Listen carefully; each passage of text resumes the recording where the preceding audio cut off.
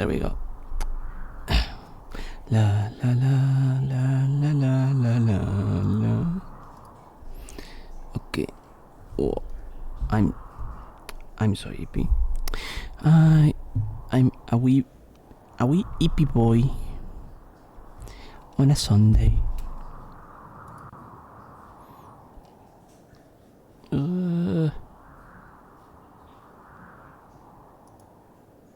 Copy the current time. Close it. Paste it. And it works. And if you play the needle in during her boss fight, she says, I did not wane, I did not forget, sustained by fury, cursed by silk, cursed with silk, cursed to know the sin, the truth. So yeah, whereas all the other weavers are pretty relaxed, pretty mellow, the first sinner is still, ages after the event, freaking the heck out. She is pissed off. And what exactly was it that made her so gosh darn angry? Why does she feel she was cursed by silk? I mean, silk is the source of a weaver's strength. It's the thing that sets them above other bugs, right? Well, as I mentioned previously, the first sinner is one of 5 examples in the game where, after binding another creature's silk, Hornet experiences one of their memories. This memory actually begins back when the first sinner was not a weaver at all, back when she was still just a Farlet, a little ordinary spider crawling through the barren caverns of Farloom. And then she is suddenly struck by glowing silk from above. She is forcefully injected with silk and soul and power, and she transforms. This is the true origin of the Weavers. They were just ordinary beasts mutated into sentient and intelligent creatures by Grandmother Silk. The memory ends with these words: she called us daughters, called us divine. She lied. They were not Grandmother Silk's daughters, not truly, just simple beasts raised up not into divinity, but into eternal bondage. Once upon a time they had all been free, but now they had been enslaved by a god of overwhelming power from whom they could never escape, who claimed to love them but treated them like servants. After learning the truth, the first sinner refused to submit. She was consumed by rage and defied Grandmother Silk openly, and was brutally, mercilessly punished in response. I suspect this was a major turning point in the history of Farloom, and in the history of the Weavers. Earlier we talked about the Weavers' very negative reputation. They were described as vicious and bitter and wicked and nasty, but the Weaver effigy relics reveal that this was not always so. Once upon a time, the Weavers had a benevolent reputation. The bugs of Farloom looked up to them as protectors and healers. It has been suggested to me, and I am inserting the theory here, that these effigies may not be true evidence of the Weaver's former benevolence. Hi, Kiki. Instead, these effigies could simply be evidence of Weaver propaganda. In order to lure ordinary bugs to the Citadel and sustain the song, they presented themselves as sympathetic demigods who only wanted to help the lesser bugs. But it was all just another scheme, another manipulation. Whatever the case, it is definitely interesting how starkly these effigy prayers contrast with the seemingly very negative, vicious reputation throughout all of Farloom. It needs to be done. In the game has anything positive to say about them. I'd be curious to know why all of these bugs hate and fear them so much. Anyway, back to the original script.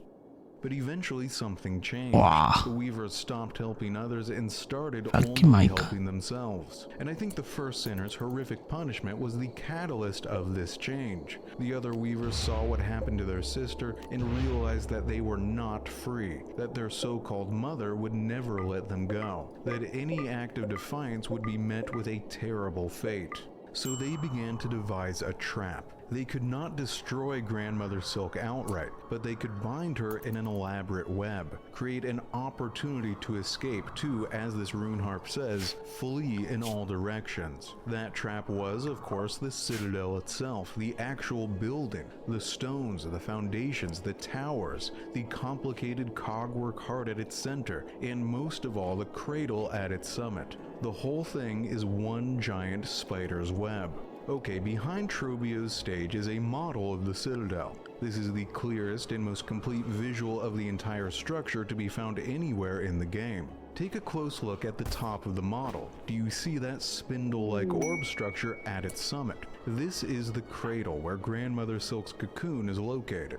Okay, now let's take another look at the harp that Widow was playing in her memory. Now look at them side by side. I mean, you see it too, right? The cradle is a harp. It is a giant instrument. Grandmother Silk's cocoon is literally strung up in its center, where the strings of the instrument would be located. Except instead of being played by the claws of a weaver, it is being played by the voices of the choir singing inside the halls of the citadel. A magical sealing melody designed to keep Grandmother Silk trapped in slumber, which perhaps explains why singing in dissonance or an illness which prevents singing properly are considered such terrible sins within the citadel. If the song is disrupted, that terrible spider god living right on top of our heads is going to wake up, and she is going to be upset, and we are all going to die. This is hinted at by the dialogue of Vault Keeper Cardinius. He says that the pontiff of the Vault Keepers discovered something in the sacred threefold melody. Quote, a truth they were told to have found, there in the dark, something within the melody or the words, something so terrible it set them silent. And if we play the needle in beside the pontiff's corpse, we will find out what that terrible something was. His corpse says, quote, we sang your chains, we prayed a cage, divine silk, damned bugs. And it is confirmed by the dialogue of the mask keeper who says, quote, our mortal mob did once act some defiance, unawares maybe, but successful in part, goaded towards it by Weaver's will. Hornet, quote, you speak of the citadel, its former function has failed, but I can still sense its purpose, some. It is church and cage both. Maskkeeper, quote, I devised by your ancestors that monstrosity, and their wicked, clever minds, a system or a web they'd likely call it, a way to keep their mother sealed in slumber, and themselves free to lavish in their false rule. And also by the rune harp you can find in Conductor Ballador's chamber in Act 3, which reads, quote, last words of the weavers, sisters, spiders, the burden is past. These simple bugs shall bear it full, never to cease, never to silence. When Hornet first arrives in the citadel, she discovers that it is a dead place, a giant tomb. Its gilded halls are silent. The song has ceased to be sung, which is a huge problem. Without its melody, Grandmother Silk is beginning to wake up. The bugs of the citadel, the vast majority of whom are totally ignorant of the truth, were cursed to eternal service to a slumbering god. Except instead of worshiping that god, they are just trying to keep her asleep for as long as possible, to save themselves. Their only other option is to do what most of the weavers did, to abandon the wealth and comfort of the citadel and run as far away as possible. Something the greedy lords of this kingdom, the conductors, the only ones who know the truth, refuse to do. By injecting themselves with her silk, a grotesque attempt at eternal life, the bugs of the citadel made themselves easy prey to the haunting. They doomed themselves with their greed. The conductors are actually responsible for the vast majority of the suffering we witness throughout the game. Not Grandmother Silk or the Weavers. It was the insatiable greed and selfishness of the conductors that created the horrific race-based caste system of the Citadel, and the drastic disparity between those few who live comfortable lives in the golden halls above, while the masses toil and suffer in the dust-choked machinery underneath. Pius Izamore's dialogue reveals that the Citadel used to be a much simpler place, less lavish and grand, where all bugs were equal, before the conductors transformed it into the nightmare we see in the present. But again, let's not get too distracted here. I will do another video later where we can discuss the many sins of the false lords of the Citadel. For now, let's stay focused on Grandmother Silk, and she does share a great deal of the blame for the suffering of the bugs of Farlow. She is the one who conquered, subjugated, or destroyed the various independent kingdoms of this land. The ants of the far fields, the crustaceans of Carrick, and maybe the Countesses of Verdania too. This is loosely confirmed in a couple places. For example, if you play the Needle Inn by Crust King Khan's corpse, he says, quote, "Now none to resist but us alone against the pale light," presumably referring to Grandmother Silk. Or another example is this mushroom lore tablet, which refers to the chapel near Bone Bottom as, quote, "a chapel fallen to the monarch's might." Again, I am assuming the monarch described is Grandmother Silk. This total subjugation and conquest is in stark contrast to the behavior of the Pale King back in Hallownest, who largely lived peacefully with the surrounding kingdoms. He forged diplomatic treaties with the Mantis tribe, the Deep Nest, and the plant creatures of the Green Path. Grandmother Silk appears to have been a much more violent monarch.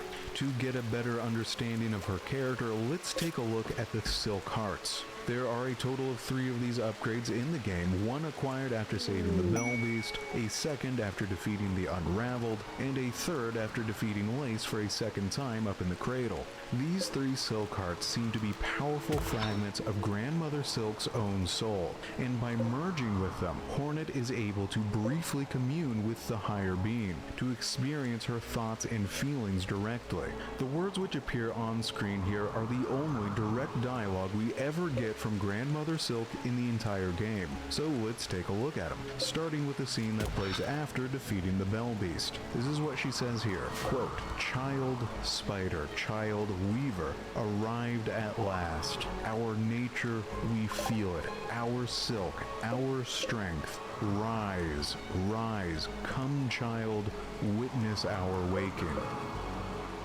Okay, so not a ton of new information here. It just sort of confirms that Hornet Silk descends directly from Grandmother Silk, this direct familial connection between the two of them. Grandmother Silk is literally her grandmother. There is also a possessive quality to this dialogue, a suggestion of, your silk is mine, your strength is mine. Grandmother Silk is intentionally drawing Hornet closer, commanding her to rise and witness our waking. As I mentioned earlier, my theory is that Grandmother Silk wishes to consume Hornet Silk, but I would be open to other interpretations. I mean, the dialogue here is not very threatening. Maybe Grandmother Silk just wants to hang out with her granddaughter. Like, hey, I'm waking up soon, let's have a party, come on up.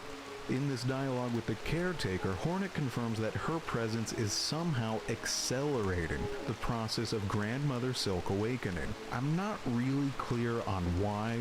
Maybe just proximity to an especially potent source of silk is empowering to her in some way. Anyway, let's move on to the second Silk Heart, the one acquired after the defeat of the Unraveled. This time she says, quote, "Bind their shells, their voices, their song, to devote eternal. Bind their souls, raise them up. One mind, one union, bind them all. Their memory, they are ours, bound forever."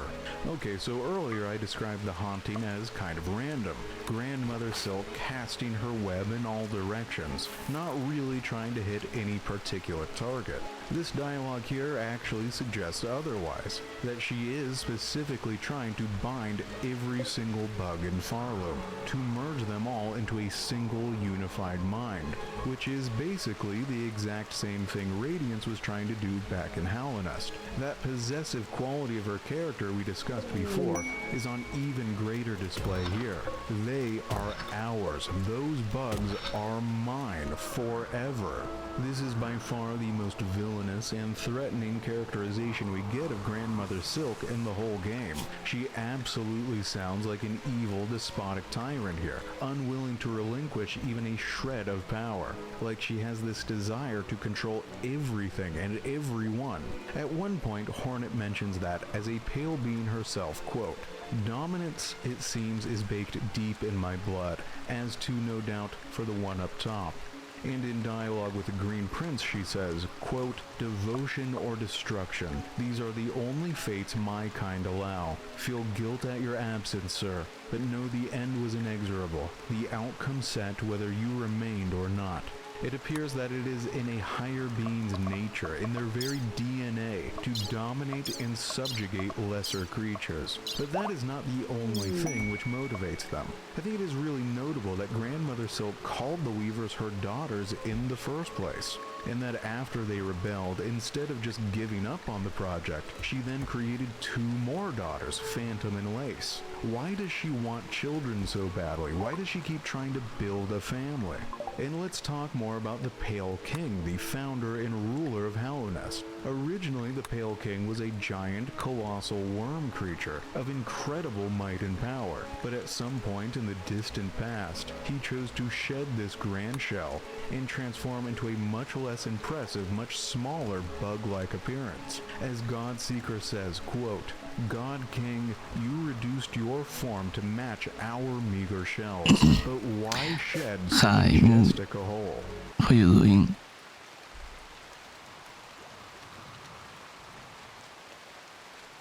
Wow, Jeez. your Okay. chat? Oh, jeez. Sorry. Oh jeez. And I think the answer to her question is the same answer to my question of why Grandmother Silk keeps trying to build a family. These higher beings are singular but do not wish to be solitary. They seek connection and community. To put it simply, Hollow Knight is a world where the gods are lonely. Which finally brings us to the 2 Silk daughters of Grandmother Silk.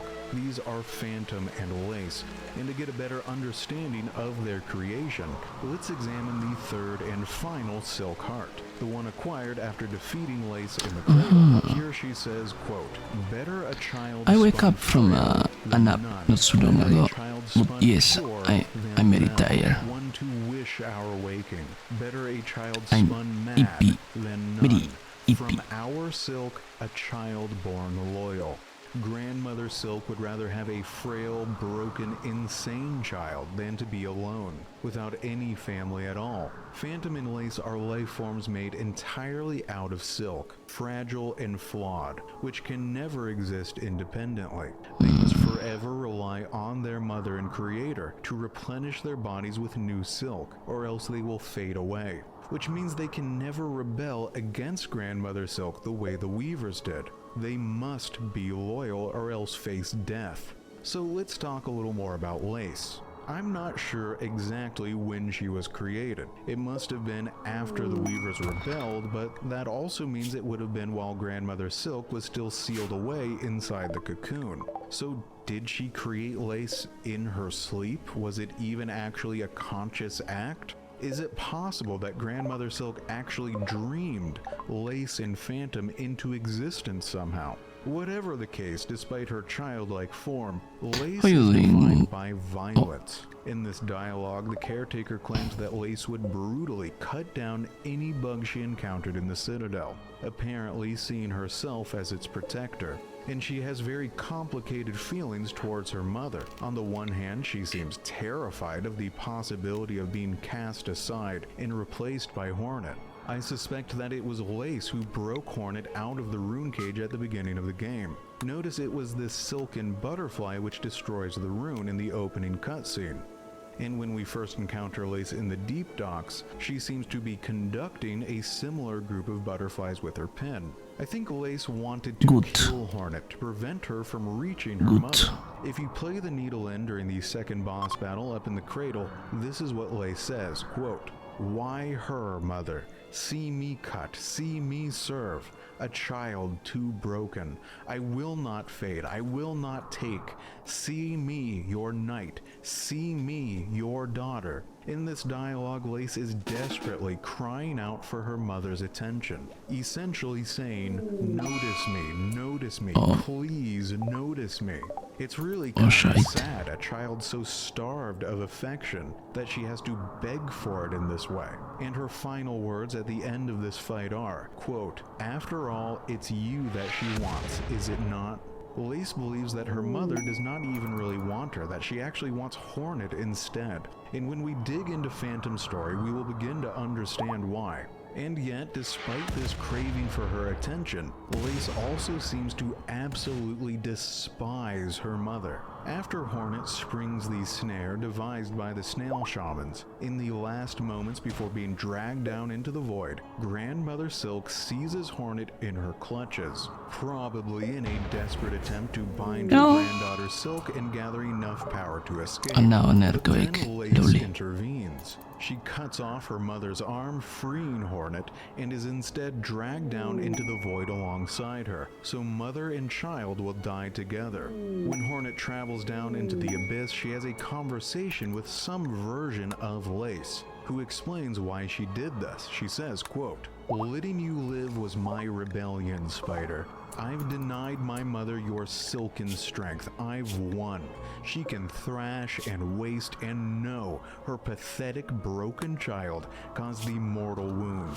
Rejoice and let it all come down." More than anything, Lace wanted to hurt her mother, to make her feel the same pain that Lace has felt for her entire miserable life, for her to know that it was her supposedly loyal child who destroyed her. Lace resents her very existence, her frailty. She describes herself as having a pathetic, empty shell, that she is not even truly alive, but just a husk shaped to act like a child. Okay. If you play the needle Oh and my Venus fucking ring God. on the exhaust organ, you can see an echo of Lace speaking to Phantom. She says, quote, "She spun us to fade. She spun us to break. Why us, sister? Why us?" Which demonstrates the depth of her misery and depression, her belief that her life is pointless, that she will inevitably just fade away into nothing.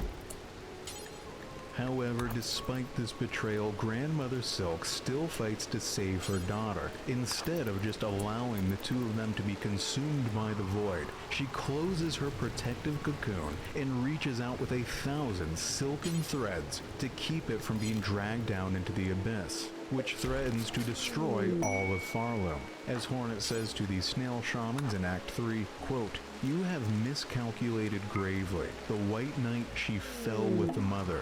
The quakes, yes, we have felt their force even here, so the mother resists the dark to save the child.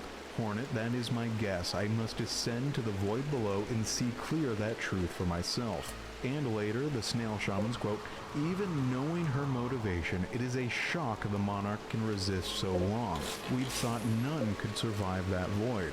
Hornet, she will have retreated within her protective form, that cocoon of thread. Even as the dark eats its outer, she will spin its silk anew. The effort would be immense, and it will strain her soul thin. But what other choice remains? This is the desperate act of a dying god, a defiance that, left unchallenged, will bring your kingdom's ruin. Grandmother Silk would rather destroy this entire kingdom, every bug in it, and herself, than allow her final living daughter to die. Even if it is a daughter who hates her, who rebelled against her, a weak and wasting child who may not survive for long anyway. This is proof that Grandmother Silk really does care about her children. For all of her flaws, for all of her failures as a parent, she does still love them. But wait, what about the other Silk child? What about Phantom? Phantom appears to have been some sort of failed early experiment. Grandmother Silk's first attempt at creating a loyal child after the rebellion of the Weavers. The nature of this failure is never explained, but it led Phantom to be cast aside. Exactly what Lace fears will happen to herself after the arrival of Hornet. Phantom was hidden away in this forgotten, distant corner of the Citadel, managing the poisonous exhaust machinery, which destroys the surrounding environment. Her journal entry describes her as, quote, "mournful creature tasked alone to expel these citadels, choking refuse." Though gray with age, their frayed form suggested a being strung from silk, one who welcomed a decisive end in combat over a slow decline. If you play the needle in during her boss fight, this is what she sings, quote, "Show me strength, Spider, forgotten, discarded, silk stretched thin, shells stiffened, claws quivering. Free me from this fading fate." The dialogue makes it clear that Phantom was left here to slowly rot and die alone. She chooses to be killed at the end of Hornet's needle rather than continue to pathetically and miserably waste away. There is a deep cruelty in the way Grandmother Silk treated Phantom, who is just as much her daughter. For all of the love she shows towards Lace, the sacrifice, the incredible lengths she goes to save her life, for some reason that is never explained, none of that affection is shared with Phantom, who is thrown away like garbage. How do we explain this contradiction in her behavior? The deep love contrasted with the even deeper cruelty. Well, let's take a look at the opening text of the game, which reads, quote, "They see your beauty so frail and fine. They see your peace woven of faith and toil. They forget your heart bound in slumber and servitude. When you wake, they shall see your truth, a beast's nature bare to all." From Farloon's Folly, ascribed to conductor Romino. Most of this is just a repeat of themes we have already discussed, so I want to focus on the first and final lines. They see your beauty so frail and fine. The most interesting word here is frail. Grandmother Silk is a god and extremely powerful, but something many players have noted is that hers is a much easier and simpler boss fight than the one against Radiance back in Hollow Knight. Grandmother Silk appears to be physically weaker than other higher beings we have encountered in the past. Her true strength lies not in physical might, but in the ability to ensnare lesser creatures in her web. But that is also her great weakness. As we have discussed in detail, those lesser creatures revolt against her again and again. The Weavers, the Bugs of the Citadel, Lace, and Phantom, she is not able to force or compel them to devotion as effectively as either Radiance or the Pale King were shown to be. And then that final line, "When you wake, they shall see your truth, a beast's nature bare to all." At her core, Grandmother Silk is a beast. This fundamental nature corrupts her maternal feelings and creates the broken family dynamic we've been discussing throughout this entire video. Her love for her children, no matter how genuine, is the love of a beast. And so she creates children like the Weavers, who are vicious and whispering and manipulative. Or like Phantom, tragic and discarded and forgotten. Or like Lace, the eternal child, insane with rage, who resents her own existence and would gladly destroy the whole world if it meant causing her mother a bit of pain. Grandmother Silk is a god who hungers for family and affection and connection, but can only express those feelings through control, possession, and cruelty, who would hold back the void itself to save a daughter, even as that same daughter rejoices in her destruction. In the end, her greatest tragedy is not that she fails to love, but that her love is itself fundamentally monstrous. But with all of that said, she does still sacrifice herself for her daughter's sake. And this sacrifice finally gives Lace a chance to live. In the new title screen, we see Hornet's Needle and Lace's pen standing side by side, which I think is meant to suggest that they departed Farloon together to build something new somewhere far away. With the aid of Hornet Silk, Lace will no longer have to live in fear of fading away. So, despite all the tragedy and the violence, this story does have a happy ending, or at least the possibility of a happy ending. And that is the end of my analysis of the characters of Grandmother Silk and Lace. Next time I am going to post a much shorter video examining who I believe to be the true villains of Silksong, the Conductors, the false lords of the Citadel, who out of greed and arrogance forged a grotesque society defined by rigid inequality, cruelty, and slavery. So, see you then.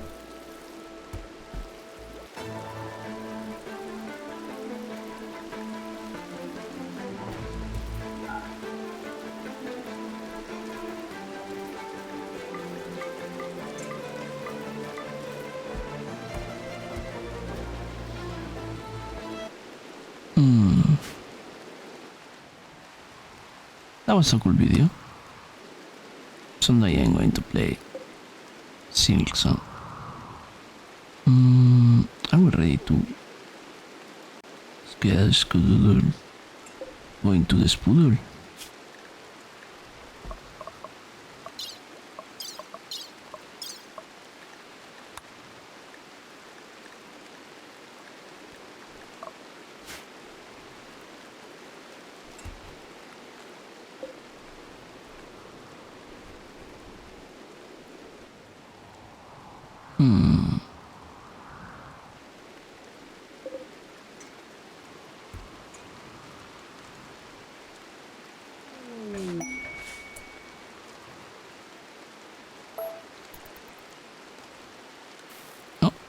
Pacciotti Sud Caravan. This could be good.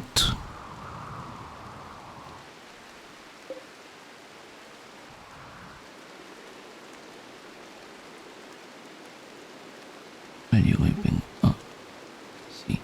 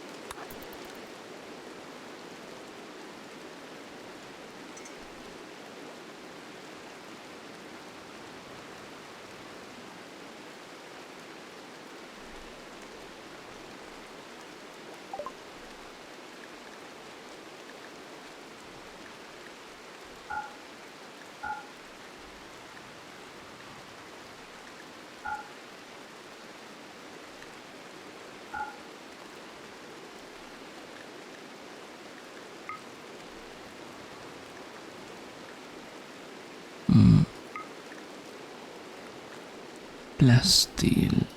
There we go.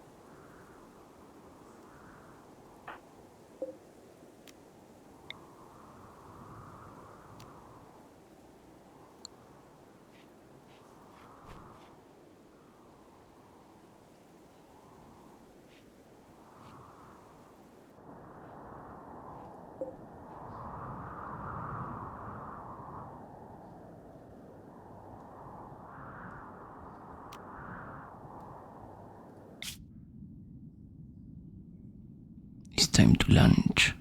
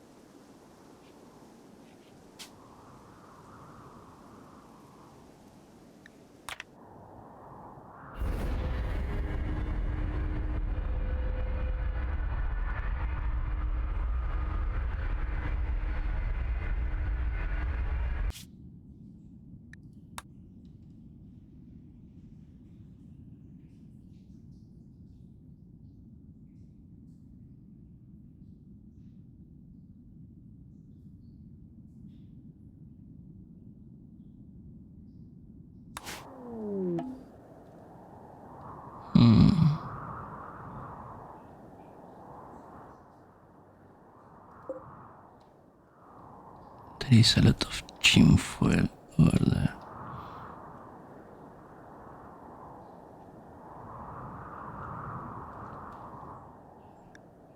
Maybe stopping right here is the best.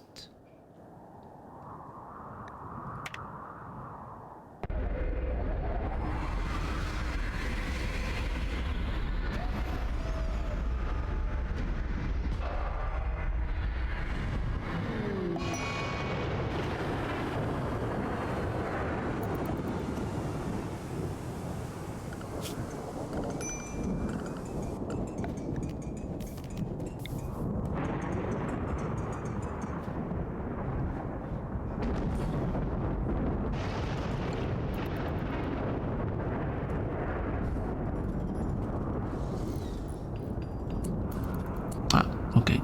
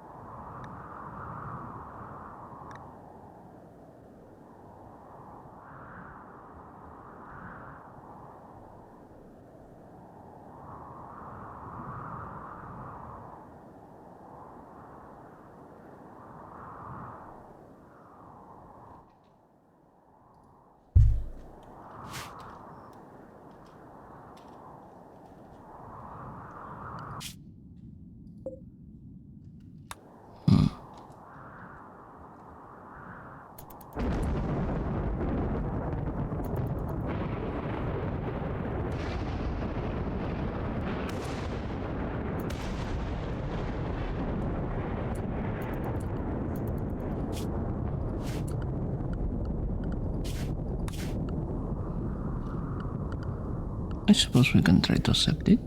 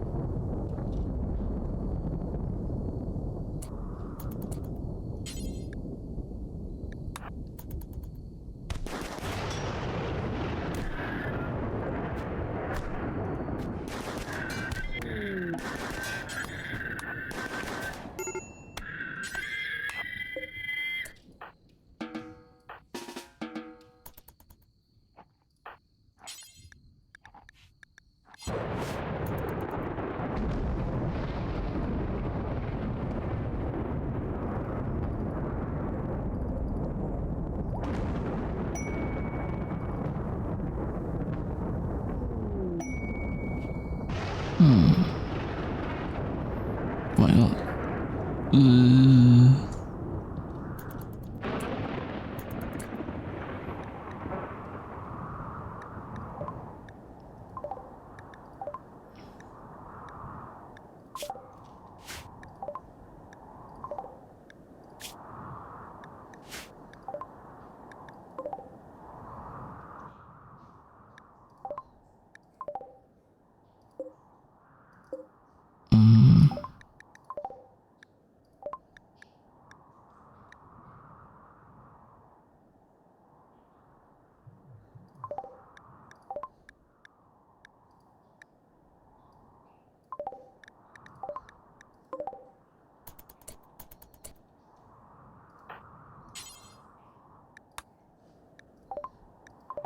Aurora Borealis.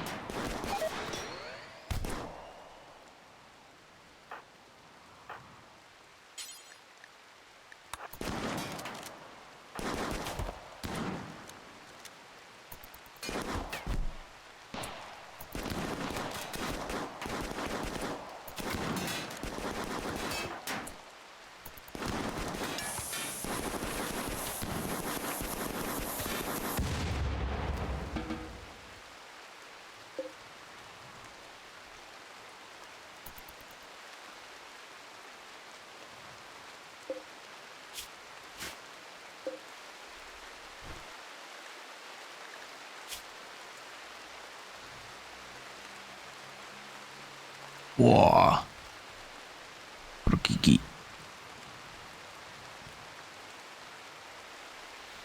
Well, all things considered, that went well. Smile.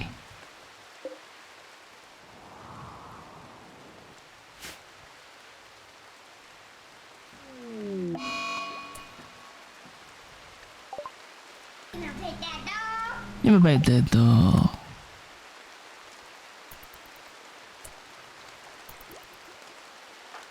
Toxic Ray.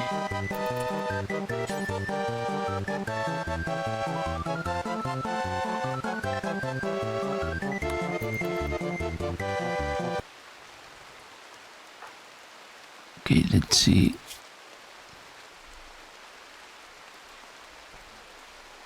Okay, Rui is fine, quotation mark.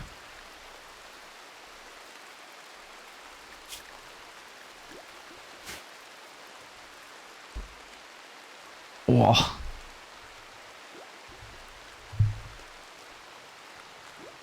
Thank you for the 55 stream streak.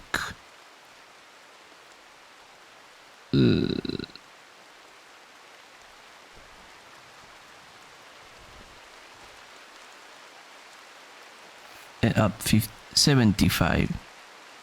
I'm sorry. I'm sorry.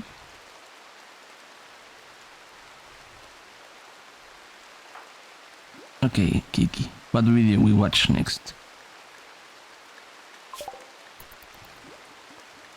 We just finished the Hornet one. I'm too stupid, more like.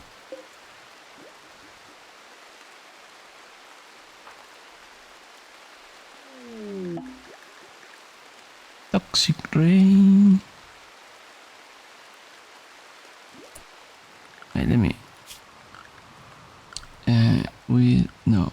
This is in manage sun wheel roof.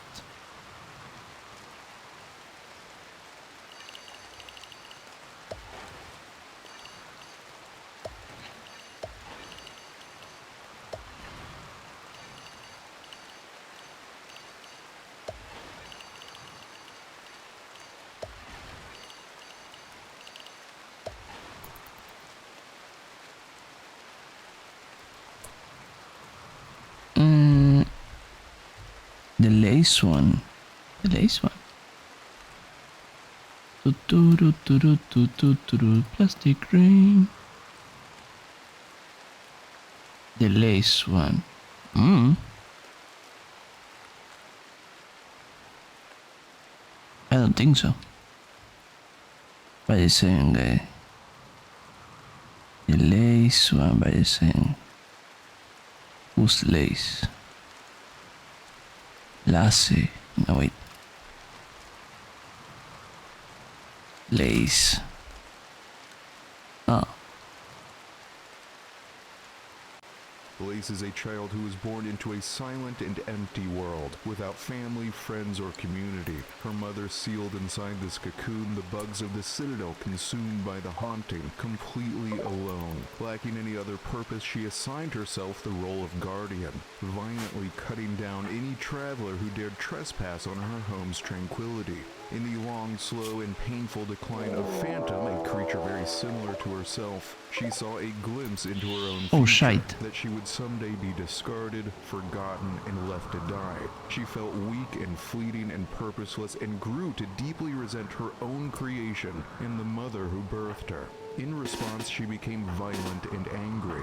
When Hornet arrived, someone even more unique than herself, perhaps a truer heir to Grandmother Silk's power, Lace feared that she was about to be replaced, and so she lashed out. She broke Hornet free from her cage, invited her rival to bring ruin and destruction to the citadel she had grown to despise. And yet, Lace also seems to have seen in Hornet an opportunity to prove herself to Grandmother Silk. If I can defeat her, I can show show my mother that I'm the one who deserves her attention. I am her knight, the only one she needs. And when that failed, she resorted to something much more desperate. She Why the used wombats going that way? Hornet created with the Void Snare to inflict terrible pain on the mother she blamed for all of her own misery.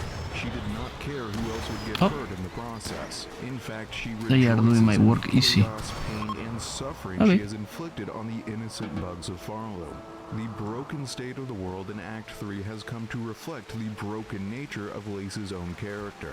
In the end, it is the love of a mother for her child that proves to be the crucial turning point. It is not Hornet who truly saves her, but Grandmother Silk, who relinquishes the last of her very soul to give her daughter the chance to escape. Witnessing this proof of her mother's affection is what allows Lace to finally let go of her anger and move on, to depart with Hornet for new horizons.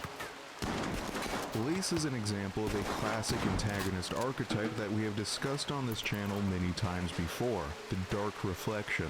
A dark reflection is constructed as a deliberate foil to the protagonist, sharing key aspects of the hero's own story, similar origins, personality, motivations, and most of all, they will share the same flaws, but they follow different paths. Whereas the hero valiantly overcomes those flaws by the end of the story, the Dark Reflection is consumed by them, and Lace is also a Darth Vader type, a villain who is ultimately redeemed, given another chance to do good, proof that no matter how lost you are, you can always still be found.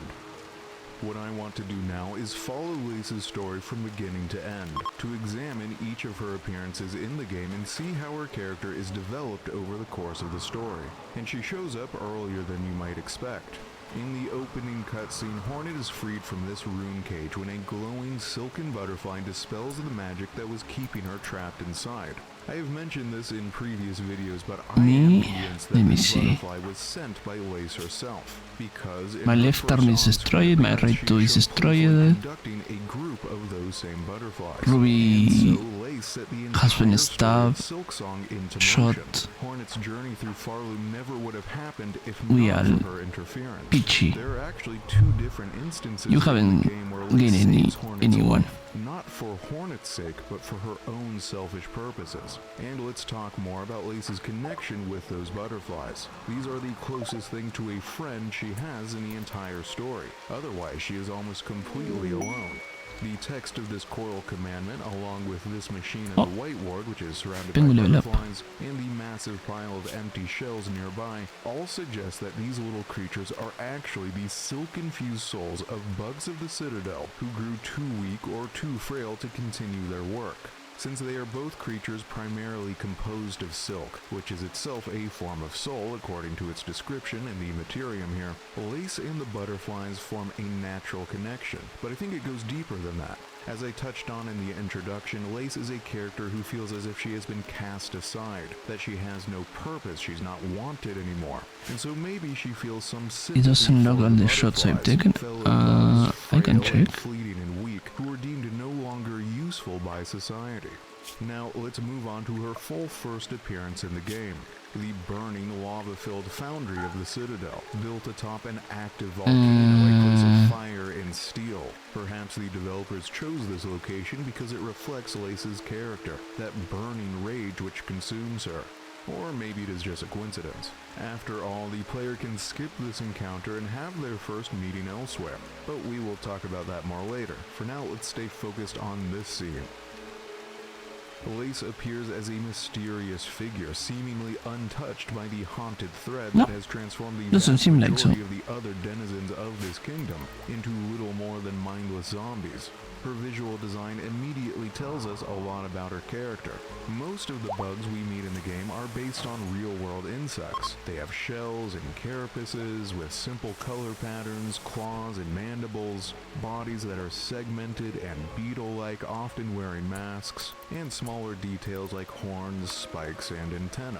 Lace's visual design is completely different. Also, She does not have any of the being typical close to me, I insect-like think, features we see regenerates. in other characters. She does not wear a mask, does not have any discernible shell. She is a striking How we pure can white. regenerate Her body shape is very odd. more It limbs, is round smile. and bulbous. Of course, when we finally encounter Grandmother Silk, it becomes obvious that Lace was woven to resemble her creator.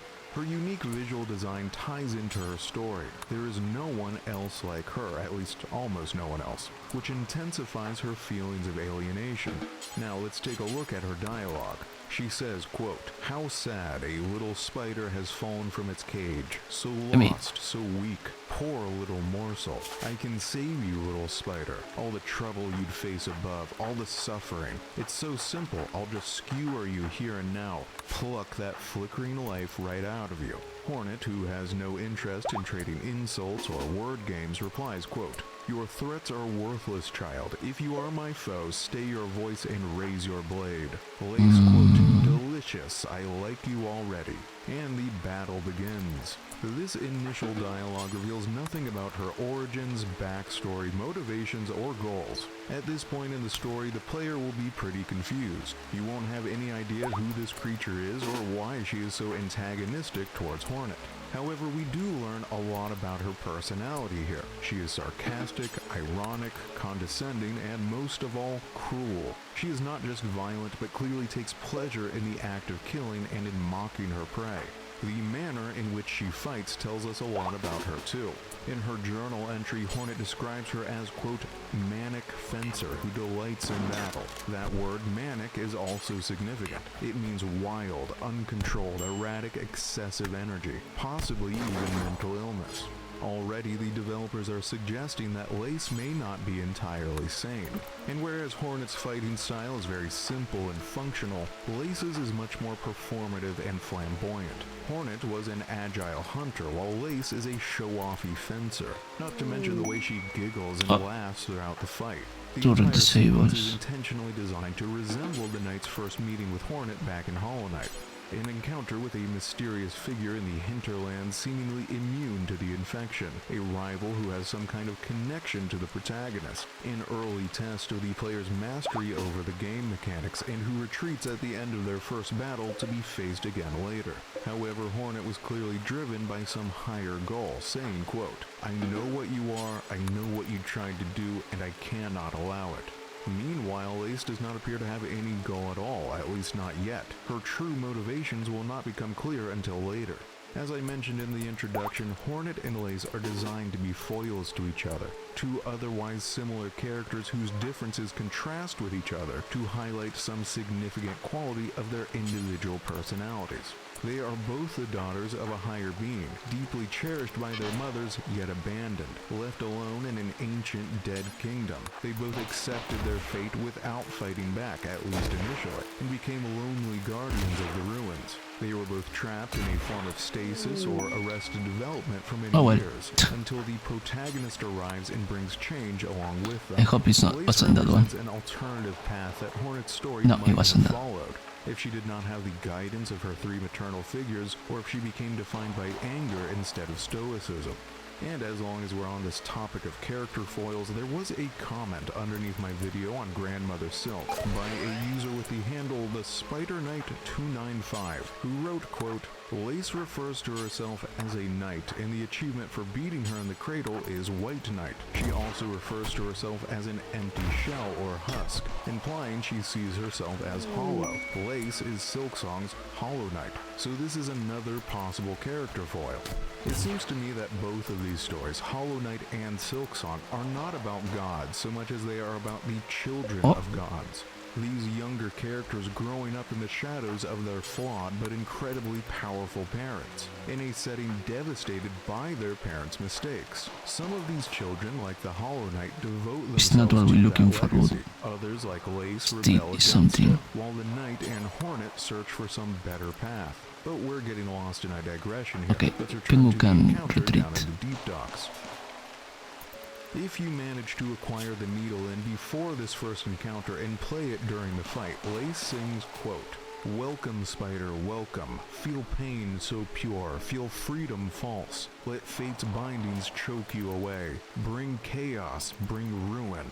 Those last two lines, bring chaos, bring ruin, are by far the most interesting, and come the closest to revealing Lace's true motivations. The real reason she broke Hornet out of the cage in the opening cutscene. She wanted Hornet to be free to disrupt Grandmother Silk's plans, to bring disorder and destruction to the Citadel. This is interesting because, as revealed in this dialogue with the caretaker, Lace also sees herself as the Citadel's protector, and yet here she is unleashing chaos and ruin upon it, and she will later even rejoice in its total destruction.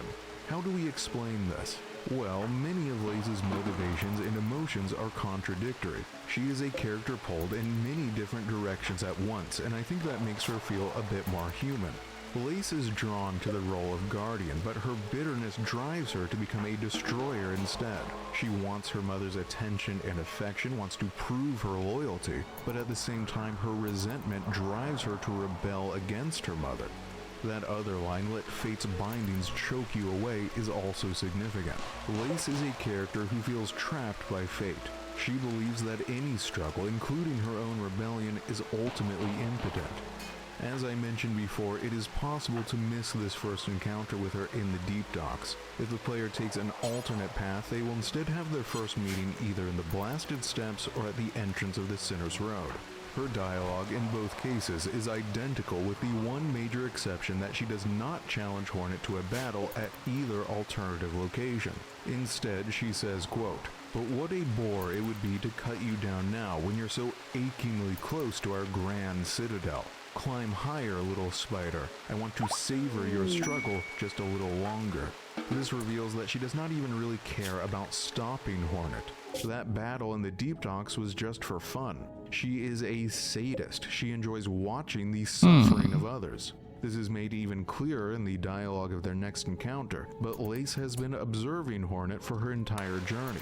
She has watched on as Hornet, in a weakened state, has gotten chewed up, spit out, and dragged through the dirt over and over and over again. And I think Lace loves it. This is great entertainment for her. But there is more going on here, which is revealed in her second appearance. This one always takes place in the Coral Chambers, which up to this point appear to be entirely empty. During your initial exploration of this first area of the Citadel proper, there is not even any music that plays. All of the bugs are dead. It is just one big golden tomb. Lace is the first living person that Hornet encounters here, which is important. It demonstrates just how totally alone Lace has been for her entire life, and I think that is another big difference between her and Hornet. Hornet was born into a kingdom that was ultimately doomed, but still very much alive. She spent little time with her biological mother, but she still had both the Pale Lady and Vespa to raise her, who, judging from this flashback, clearly cared about her. According to the Great Conchfly journal entry, Hornet has had multiple romantic partners, even if they eventually passed away. Whereas, as far as I can tell, Lace was born into an already dead kingdom. Her mother was sealed away inside the cocoon, and unlike Hornet, she had no surrogate maternal figure to raise her instead, much less two of them. I think that is a big reason why she grew up to be so much more bitter. And I guess we might as well have this discussion now. The biggest question mark in Lace's story for me is exactly when and how she was born. We know that the Weavers were the first children of Grandmother Silk, who eventually revolted and sealed her inside that cocoon. We know that Lace was woven later, intended to be a loyal daughter to replace the disloyal Weavers. We also know that she was the second Silken daughter. Phantom appears to be much, much older. So, when was she born? How old is Lace? In this dialogue, the caretaker says, quote, "She's been up wandering the Citadel longer than most, even in its long silence, way before you came and roused its ire. So it sounds to me like she was born after the Citadel fell to the haunting, during its, quote, long silence. In a previous video, I theorized that Lace is actually a biologically adult creature who just has the mind of a child, but now I suspect otherwise. I think her birth may have been relatively recent. I mean, just because the caretaker says that it was way before Hornet's arrival doesn't say much. Hornet only showed up like 2 days ago. And as long as we are examining that dialogue with the caretaker, he also says, quote, "She might have seen herself this place's protector. keeping it clean and quiet as she did. Of course, quiet meant most crossing her path found a painful end from her pen. This reveals that from the very beginning of her existence, Lace was defined by violence, brutally killing anyone she perceived as disturbing the peace of the Citadel. Anyway, Phantom's visual design shows us what happens to silk-based life forms as they grow old. Her white silk has turned gray. In her needle-in dialogue, she mentions her body growing stiff and her thread stretching thin. We do not see any of those signs of aging in Lace's design. So yeah, I think she is actually probably quite young. As for how she was born, that is anyone's guess. Grandmother Silk seems to be slumbering inside the cocoon, so my previous theory was that she literally dreamed Lace into existence, her desire for a daughter given physical form. And that is still the best I've got. I would be curious to hear other theories. Anyway, back to her second appearance in the Coral Chambers. Here Lace says, quote, "What's this? The little spider climbs so high, here to stand a quiver at our startling citadel." Hornet, quote, "Pale child, you return only to mock? Neither you nor your land have proven my match. This sleeping citadel shall be no different." Lace, quote, "Spider dear, why must you remain so distressingly optimistic? The power that awaits above you cannot conceive, her who would snuff that hope with barely a glance." Hornet, quote, "Fool child, you still think me blind to the form of your liege? Having come this far, this land's grandeur, the devotion of its bugs, and the curse that befalls them. The signs are clear. Your kingdom is in the thrall of a creature beyond bug, one of that higher caste. Whatever its desire for my silk and my shell, it shall find I'm quite attached to both." Lace, quote, "Marvelous, so the spider knows something of fathomless beings, and still it hopes to stand against one, a god. Where do you hide this boundless strength you claim, spider? I've watched your struggle towards us. Yours was a painful, broken trek. One needs grace to stand before the divine." Hornet, quote, "Then you best keep watching, child. I've found those who claim themselves a god can rarely match the title, and experience tells me even gods can fall." Let's start our analysis with that line. One needs grace to stand before the divine, because I think it speaks to something very crucial within her character. Lace believes that she is the only one who possesses that necessary touch of grace. The only one who deserves to stand before her creator and God. She believes she is singular and unique. That belief is fundamental to her understanding of herself and her place in the world.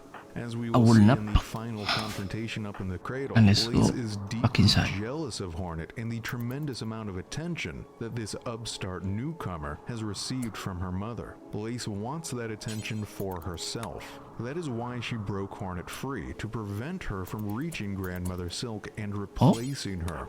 Afterwards, she chose to stand back and allow the many dangers of Farlome to do their natural work. In this dialogue, Lace and Hornet are also shown to be fundamentally opposite characters. Lace is fatalistic and pessimistic, believing that no bug could ever stand against her creator, whereas Hornet is fundamentally optimistic, believing in herself and her own abilities. On my first playthrough, I assumed that Lace was some sort of religious zealot, who was deeply devoted to her god and refused to believe that a meager, foreign infidel could ever be worthy enough to earn an audience. However, that is not really true. Lace actually kind of hates Grandmother Silk. And to understand why, let's take a look at this needle-in echo in the exhaust organ.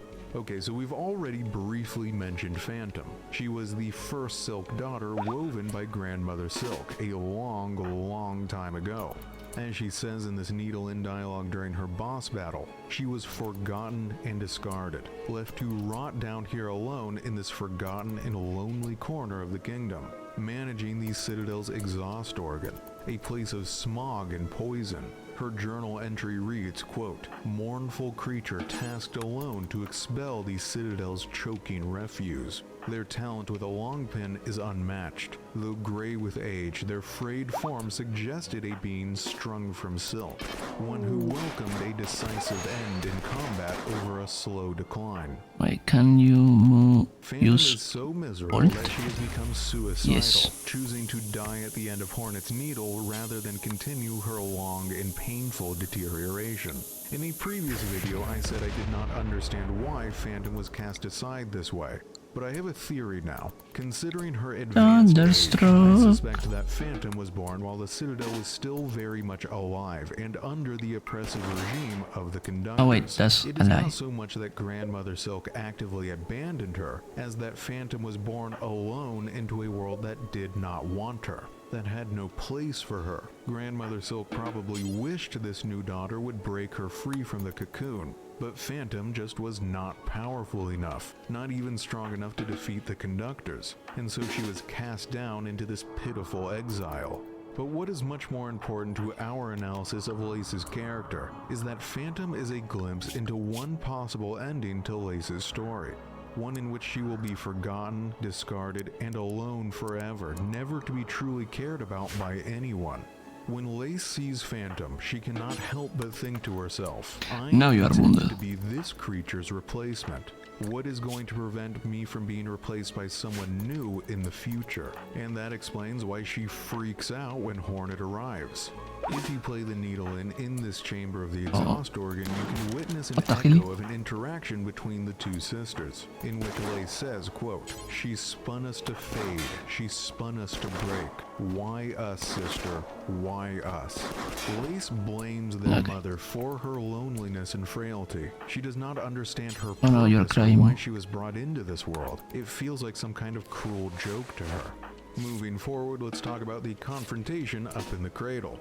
The central lift raises Hornet up into a garden of pure white flowers, where Lace is lying on the ground. I kinda like that you are After a brief moment, she some attacks tears without saying a word. She is going to prove that she is the superior being, the only daughter that Grandmother Silk requires, or else die trying.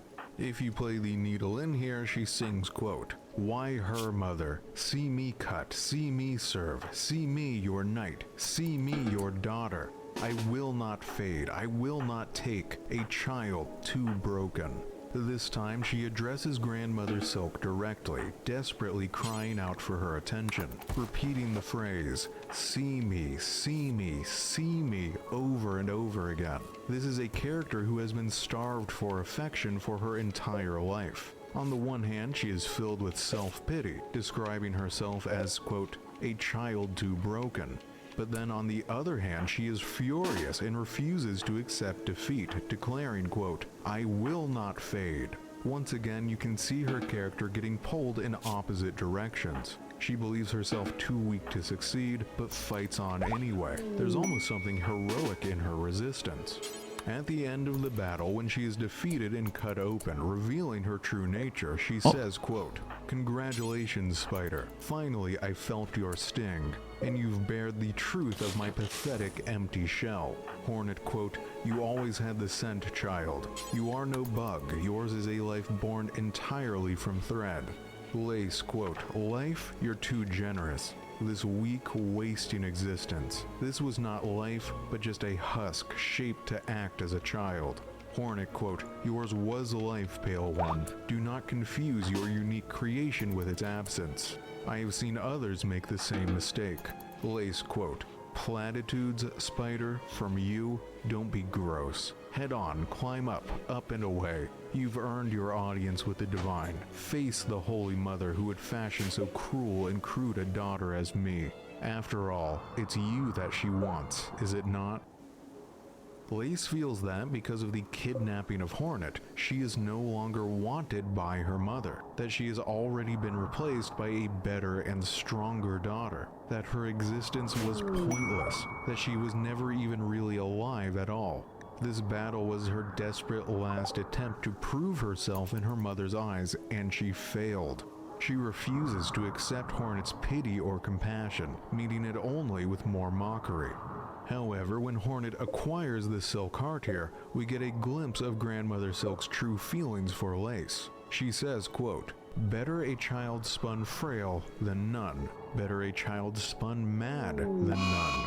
Better a child spun pure than them. No. One to wish our waking. Oh, got sick. From our silk, a child born loyal." What is interesting to me is that both Lace and Grandmother Silk seem to be driven by the exact same thing. They both Don't worry, feel Mika give you the lonely power and of rejected and unwanted. Grandmother Silk healing. was betrayed Smile. by her own daughters. She is desperate for a child, any child at all, even if that offspring is weak or mad, just so long as it cares enough about its mother to, quote, wish for her waking. The tragedy of their relationship is that because Grandmother Silk is trapped inside the cocoon, they can never be together and can never communicate their feelings to each other. I now believe that if Grandmother Silk did awaken, she would have embraced both Lace and Phantom equally. She just never got the chance. Of course, as we discussed in my video analyzing her character, that affection still would have been possessive and restrictive, even despotic. But Grandmother Silk does really care about her children. But Lace's story is not done yet. If Hornet chooses to trap Grandmother Silk inside the Void Snare, this is what happens. Before getting dragged down into the abyss, Grandmother Silk seizes Hornet in her claws. I assume this is a desperate last attempt to bind Hornet's silk and acquire enough power to escape. However, before she has a chance to attempt this, Lace leaps into the fray, slices off her mother's arm, freeing Hornet and trapping both herself and her mother down in the abyss. But Grandmother Silk refuses to allow herself to be consumed, retreating within a protective cocoon and unleashing hundreds of threads, latching onto the very land itself to prevent herself from being pulled further down, with the unfortunate side effect that now all of Farloom is being slowly dragged down into the abyss along with her. This moment feels very similar to the final battle against the Hollow Knight in the previous game, where Hornet leaped in at the last second to give the Knight a chance to enter the Dream Realm and defeat Radiance once and for all. Except this time, instead of working together to save the kingdom, Hornet and Lace have unwittingly joined forces to destroy the kingdom. Hornet theorizes that Grandmother Silk is not doing this to save her own life, but that of her daughter, though she has to journey down into the abyss to confirm her suspicions. There she meets some sort of dream or phantom version of Lace who says, quote, "Spider dear, what a delight to have you visit. It is oh so lonely here at the bottom of the world." Hornet, quote, "I cannot share your mirth, child. Your small rebellion above now causes this kingdom's collapse."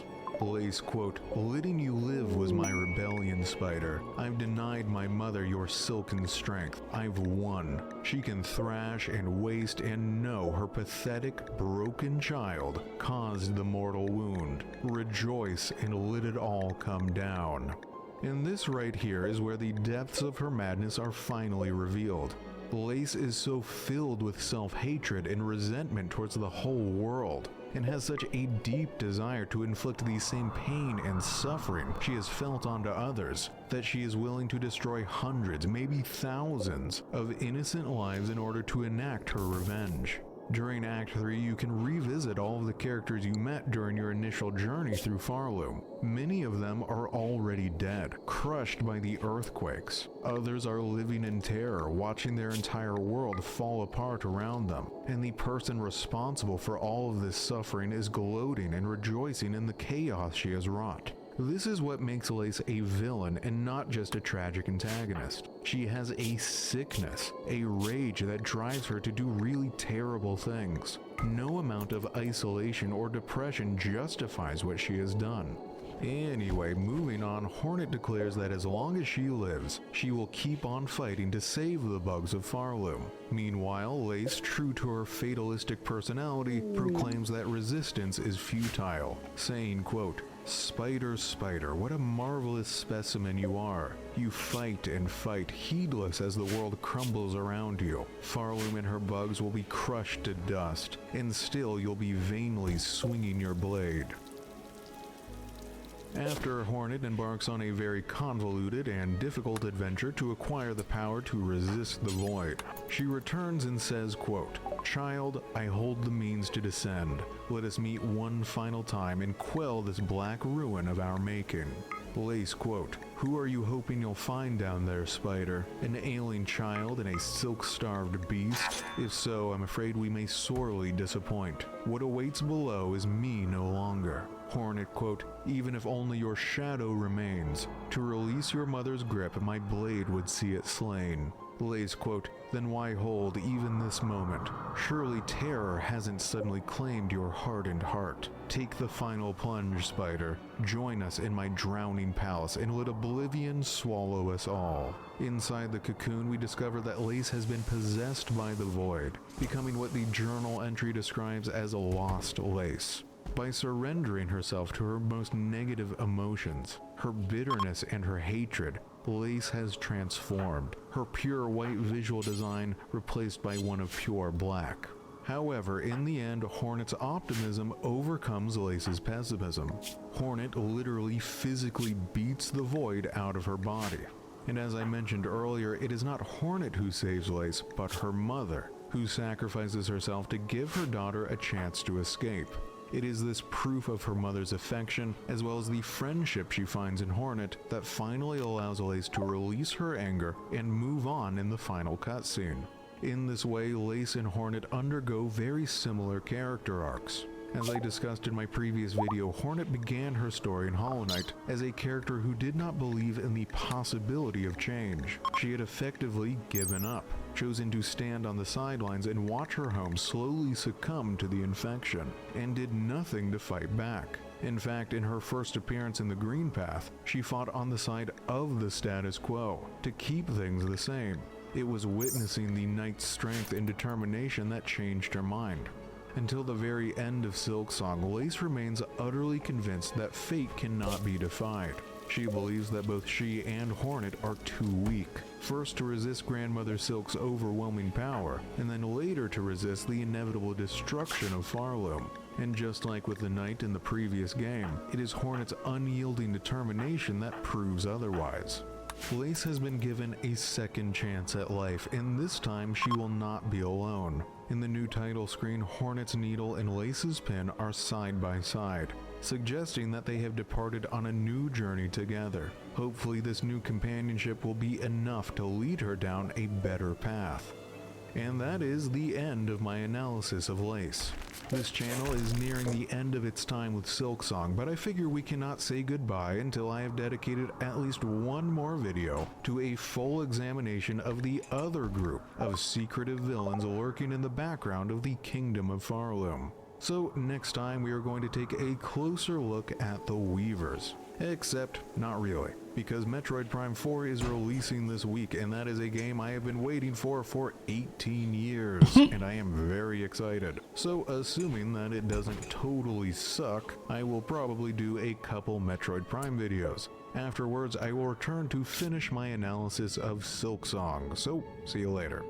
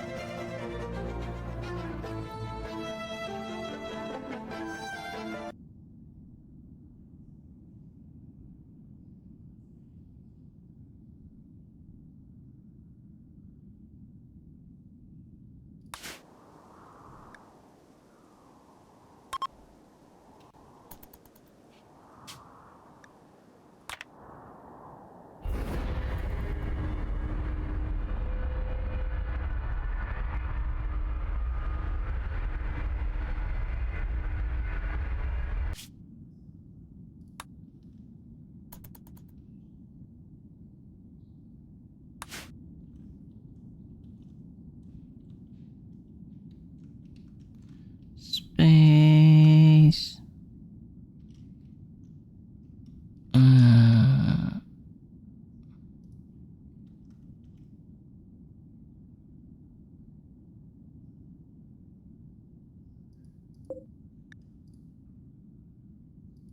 Yeah, that sounds alright.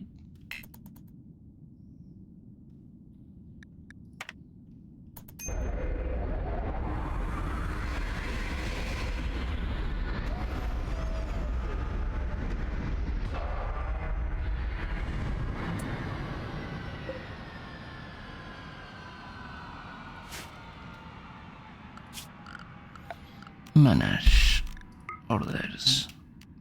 Mind this.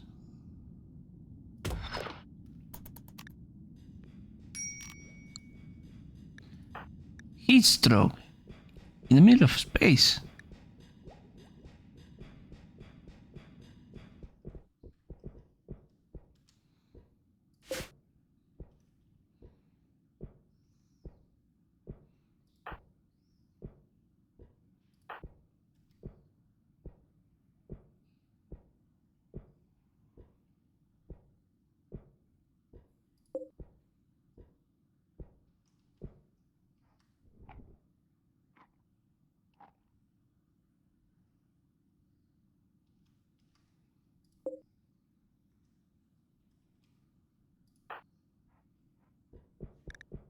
You mean affected by it?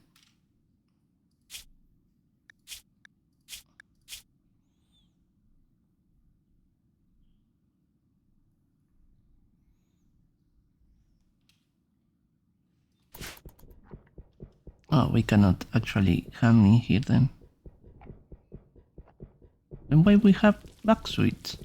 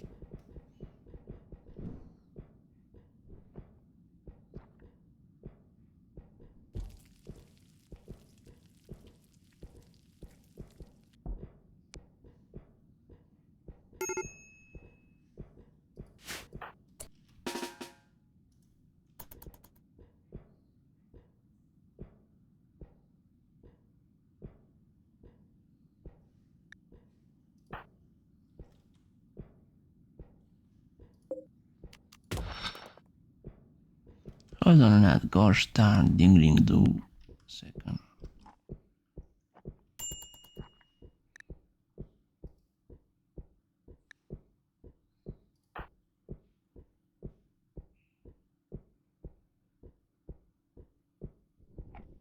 Oh.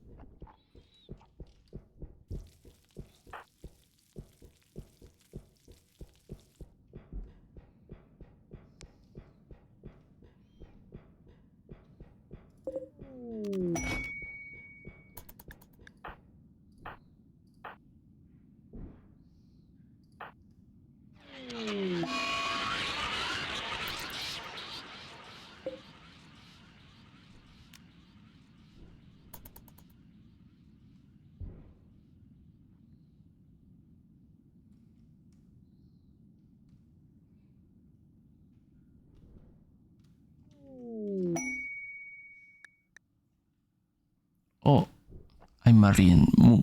Smile.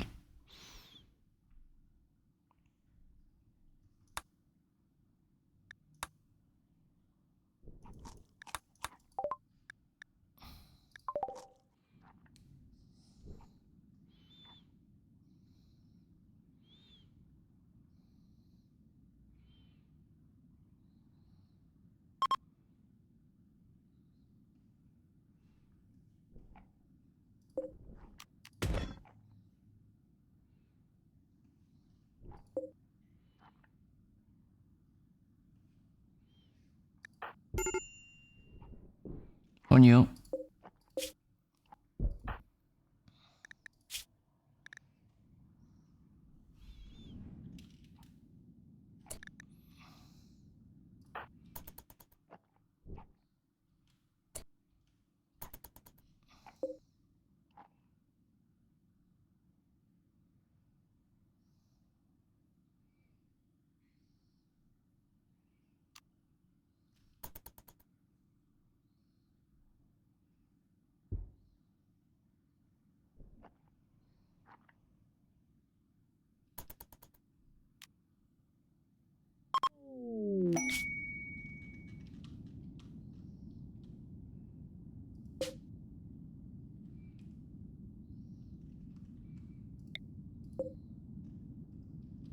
Hmm.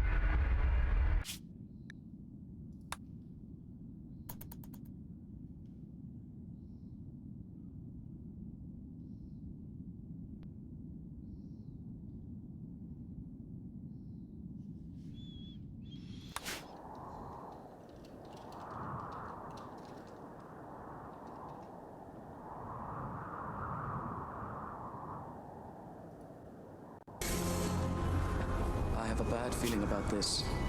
I don't sense anything. You were right about one thing, Master. The negotiations were short. You saved my again! What's this? A local. Let's get out of here before more droids show up. Into that nightmare, Master, and I rescued you, remember? Oh, yes.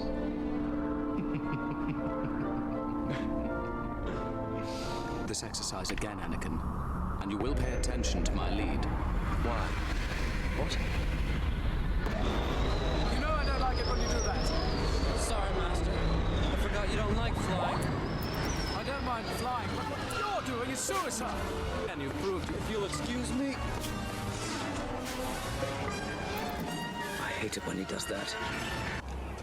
Why do I get the feeling you're going to be the death of me? Don't say that, Master. You're the closest thing I have to a father. Then why don't you listen to me? I am trying.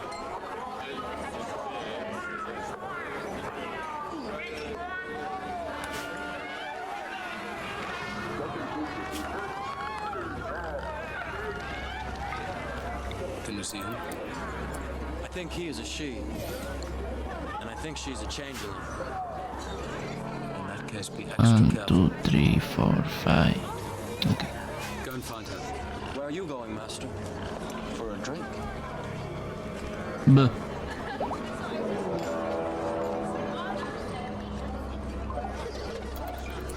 Oh shit. Think. You wanna buy some death sticks? You don't want to sell me death sticks. I don't want to sell you death sticks. You want to go home and rethink your life. I want to go home and rethink my life. Obi-Wan! Hello, Dex.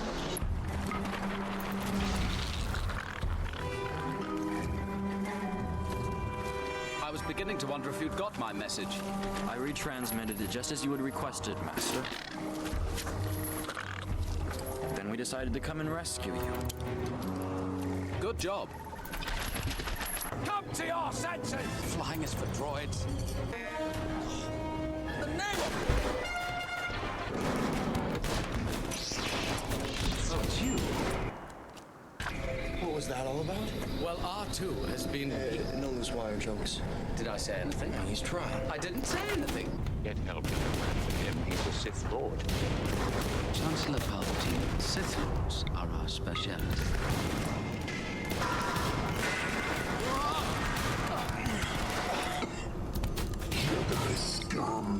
We have a job to do, Anakin. Try not to upset him.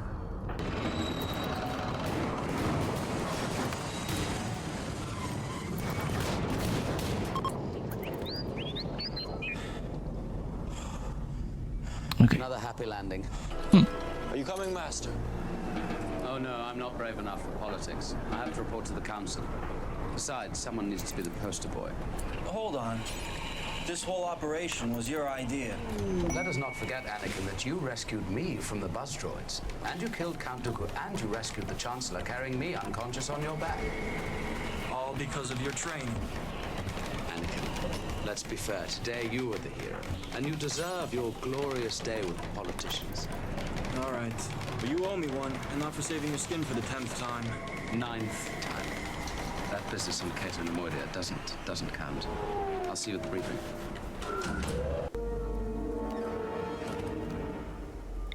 Hello there. Your move.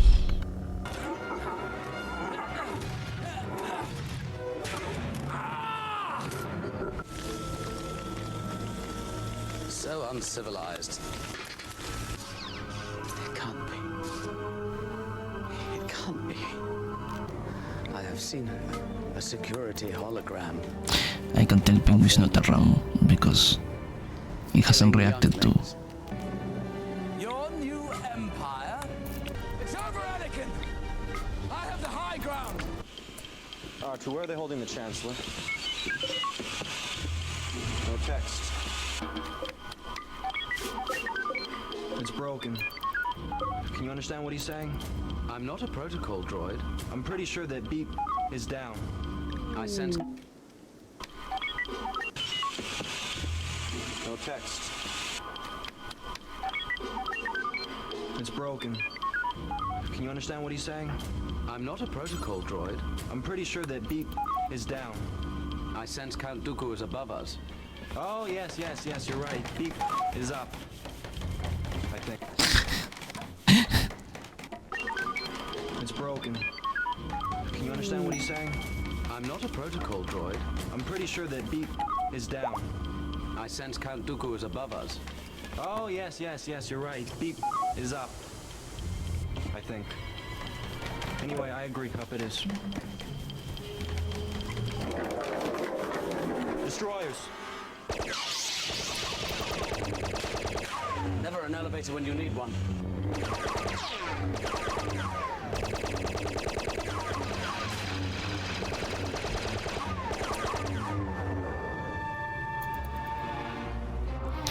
We might be here for a while. I said drop them.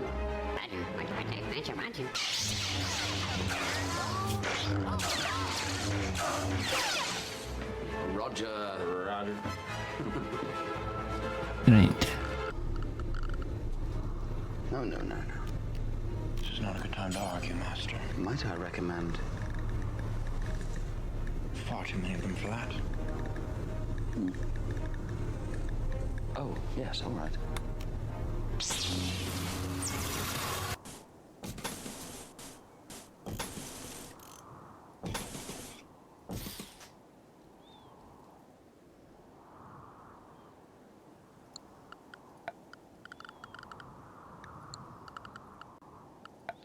Kiki, do you have any other video?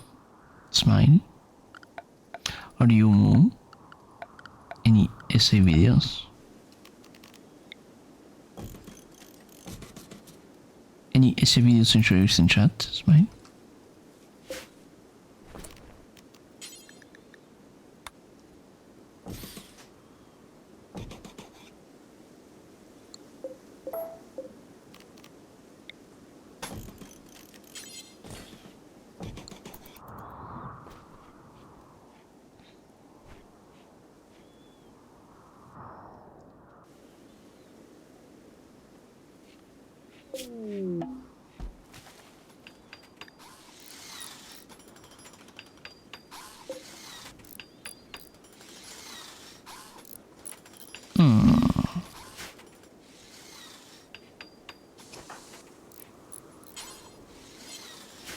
Yeah, Steam Steam videos. What's Steam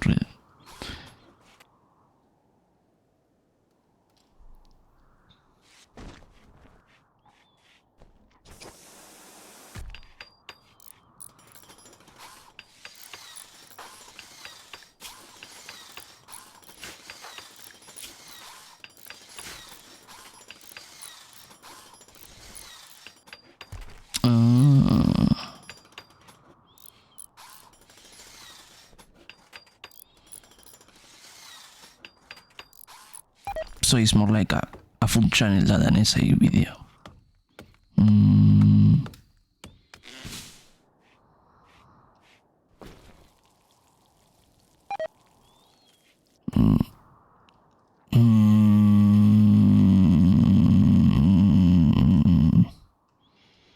I don't know about that one, Chief.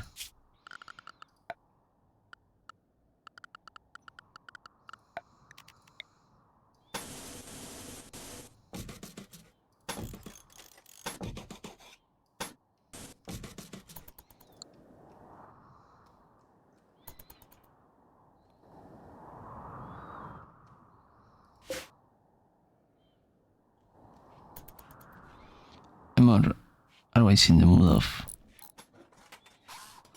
any essay video, any lore. No, solar flare.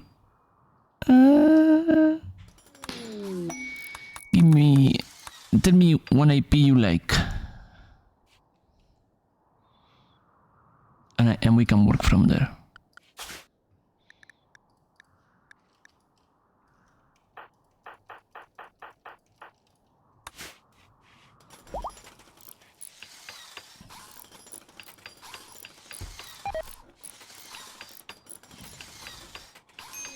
Why are you laughing, Kiki? Smile. Maybe many enemies. No.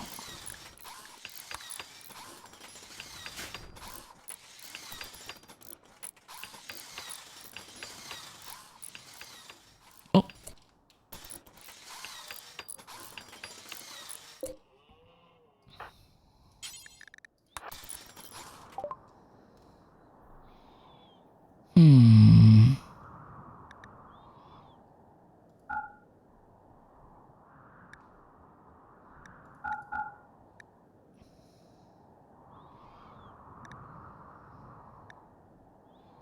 I think I need gold, sadly. Android.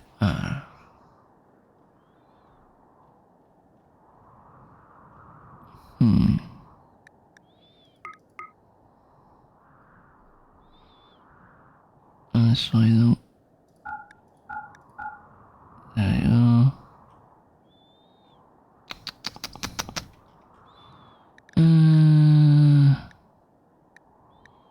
Sure, why not? Hi, Pengu. You mixed up Obi-Wan liners.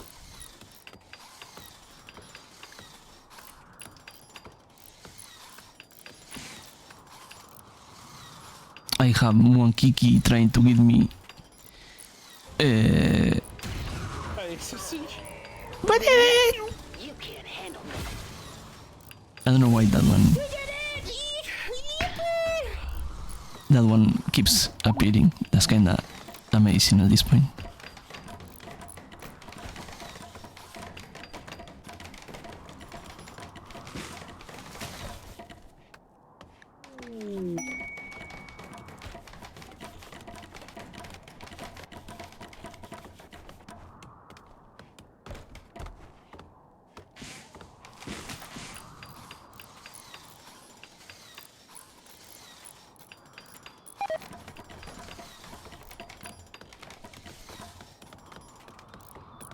Wait.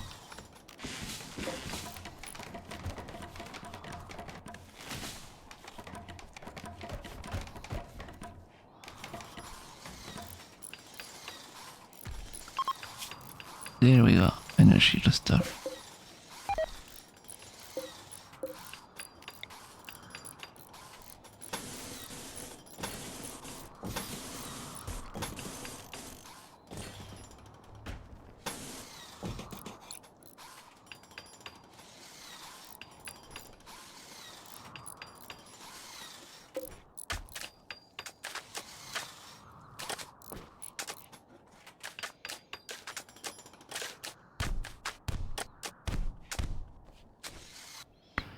Okay, Ned, I sent you a video about Twilight Princess. Twilight Princess? Oh, Zelda.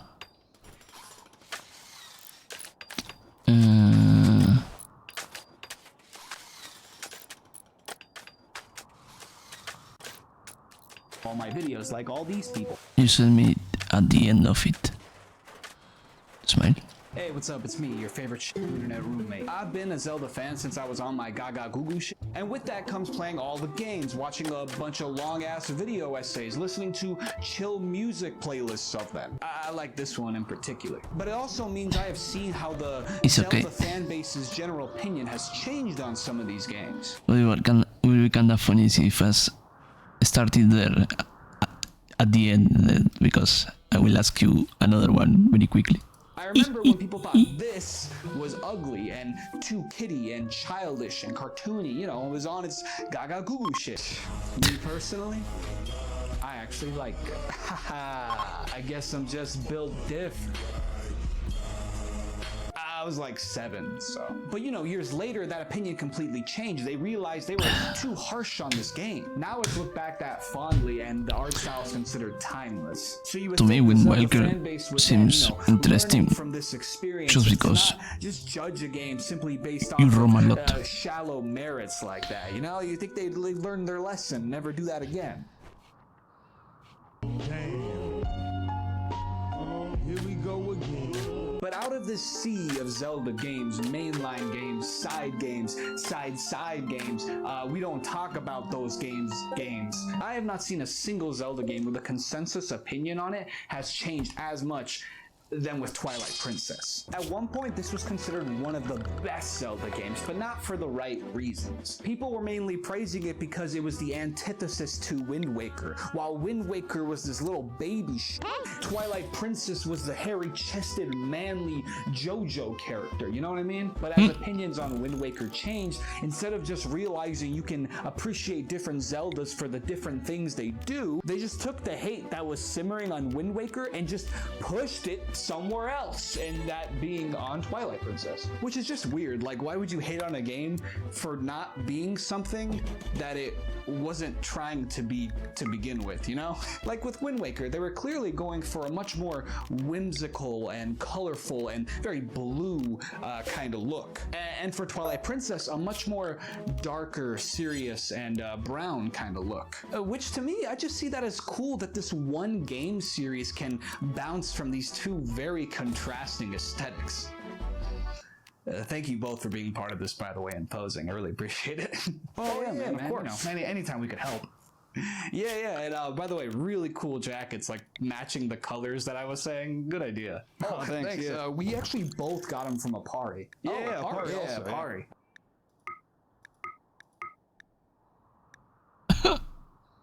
That's right, folks. We're once again sponsored by our friends over at Apari. And for anyone that doesn't know, Apari is actually an artist-owned brand. So all this artwork you see on these pieces here is all original artwork. And if any of these pieces happen to catch your eye, you should use my link at the top or in the description and go get some for yourself. Doing that also really helps my channel out. And if you're specifically interested in getting one of these jackets yourself, then I highly stress that you follow Apari at all of these socials. Apari does seasonal drops, and these will be part of their collection coming out in September. So I really highly stress, if you want this piece, you should follow all these socials here so you can be updated when that drop happens. Especially do that because I definitely think these will sell out. But with all that being said, I do really want to thank Apari for always working with me and letting me be as creative as I want with these integrations, and just for the support that they've always given to the channel.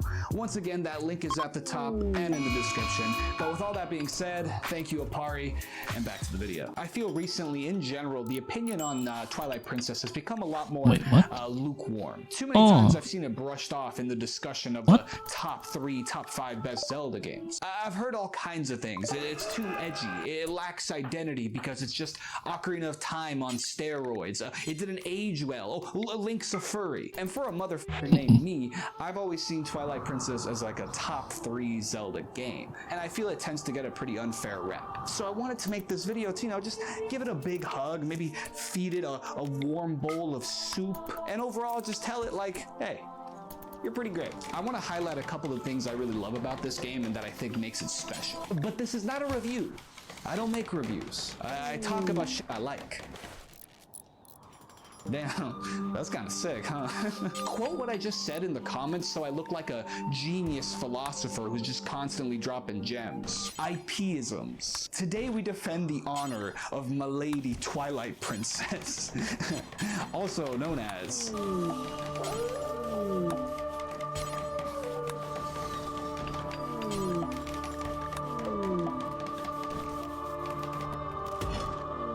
One of the main things that I think makes Twilight Princess special is its atmosphere. I would argue that Twilight Princess is the most atmospheric Zelda game next to Majora's Mask. The vibes of TP are just not like anything else. The world in general has this like very lonely, desolate, melancholic vibe. It reminds me a lot of Shadow of the Colossus in more ways than one, I'll say. There's not quite anything that matches that feeling of riding on Epona at Hyrule Field, specifically at night, just hearing this ghostly singing of what I think is Malon. The feeling I get is chilling, but also serene and relaxing. And Twilight Princess always finds that vibe right in between of like weird, eerie, and chill and relaxing. I mean, it is called Twilight Princess, which is like the middle of light and day, so... And Twilight Princess is just full of these little pockets of lonely serenity. You have its take on the Gerudo Desert, which is just this sandy, barren wasteland. Snow Peak is ominous and soothing. It's so lonely that it feels cold. The only sound you really hear is this chilling wind. The Sacred Grove is this forgotten, overgrown, just covered in greenery, ancient place where you can hear the trickling of waterfalls and the chirping of birds. But this game's atmosphere has a pretty wide range too. Like when things get dark and creepy in Twilight Princess, they get f***ing dark and creepy, okay? Like even just the sound design of these many Twilight enemies is just the right amount of freaky. You look at this bird and it makes this sound, and you're like, yeah, that is what that creepy motherfucking thing would sound like. But even just that weird digitized sound that the Twilight makes is just out of this world, man. And for all my headphone users, I know this sounds even more surreal, because like it's just like it's killing me. Farting back and forth from headphone to headphone. The sound of the Twilight world is just so eerie. It's like a mix of Zelda and Silent Hill. Like right when you come into it's true. it, and then you I can see it. This.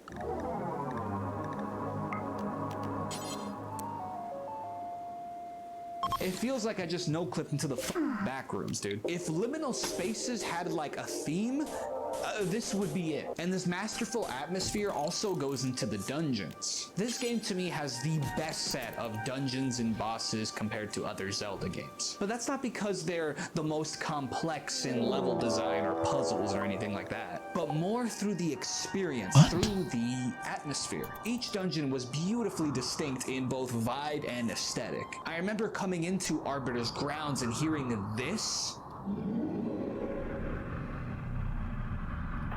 and just being freaked the f out, which I should be, as this is a prison where they once tortured prisoners. And it legit feels like a place where like the evil never went away. It just like built up and continued to haunt the place. Like you can still hear all the tortured souls lingering around in the air. The Palace of Twilight is another one. All the little black geometric squares in the air, the black foggy waterfalls. Look at this bewitched, foggy, violet skybox, dude. While I understand not liking this game's aesthetic for it trying to do things realistically, I feel like you have to appreciate it for the more artistic things it did, like these skyboxes, like the Twilight creatures. Look at these citizens.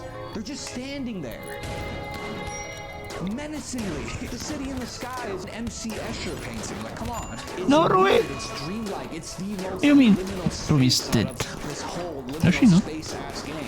And the only thing you can hear is this howling wind. It feels exactly what a ancient floating city in the sky would feel like. And the fact that you can see the dragon boss just flying around the whole time before you fight him, by the power of being the DDM. atmosphere also helps the bosses of this game. Every boss in Twilight Princess feels epic and menacing and oppressive. It makes every fight feel like a David versus Goliath type beat. I will say though, the atmosphere being so good with these bosses almost makes them worse combat-wise, because the atmosphere gets you so hyped for this giant, oppressive, menacing monster, and then you just beat him like every other Zelda game. Hit him in the boo-boo spot, use your item, whack him a couple times, repeat 3 times, he's done.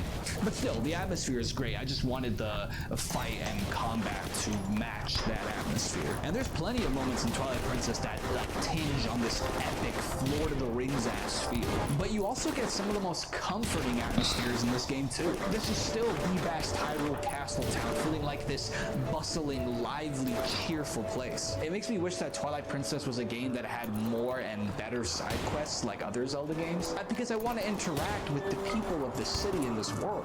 Agatha's little castle feels like this Alice in Wonderland colorful place. The hidden village is just a dusty western cowboy town in a medieval fantasy game. Yeah. Maybe you want to spend a day in the steamy spa with your Goron brethren as they stare into your soul.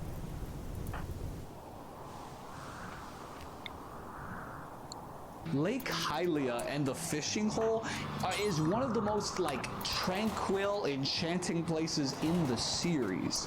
The sound of the waterfalls, the ducks swimming around, the cherry blossom tree petals just gracefully falling into the water. I usually don't fish in these games, but here I did because of this shit. And of course, the homey, relaxing Ordon Village. This is my childhood video game home.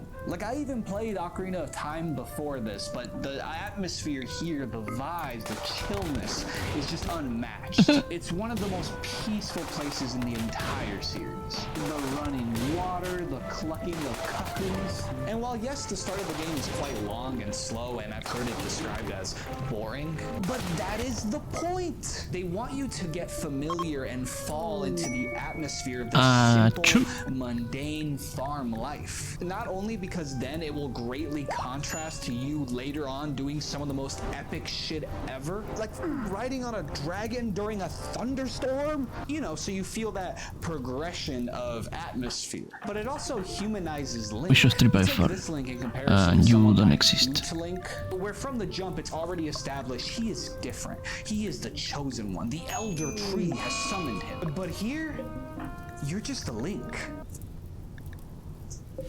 Anywhere else, you'd be a twink.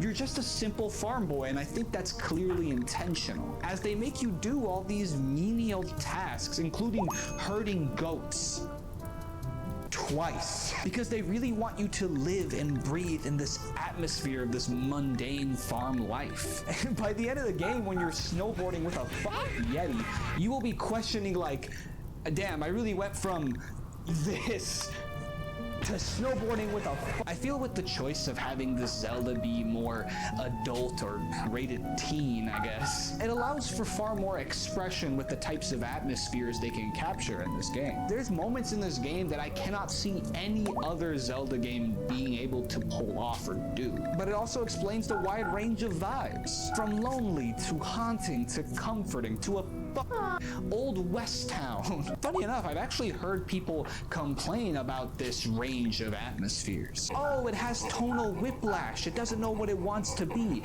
It doesn't know if it wants to be a dark, serious game or a super funny, goofy time sumo wrestling game. It's called Twilight Princess. Like, you can't just have a game that has this cutscene and also this mini game, Twilight Princess. And that's what makes it clearly lack an identity, because it can't Twilight being the in-between of light and dark. It makes a lot of sense for Twilight Princess to have moments that range from very dark to very funny, goofy, and light.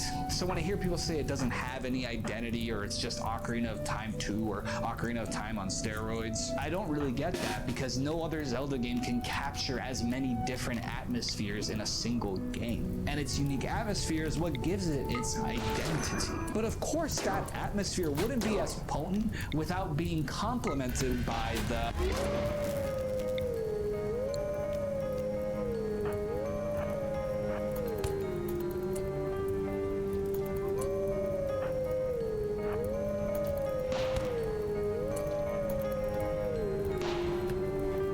there's not enough talk about how phenomenal this OST really is. It's usually always gunning for the top spot, at least for me, in terms of Zelda OSTs, which is impressive considering how good Zelda OSTs usually are. Of course, it has those bops that you can just listen to all the time. One of my personal faves, for example, is Meet Princess Zelda Again. It's gotta be my favorite rendition of the Zelda theme. It's just so chill and relaxing. It makes me altogether feel more hopeful. Same goes for this game's rendition of Kakariko Village. Oh my god, just the wind instruments and the fat ass burr, burr, burr, burr, along with that main melody, it's just so good. But much like how TP's atmosphere can range so wildly, the music has to complement that atmosphere. So thus you get some of the most soothing, lonely tracks in the whole series. Like, listen to the Snow Peak theme. It's just these echoing, distant chants, and then just sporadically these little notes. It sounds as cold and lonely as this place is. Farron Woods is not only super unique compared to other Zelda games' like forest themes, but I feel it perfectly captures the vibe of Twilight Princess. Again, finding the twilight, that middle of like relaxing but eerie. It makes me feel like a wizard on a quest. You have the most epic, grand Hyrule field theme ever. Just that blaring start of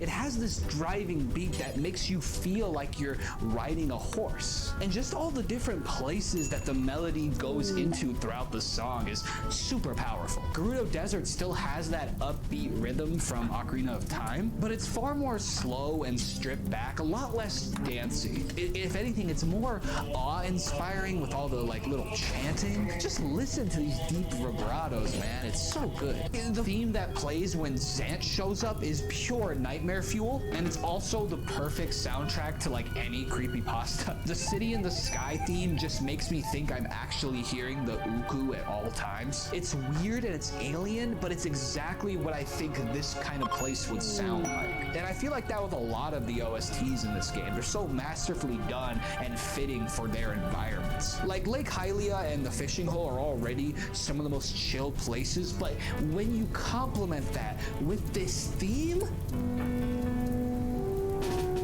it becomes becomes one of the most harmonious places in the series. And somehow Twilight Princess, again a medieval fantasy game, has one of the most ass-shaking bops old western themes ever.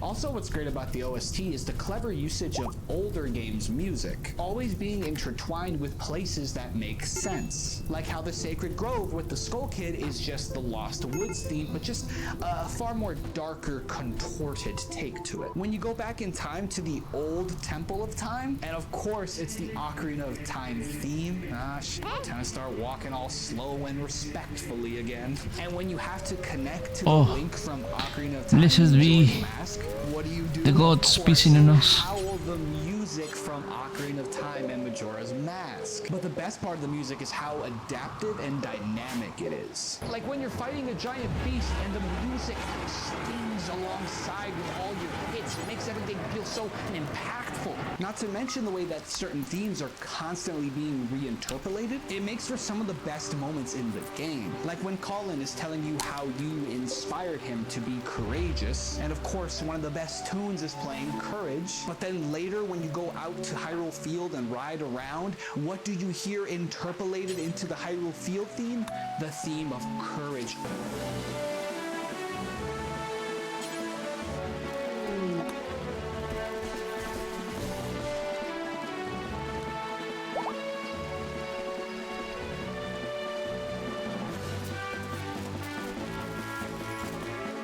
And who could forget Midna's theme? Which is so interesting because during the title screen music, which by the way is fucking amazing, probably my favorite title screen of all these Zelda games, right after you hear the beautiful howl, you hear just a little trail of Midna's theme.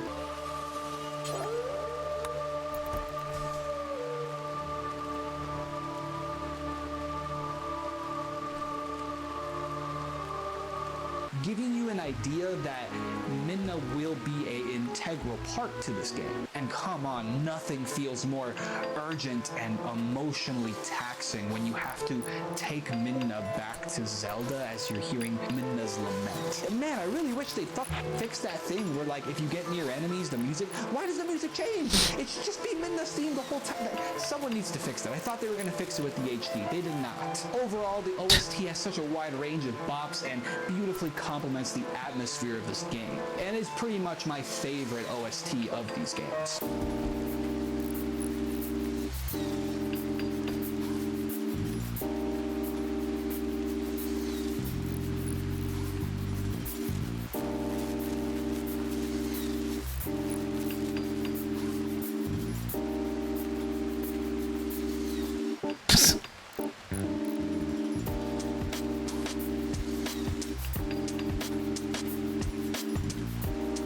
Now we gotta move on to the biggest factors of what makes this game just peak.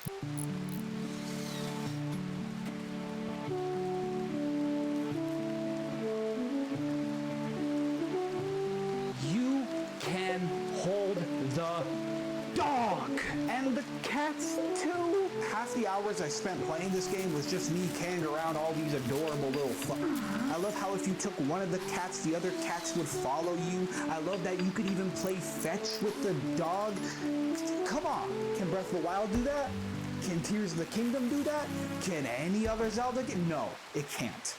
But Twilight Princess can. Come on, like when you put him down and then he just like looks at you all happy and he's wagging his tail. Oh my god. So yeah, peak game. Enough said. Moving on.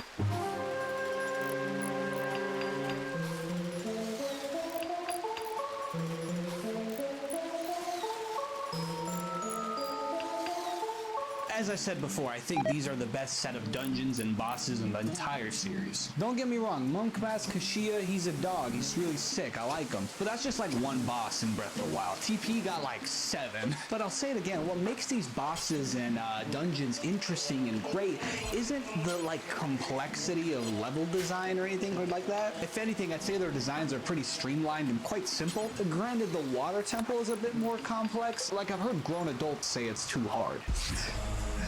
I saw this shit when I was 8. I guess I'm just built different. Oh, hello? Ice Spice? Nah, I didn't save your number. But they make up for that simple design with atmosphere and aesthetic and of course the really cool experiences. I might not remember solving some crazy out of the box puzzle or anything like that, but I do remember having the monkeys swing me to the boss room. I remember using the iron boots to stick to the ceiling through magnetism. I remember Tony Hawk 360 kickflipping my way through the Arbiter's grounds. I also enjoyed how many of these dungeons had me constantly swapping between regular Link and Wolf Link. Like I have this pretty traumatic memory where I was in the Arbiter's ground and like Link was walking all slow and I was like, what the f going on? I was trying to figure it out. And then I turned to a wolf and turned on my senses and there was these ghost rats infesting me. I also love the detail that almost all of these dungeons aren't just temples. All of these dungeons are actual like places. One's a husk of a tree, another one's a working place for the Gorons, and the other one's a prison, a mansion, a city in the sky. It makes the locations feel that much more immersive and actually part of a real world versus just being like a game thing, if that makes sense. And the same idea of not being the most complex thing but making up for that with just amazing experiences and atmosphere can be said for the bosses as well. Combat wise, yeah, I wish these things were a little more interesting. But if you look at these bosses as moments, then you can't help but be awe-inspired. You're fighting a dragon in a thunderstorm. This thing is just a Shadow of the Colossus fight. Fighting all the dead soldiers and Star-Lord in the Arbiter's grounds, who just won't die to the point where you have to beat him as a floating head. Meeting this adorable Yeti couple that you absolutely love, and then the old wife scares the shit out of you. But then you get this really great boss fight where you have to use the ice to kind of see where she is. It's pretty cool. And then you get this super lovely moment where after she's cured, Yeto comes and tells her that she doesn't need the mirror, that she just needs to look in his eyes. And then their love sprouts all these hearts, including the heart piece. Come on, who said this game got no charm? And dog, come on, this is the best Ganondorf fight. Twilight Princess gave me that in the most epic way possible, and 3 other phases. I get to do the tennis again, but with a corrupted Zelda. I get to fight Beast Ganon as a beast myself. I get to fight Ganondorf horseback with the help of Zelda. And then of course the ultimate climactic battle against him at the end. Honestly, I don't think it's even a competition, because even the mini bosses in this game slap. Like, y'all remember Death Sword? Just coming into that room, seeing this sword in the ground sealed by all these little tags and threads, and then you cut the thread and this cool ass motherfucker comes out. All I could ever hope for is future games to have dungeons and bosses at this level in terms of atmosphere and aesthetic and just really cool experiences. But now I want to move on to the final thing I love about this game and what I think is the real heart to this game.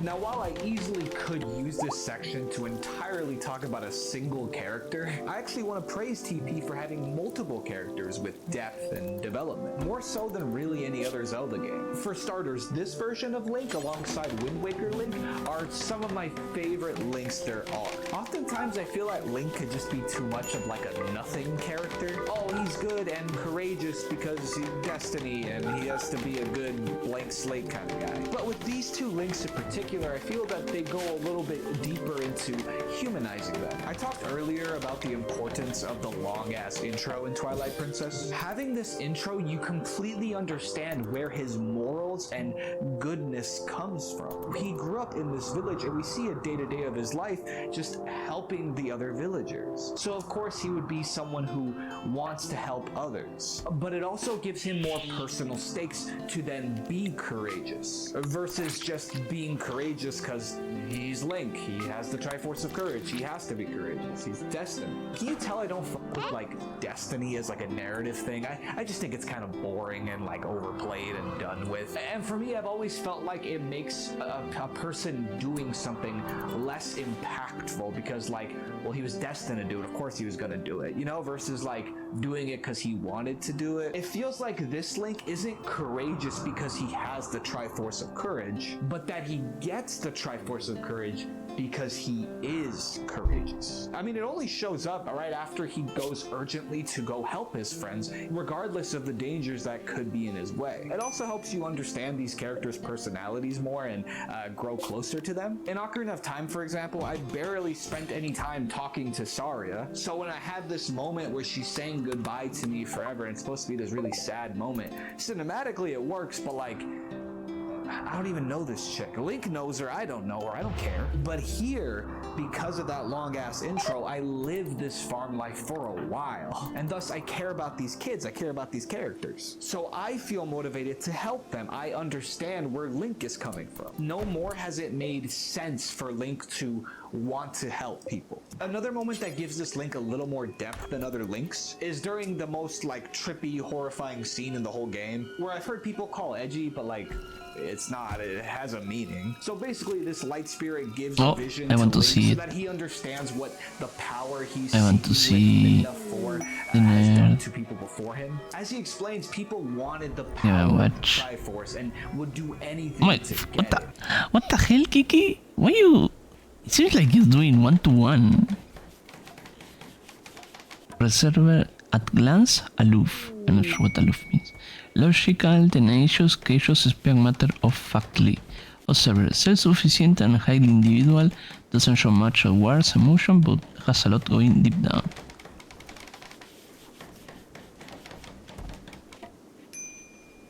In other words, nerd.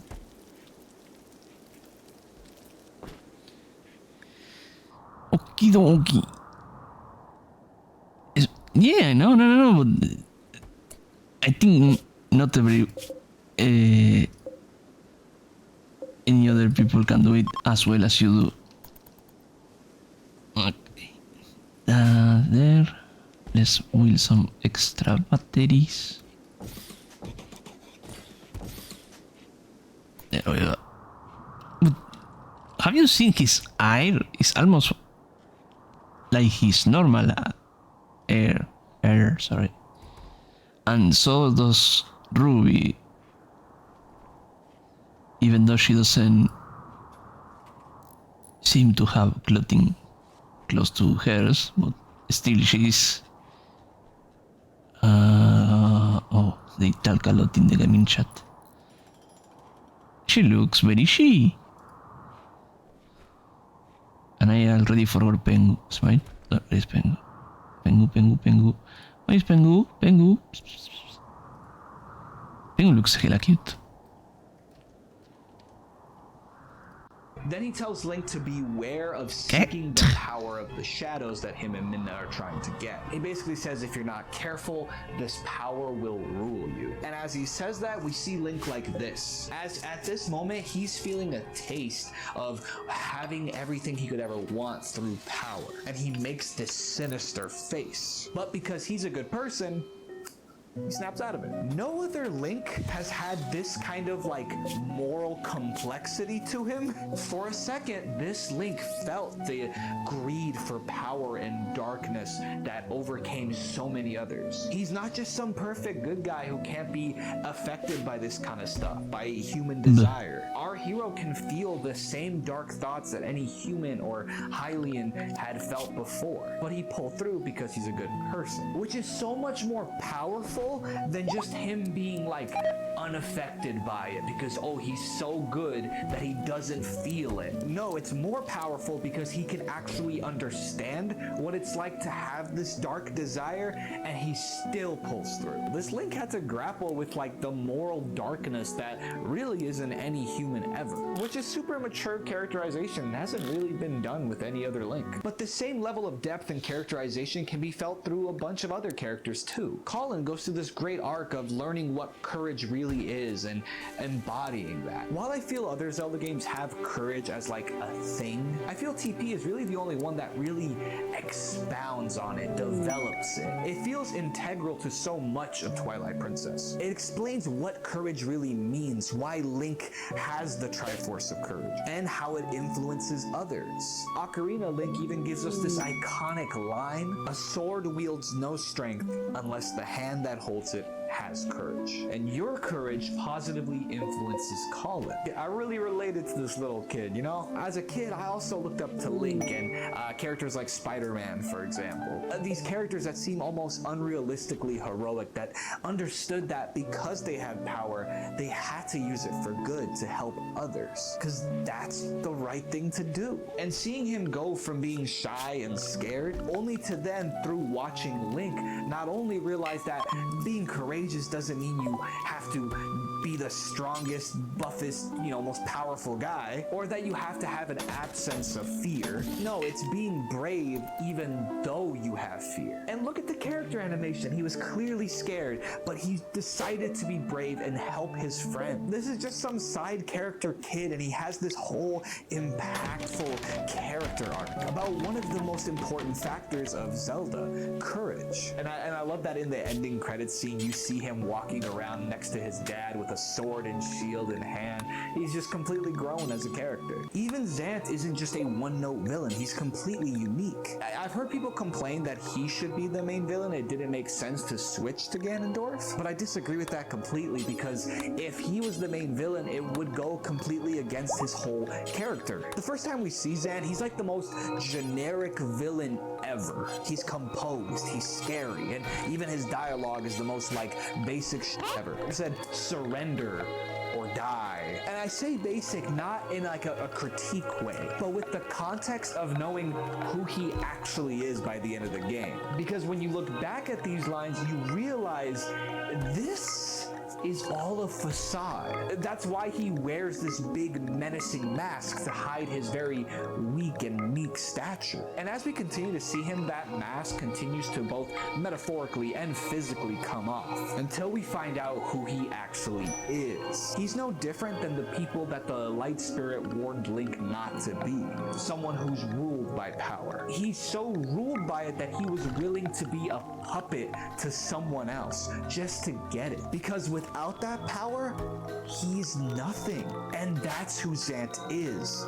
Nothing. But someone who was desperate and pathetic enough to be a puppet. All those times he was trying to act all powerful and almighty, it was all a facade. He isn't like that. Someone like him could never be the main villain, because without the power given to him, he is nothing. And that is so much more interesting of a character than just a basic imposing bad guy. And that characterization of being a pathetic nothing that only has power actually goes into his boss fight too. Kind of having a narrative through boss fight. You'll notice that in his boss fight, he only fights you with other bosses' tactics. Not only does it show that he's pretty dumb because you clearly beat all these bosses, but it also shows that he doesn't have any skill or unique things of his own. He just copies everyone else. And when all that doesn't work, what does he do? Just wildly throw anything he can at you. It's exactly how someone like him, this pathetic person who would rather be a puppet just to get power, would fight. Like even this like side character mini boss, a mini boss gets a character arc, learning to respect you as a warrior as you continue to beat it. But of course you can't talk about Twilight Princess without talking about the titular Twilight Princess. In a lot of ways she is Probablemente hay un drastón this testículo. game, which already makes her easily the best companion. I don't think that's much of a debate. No other companion has had as much of a substantial arc as her and has been as integral to the story as her. Like dog, she's literally part of the title. But I would also argue that she's easily easily the best written Zelda character ever. I'd put her development up there with characters like Zuko, for example. She comes from a people and world that were banished by the Light Dwellers. So understandably, when she comes into the Light World, she's gonna see everyone there as an enemy, which includes Link, which includes Zelda, because to her, they're just other Light Dwellers, her enemies. So instead of acting like her true self, she puts on a mask, a mischievous persona. But as her adventures continue with Link, she begins to warm up to him, which you get little gradual details of through the dialogue. And even when she does change, like, this character arc isn't sudden, it's a very gradual change. You might not even notice it happening. There's even early points where you can see this facade that she's trying to keep up start to crack a little. For example, she asks you for a sword and shield for her, which doesn't make a lot of sense. Like, she's more of a mage type character. Why would she need a sword and shield? Because it's not for her, it's for you. But again, she's trying to keep up a facade, so she kind of writes it off by saying like, oh, these suck, I guess you can have them. And then later on, when you're in Zora's domain and she sees all the Zoras trapped in ice, it clearly hurts her to see them like that, and she insists that we help them. And again, she tries to write this off later, basically saying that it totally wasn't for them. Like, it's not like she likes you or anything, Baka. Even if you understandably hate her at first, when you reach her desperate hour, without even noticing, you're suddenly rushing to save her life because her character gradually grew to care about you. Zant even tells her to join forces with him because Link is a Light Dweller, the same people who banished her people. Zant tells her that the Light Dwellers will never see her as anything more than a shadow. Both literally because she's a shadow in the Light World, but also metaphorically as they'll never care about her truly. But she chooses you and not to join forces with Zant. And then you selflessly help her. And when you bring her to Zelda, what does she do? Selflessly asks her to help you and not her. And then Zelda selflessly gives up her life for Midna, which by the way is just great writing. Like, Zant told her that Light Dwellers will always see her as a shadow. Again, both literally and metaphorically. And then Link helps her. And then Zelda literally makes her not a shadow anymore, proving that the Light Dwellers do see Midna both metaphorically and now literally as more than just a shadow. Mwah. One of the cool little details about her character is that at first when she tells you to do things, she's telling you to do things, ordering you around like a servant. But as she grows and eventually changes, her demands become requests. Can you? Will you? She's asking for your help as a friend versus ordering you around as a servant. And when it's revealed that she is the Twilight Princess, she finally tells us the truth. That at first, when she came to Light World, she didn't care about the people in it or the world itself, which again, makes sense from where she comes from. But as she spent time with Link and saw the many selfless sacrifices that both Link and Zelda made, and it made her realize that she wants to protect them and their world too. It is just such a well done character arc. And the ultimate showing of her growth and true selflessness is her final bittersweet goodbye, where instead of keeping the mirror that links her world to Link's and Zelda, her friends' worlds, she shatters it. She selflessly gives up her friendship for the safety of both her people and their people, for the greater good. And look, I'm not the type to use awards as like proof of something being better than something else, but I will say I do find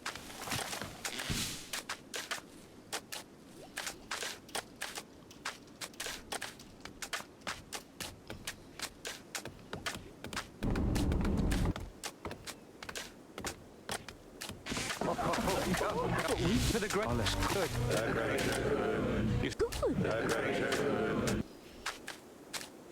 find it interesting that while other Zelda games have gotten nominated for the Outstanding Achievement in Story and Character Development Award, Twilight Princess is the only Zelda game that actually won that award. I don't know. It's a little interesting.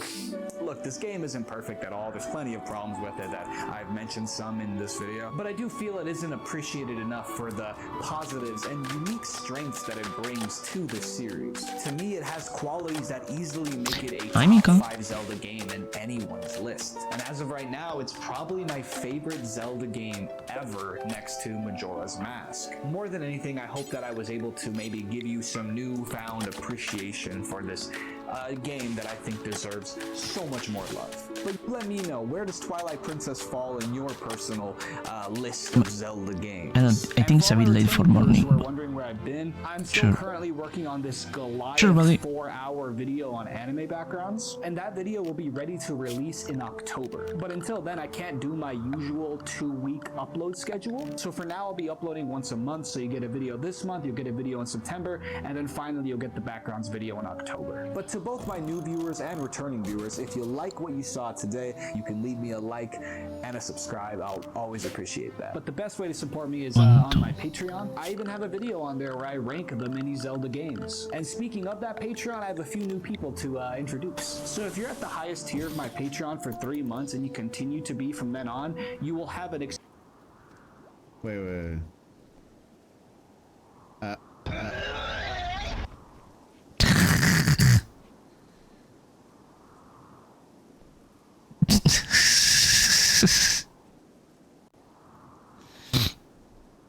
Smile.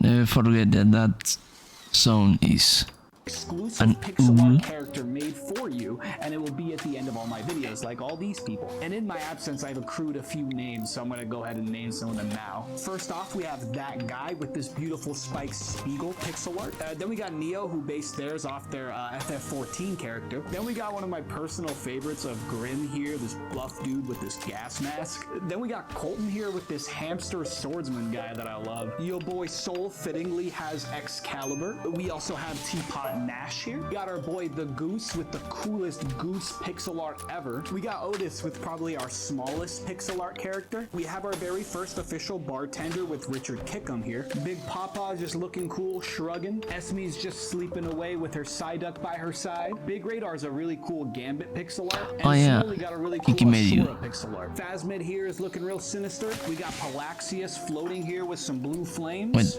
and also for some reason you decided to equip some wicked glasses in Ring War. Wicked. Gamer bread.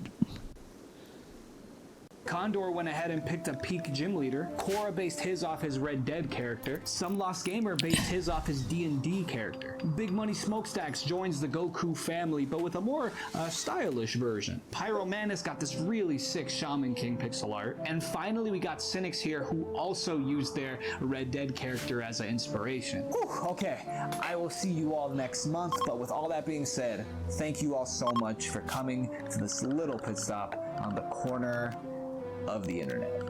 Peace.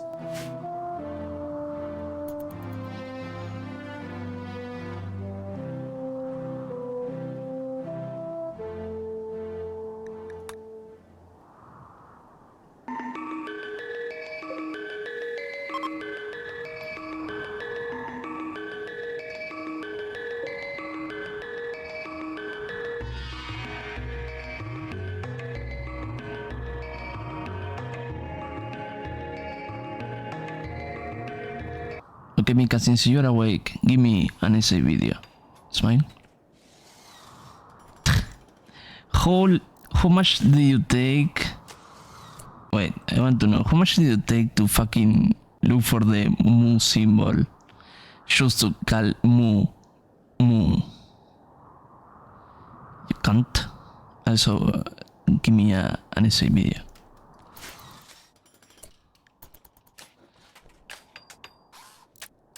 Less than 5 seconds. Okay, you're lucky this time. Yeah.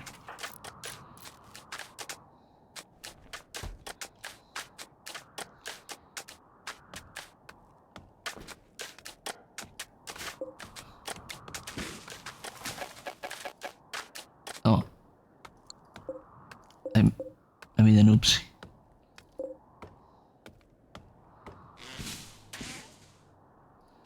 Okay, now we need to... I'm thinking. I need to manage flourish. Manage blueprint. I...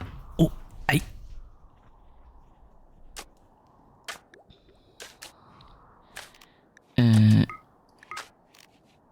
going to grab this.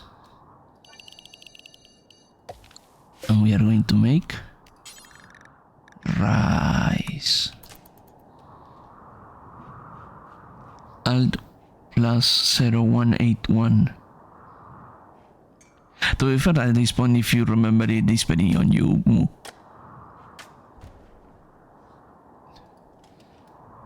Alt 0181. I mean, you know we need checks out. Also, I need Mika to give me an SA video. Tornado sirens are going off, even though we weren't in a warning right now. Maybe they are testing that they are working. Smile. Reinstall it over here. Okay, so Kiki, do you want to be brought to this awesome war in which nothing bad happens and crimes against less humanity occur?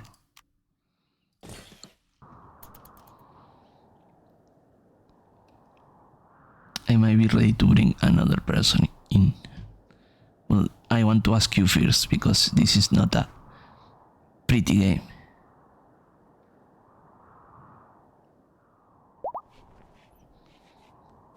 To be fair, if you're in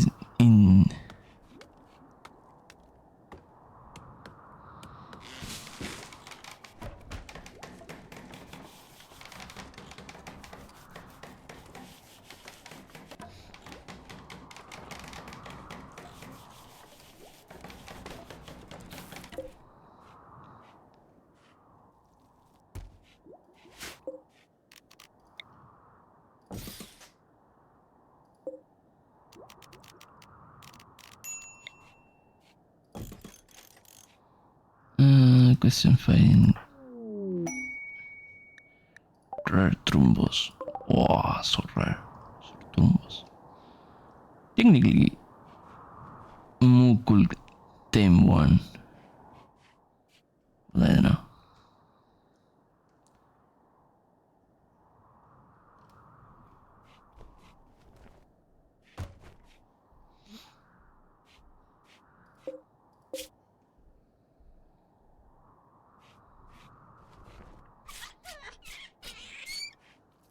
The fuck?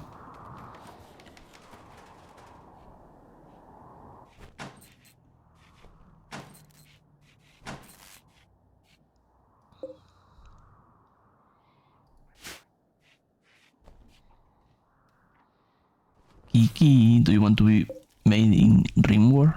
Do you want to suffer space?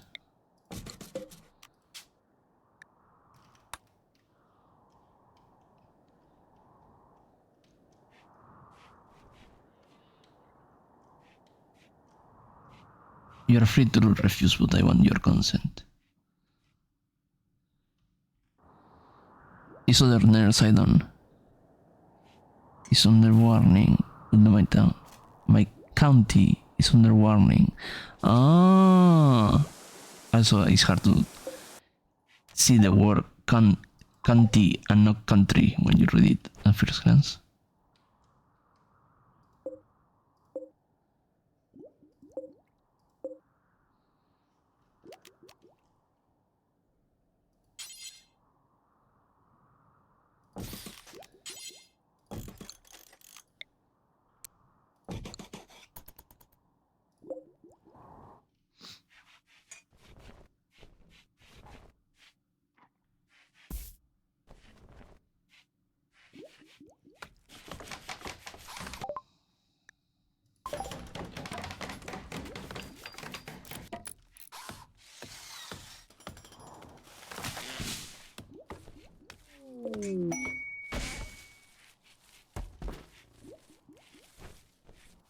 we could suspend this one since we need some.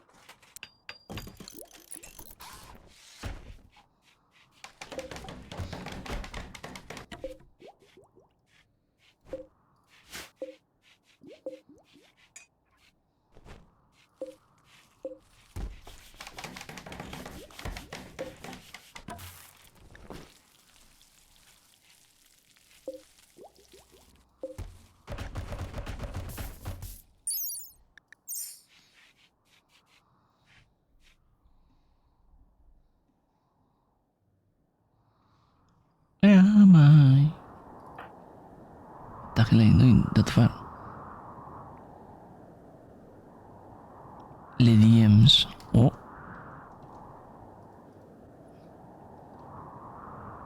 Are you okay. This doesn't seem like a good thing to watch. As you stand at your window, looking out at a sky filled If with you say dark so, Mika. clouds that are pouring down sheets of rain and hail, suddenly it happens. A twisting column of gray descends from the clouds. At first, it's just hanging there, suspended above the land, but it soon reaches down and makes contact with the ground. At the same time, it turns even darker as it picks up dirt and debris. If you're lucky, you make it to a shelter before you can witness the immense swirling winds pulling up animals, cars, and buildings in its wake. This harsh reality can occur anywhere in the world. However, by a wide margin, most tornadoes happen in the United States, more than if you combined the yearly average number of tornadoes in every country in the rest of the world. The US is also the only country to regularly experience tornadoes that reach the highest classification of violent, which cause the highest percentage of deaths. Each year in the United States, there are over 1,000 reported tornadoes, and on average, these result in around 80 casualties. But some years, it's much worse, like in 2011. The 2011 super outbreak was the largest, costliest, and one of the deadliest tornado outbreaks ever recorded, taking place in the southern, midwestern, and northeastern United States from April 25th to 28th. It resulted in roughly $12 billion in damages and left an estimated 321 people dead. Tornado deaths are caused when an individual is picked up by the strong winds or when they're struck by a large chunk of flying debris. While the death rate is significantly lower than it was in the early 1900s, the seemingly random and spontaneous nature of tornadoes makes them one of the most difficult to predict weather phenomena. Current forecasts of incoming tornadoes only provide an average of an 8.4-minute lead time. And in a scenario where not only your possessions are at stake, but the lives of you and your family, every second counts. How and why do some tornadoes become so destructive? And just how big can they get? And how might we one day be able to predict them better? Yes, stay safe, Kiki. And smack Mika for putting a tornado related. For such a well-known phenomenon, we know surprisingly little about how tornadoes actually form. And understanding how they form is crucial for developing better tornado prediction models. Some scientists risk their own lives by getting up close and personal with these violent storms, all in an effort to determine exactly what's happening in and around the tornado. Most tornadoes begin with a supercell, a storm with a persistent rotating updraft at its core. Supercells form due to a particular combination of winds, when wind speed and direction are different at different altitudes. This is called wind shear, when wind at ground level is blowing one direction and wind higher in the atmosphere is blowing another direction. It can cause a horizontal tube of air to form. Then, as warm, humid air rises and cool air falls, the horizontal tube of rotating air can be pushed to become a vertical one, called a vortex or a mesocyclone, which can have a diameter of 5 to 20 kilometers. At this point, the whole storm starts rotating, and the supercell is born. This type of storm is the parent of most tornadoes. Near the ground, the mesocyclone can be narrowed by the strong updraft. This process, called vortex stretching, speeds up the circulation. This creates a funnel cloud. Then, the downdraft brings the rotation down to the ground, and a tornado is born. Low-pressure systems in the US pull warm, moist air from the Gulf of Mexico and cool, dry air aloft from the Rocky Mountains or the high desert in the southwest, creating consistent wind shear. The states that fall between these regions end up being in the ideal location for severe tornadoes to form. But this is all a bit of an approximation. Exactly what the right conditions are for tornadoes to form is still a bit of a mystery. In an effort to answer the many questions remaining about tornado formation, the NOAA National Severe Storms Lab launched a research project in 1995 called the Verification of the Origins of Rotation in Tornadoes Experiment, or more simply, VORTEX. There were several iterations, the largest of which, Vortex 2, took place in 2009. It included over 100 scientists who used cutting-edge equipment to analyze weather measurements taken around supercell thunderstorms across 10,000 miles of the southern and central U.S., an area dubbed Tornado Alley. Over the span of 1 month, they collected data from 11 supercell storms, including one supercell tornado. The results from this project indicated that tornado formation is related to the temperature differences at the edges of the spinning air. But that might not always be the case. Mathematical models and real-life observations have demonstrated that tornadoes can arise with very little temperature difference. Clearly, there's a lot more to uncover on exactly what makes a tornado form. How they dissipate is not much clearer. Scientists are still debating the details, but generally a tornado stops when it loses its source of instability, like heat or moisture, or its vorticity. One way this could happen is by encountering a cold flow of wind from a rainstorm called an outflow. But of course, it's what happens between its formation and dissipation that's really important. How much damage did it cause? How many lives did it take? Just how destructive was it? This is what a tornado's rating is based on. After a tornado has ended, experts examine and tally up the damage. They look at what type of buildings were affected and how badly they suffered. They then use the enhanced Fujita scale to assign a rating from 0 to 5.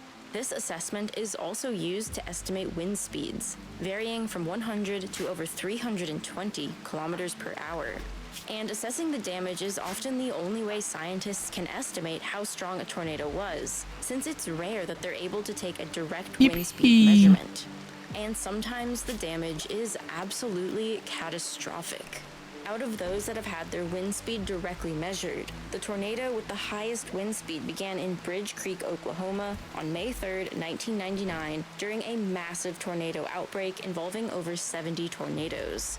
This particular EF4, EF5 tornado traveled across heavily populated areas in Oklahoma, and with wind speeds topping 512 kilometers per hour, it completely obliterated over 200 homes over the course of 1.5 hours, killing 36 people. It was classified as an EF5 because the EF5 category has no upper limit. But its wind speeds were so fast, some scientists think it should have fallen into its own new category, an EF6. The problem with creating an EF6 category is that the vast majority of structures are simply gone at the EF5 rating. And besides the rare tornado, like the Bridge Creek Moore tornado that has its wind speed directly measured, the rating comes from the destruction it leaves behind. And complete and total obliteration looks the same if the wind was 350 kilometers per hour or 550 kilometers per hour. Scientists believe that theoretically the fastest tornado possible on Earth would be 611 kilometers per hour. The Bridge Creek Moore tornado was not far off. But while the Bridge Creek Moore tornado certainly was devastating, it was not even close to the deadliest. On April 26, 1989, a single tornado in Bangladesh took at least 1,300 lives and left 80,000 homeless. It was estimated to be an EF4 tornado, with wind speeds of 338 to 418 kilometers per hour. The devastation was so complete that except for some skeletons of trees, there were no signs that there had ever been any standing structures. And the deadliest tornado in U.S. history was the Tri-State tornado on March 18, 1925, which resulted in a death toll of a whopping 695 people. One tornado killing almost twice as many as the super outbreak in 2011, which was made up of 300 separate tornadoes. The Tri-State tornado's name comes from its journey from southern Missouri to Illinois to Indiana, totaling 350 kilometers. This also made it the tornado with the longest path, which took about 3.5 hours. During this time, it destroyed 15,000 homes, earning it a ranking of an EF5. But with a maximum width of about 1.5 to 2.5 kilometers, neither the Tri-State nor the Bridge Creek tornadoes were the biggest tornadoes in history. The widest ever recorded reached an absolutely massive width of 4.2 kilometers. This occurred around El Reno, Oklahoma on May 31st, 2013, and lasted about 40 minutes. Luckily, it remained mainly in rural areas and was rated an EF3. So while winds reached 484 kilometers per hour, its damage was limited. Wide tornadoes aren't usually the deadliest. However, this one did result in the deaths of 8 individuals, 3 of which were the first storm chasers ever to be killed in a tornado. These deadly events are a bone-chilling reminder of just how ruthless nature can be. For anyone who lives where tornadoes frequent, all they can hope for is a fair warning to get themselves somewhere safe.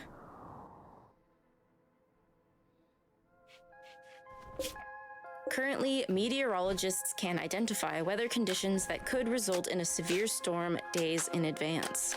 But determining exactly when or where a tornado will form is much more difficult. A lot of that difficulty is due to the relatively small scale of a tornado. While storms can cover large areas, even multiple states, tornadoes are usually less than a kilometer wide. Once a storm forms, predicting a tornado becomes a lot easier. Using Doppler radar systems, meteorologists can watch a storm and provide a risk assessment for a certain area. Something like, there's a 20% chance of a tornado over these 40 kilometers. Most often, tornado warnings made by the National Weather Service turn out to be false alarms. This happens up to 80% of the time. Of course, it's always better to be safe than sorry, especially when you only have a few minutes to prepare when a tornado does end up forming. But can we do better? While most people would run from a tornado, it's a storm chaser's job to get in front of it. They set up scientific equipment along what they hope will be its path that will take important measurements as the tornado travels over it. As we've already discussed, there are still a lot of unknowns about how and why tornadoes form. But we know a lot more than we used to, and that's thanks to these incredibly brave individuals, most of whom are meteorologists, including one of the storm chasers who lost his life in the El Reno tornado. His name was Tim Samaras, and he was extremely passionate about his work. He once said that a ground-based measurement taken from within a tornado is especially crucial because it provides data about the lowest 10 meters of a tornado, where houses, vehicles, and people are. Other scientists have agreed that the rapidly changing conditions low to the ground may be what's controlling a tornado's formation. This data could not only help scientists to better understand tornadoes, but would improve their forecasts and help design structures that are able to withstand intense winds.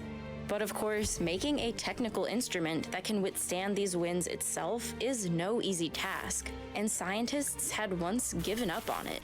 That was until May 7th, 2002, when Tim Samaras deployed a probe of his own design that survived a direct hit from an EF3 tornado while recording changes in pressure, wind speed and direction, and air temperature and relative humidity. With this device, he and his team went on to collect video and data from inside several tornadoes, providing the scientific community with invaluable information. But collecting this data is just one piece of the puzzle, and scientists are still developing better detection methods and warning systems. These include new types of radar technology, such as phased array radar, which can scan the entire sky in less than 1 minute, 5 times faster than current radar systems. Scientists are also building better forecast and prediction models. These use current weather and radar data to simulate what the atmosphere will look like in the future. To make them more accurate, scientists are trying to increase their resolution because not only are tornadoes small compared to thunderstorms, but what's happening inside a tornado, changes in temperature, pressure, humidity, and wind, is occurring on the molecular level. And while a model of every molecule involved in a storm may not be possible right now, we may one day have the computing capacity to do so. But even if we are never able to predict a tornado days ahead of time, gaining just an hour's notice could save countless lives. To get up-to-date information on big storm events, almost everyone relies on the news. We've all anxiously tracked thunderstorms coming in to ruin our plans, or checked reports of how much damage a recent storm caused, and what the government's plans are for aid and reconstruction. We've also all felt sorry for storm reporters getting blasted in the face by snow, or clinging on for dear life as hurricane-force wind pushes them around. When it comes to storm information, we all kind of assume the news will give it to us straight. But these days, in the world of sensationalism and competition for clicks, it's hard to know what's being overblown and what are the simple facts. With hundreds of news sources out there, it's downright annoying trying to sift through all the nonsense. This is why a good news aggregator app like Ground News is so helpful. It's an app I use every morning to understand the news in a quick, simple, unbiased way. Ground News is a website and app developed by a former NASA engineer on a mission to give readers an easy, data-driven, objective way to read the news. Every story comes with a quick visual breakdown of the political bias, factuality, and ownership of the source's reporting, all backed by ratings from 3 independent news monitoring organizations. You can quickly swipe through the different headlines that different news outlets are giving to the same story. Sometimes the differences are subtle, other times not at all. You can also see which news outlets are choosing to ignore or underreport stories that are being widely reported elsewhere. For example, if you look up topics like tornadoes or climate change on Ground News, you can see that most stories receive far more left-leaning coverage. I sort of expected the climate change bias, but tornado coverage bias? Why? It gets even more biased when you click into stories like this one, about how the Democratic governor of Kentucky's efforts to help storm-torn areas might hurt the GOP advantage in rural areas. This story was reported on by 18 different outlets and has a 44% left-leaning coverage and a 0% right-leaning coverage. I know I'm going to get 1,000 salty comments about my left-leaning bias even talking about this, but the truth is readers from any political leaning can identify media bias and check source credibility with Ground News. There's even a web browser extension that can show you the breakdown of how news outlets from across the political spectrum are reporting on the same story. This helps you immediately notice certain bias trends, which is helpful but also fascinating. Seeing the different choice of words and headlines from different organizations, while also seeing their bias flagged, is a super effective way to see exactly how prominent and widespread news bias really is. It adds another layer of interest to reading the daily news. So if you're looking for a better way to stay informed about current events around the world, check out Ground News by visiting ground.news/realscience. The link is in the description. You can try it free or subscribe to get access to all the features you see here and support transparent, independent news. But Ground News is also offering all Real Science viewers a special 30% discount on their Vantage subscription, the top-level subscription option. Okay. This includes access to a feature called My News Bias, which is basically a dashboard for your news diet. Sign up to see how your reading habits change over the next week. What are your top sources? Are you engaging with diverse perspectives? What about your favorite topics? This offer is only available at ground.news/realscience or by clicking the link in the video description.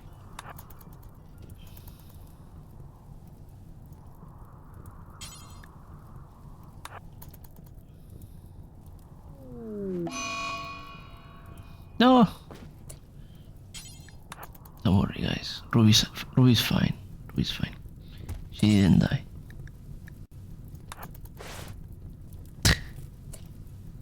In your Discord, I want to see that.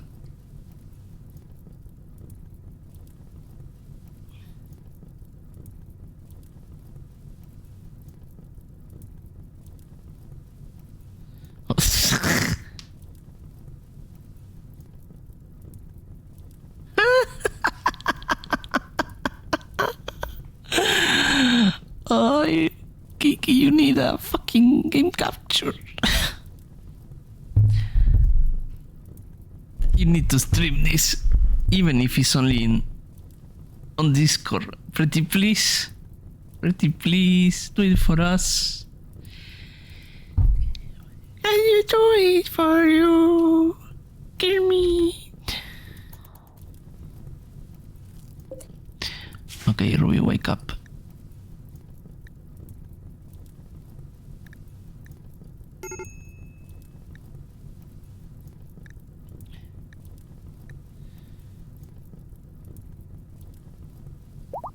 There you go.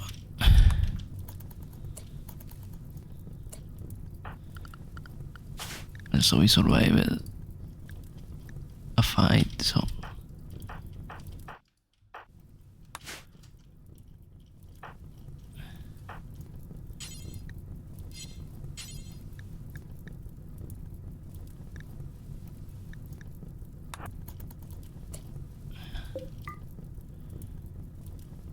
Right, let me manage, allow everything, and now Ruby, please pick all the medicine and tend to Mika.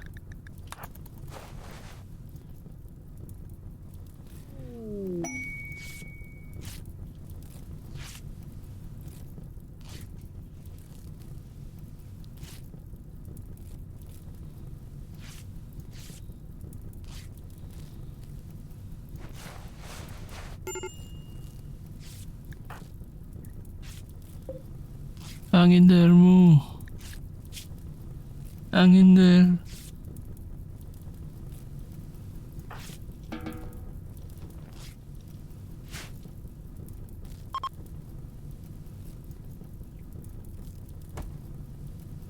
Oh, and I pass out. Okay.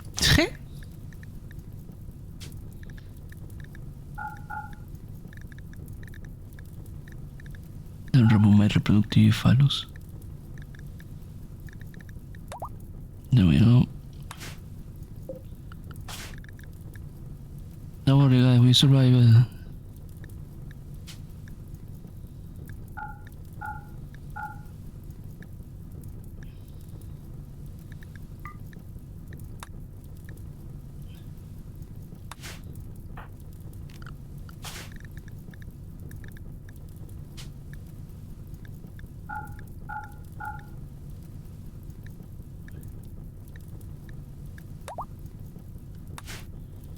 Everyone is fine.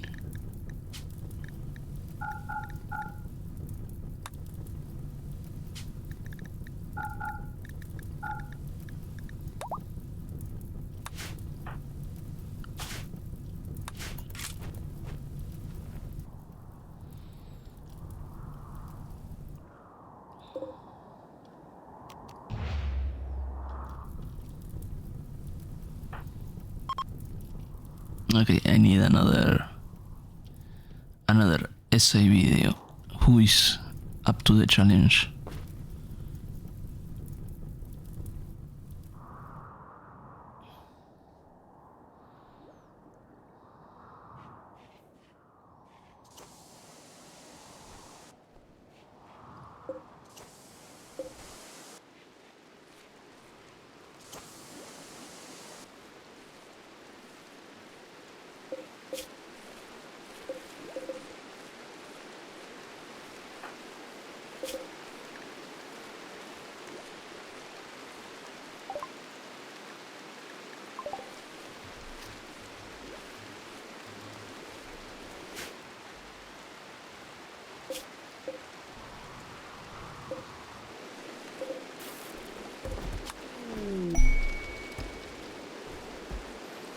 Dang it.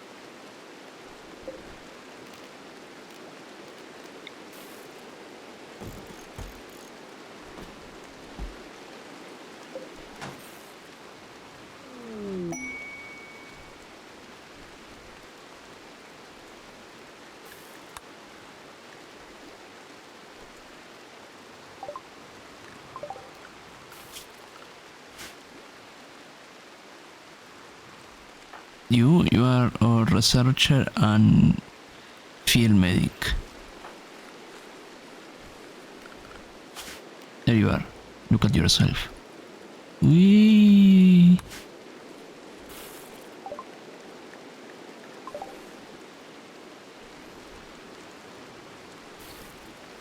I don't do the papeleo, you do the papeleo. Okay, don't cut yet. Go to anything else.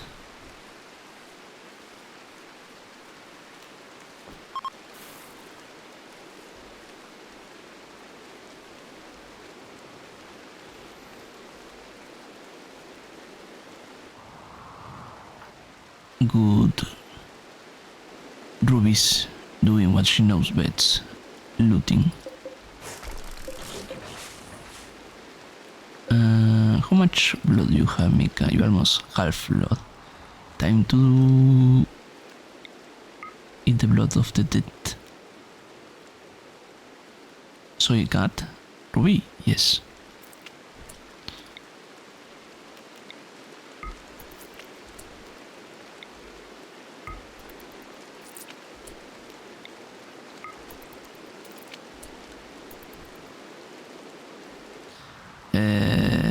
We are surviving, Mika. We don't have. I'm forgive me. We are surviving, Mika.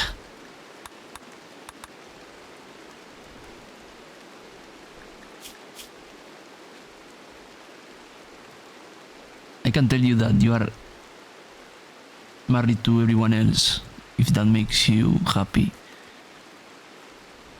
You are married to Mook, to Pengu, to Ruby, and you have me as a fiancé or whatever it is to say. So kudos to you.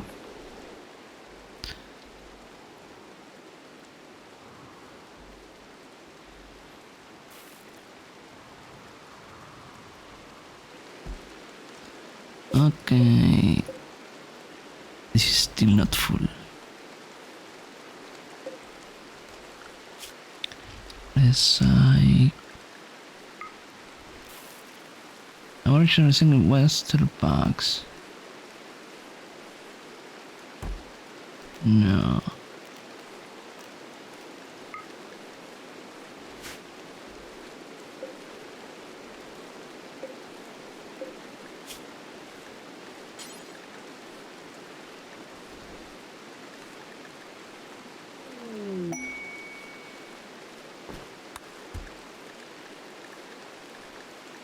Details. Any normal raffle with less than we didn't get it.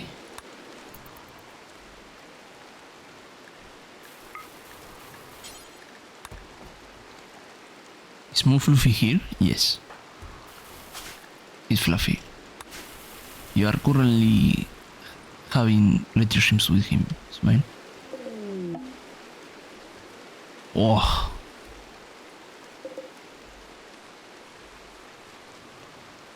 I think, guys, we have enough rice. There is no need for more. Stop it. There are more important matters right now.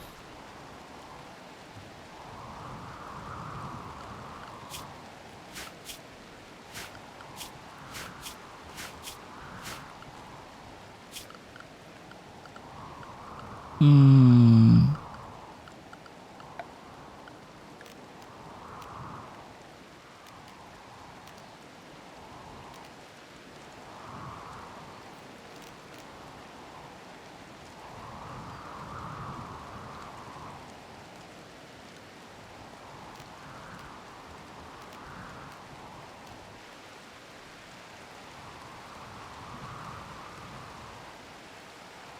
Oh.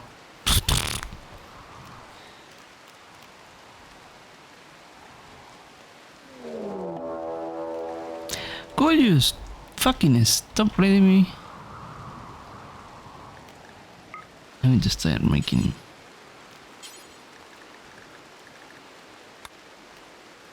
I don't know what to make them from.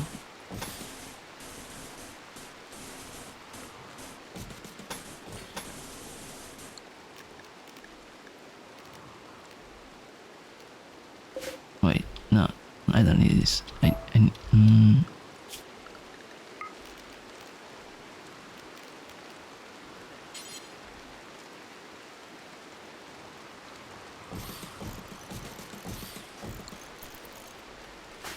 Quickly.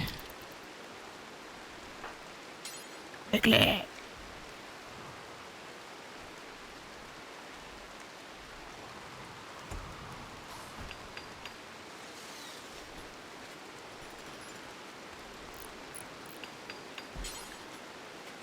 Atún.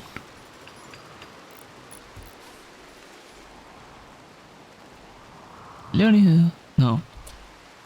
Leontios.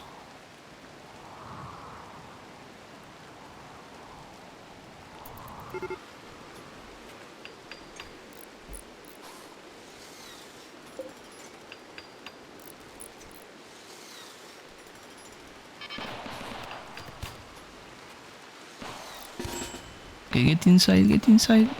Mika, you do your best.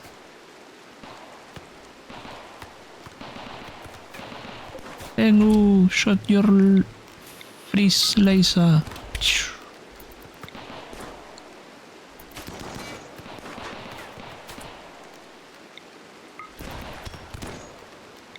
The hell?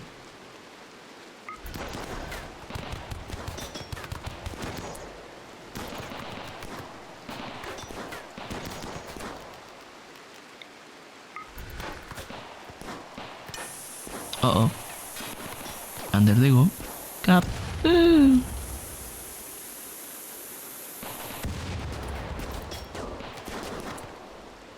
Ruby, use fireball, motherfuckers.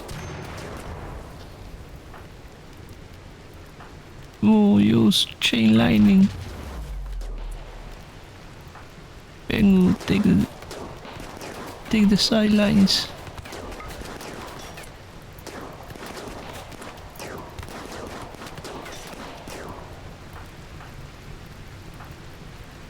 Ruby, do a flip.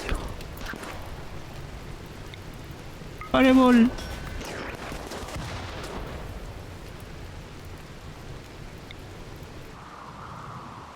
Explosion. Okay, we made a retreat at least.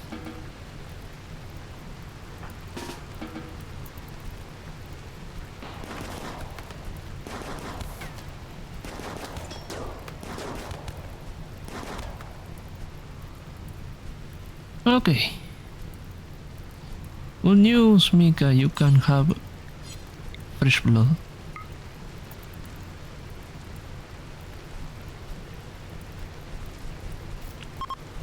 There you go. You have fresh blood now.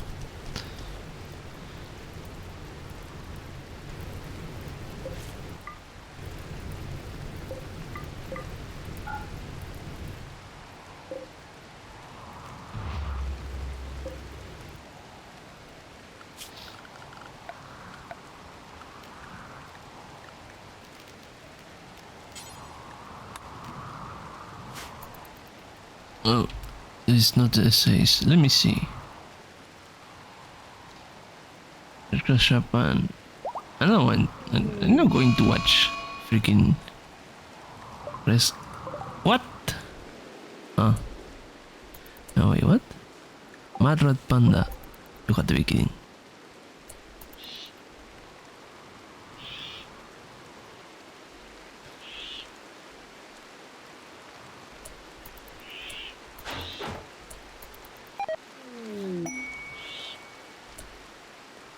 Don't touch me, Cat is going to bite you.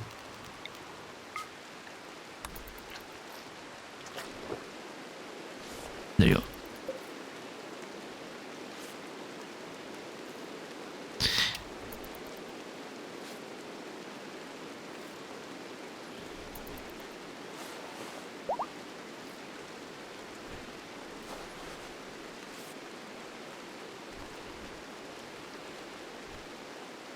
Nom, nom, nom, nom.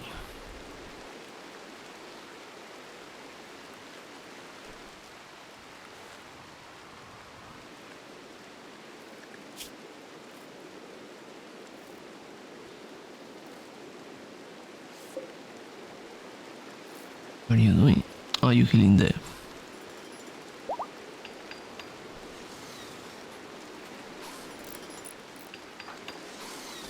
You know what? Wait, can I?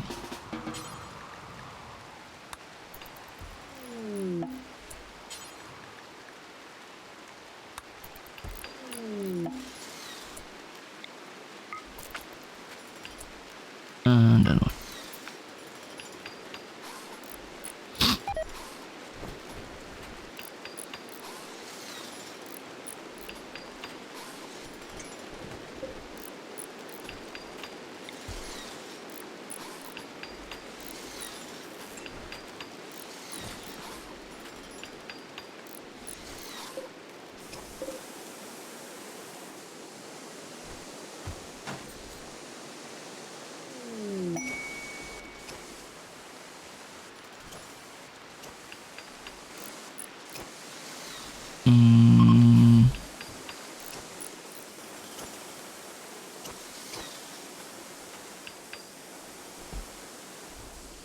Creepcast.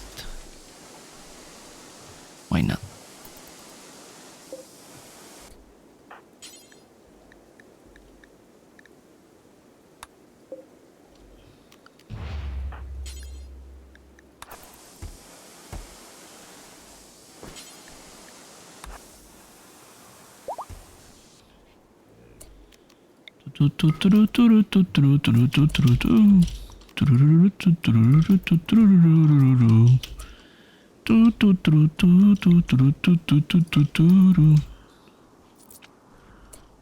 And there we go.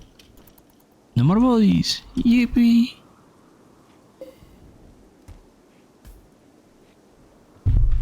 Ugh.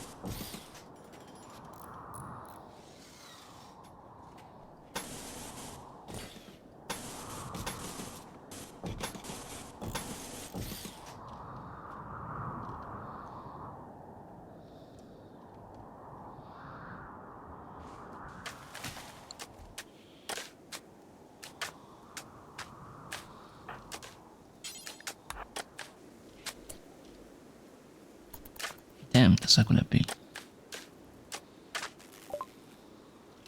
Me.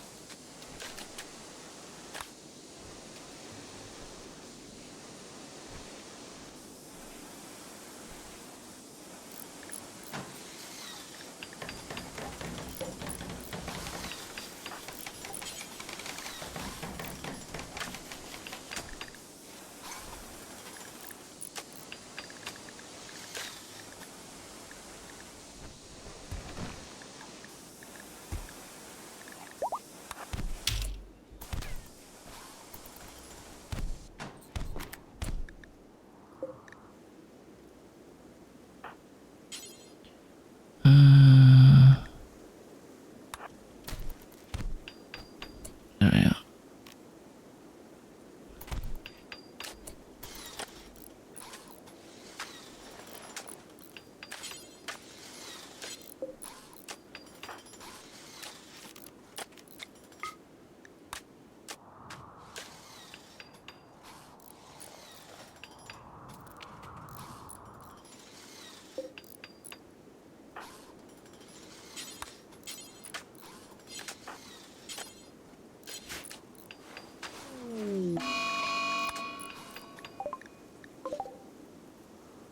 Huh.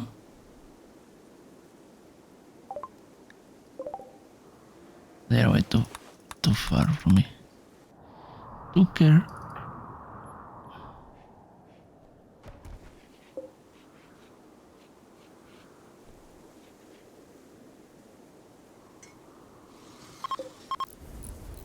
That.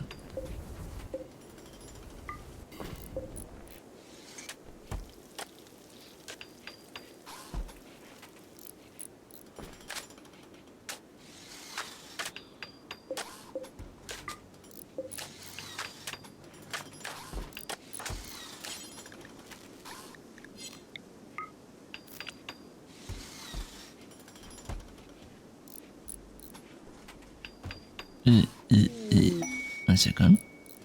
I'm fighting for my life.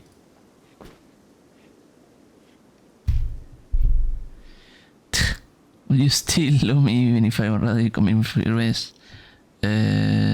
Depends. Can you be captured and whatchamacallit? Get into the colony as part of it?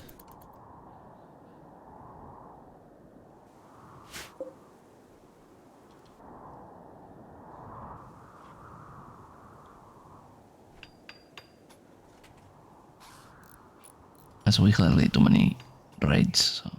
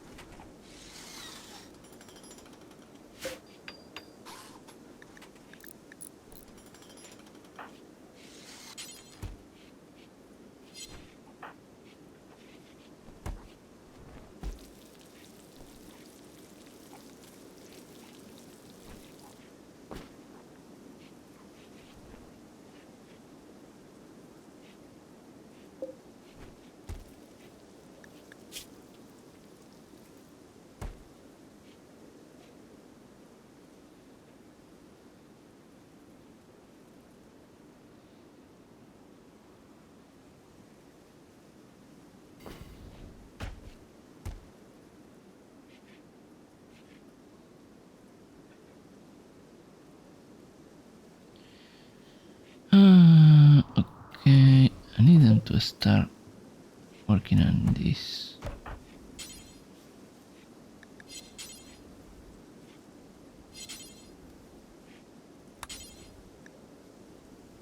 What do you mean you're not assigned to crafting? Crafting. Doesn't matter because there are no childs.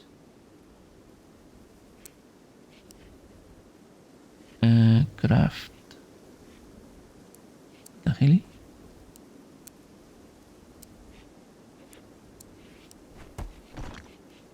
We cooking with gas.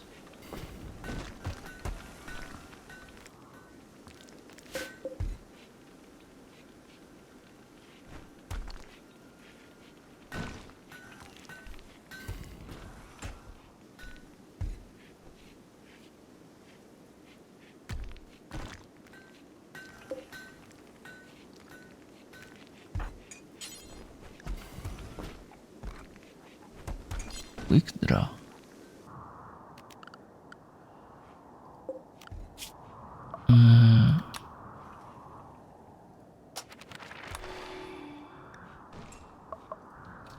Quick draw.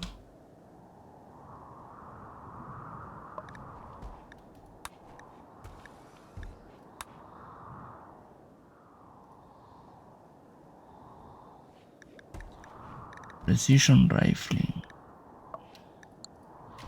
Precision.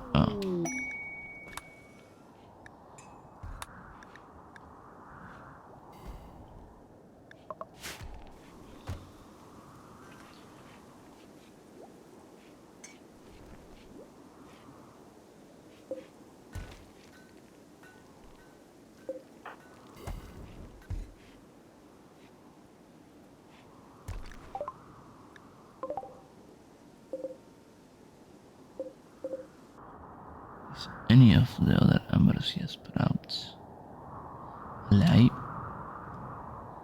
Oh yeah. They're still not ready to harvest.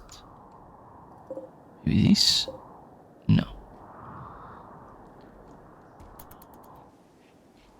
Oh, I need to suspend this. Pouchamp? Tahili?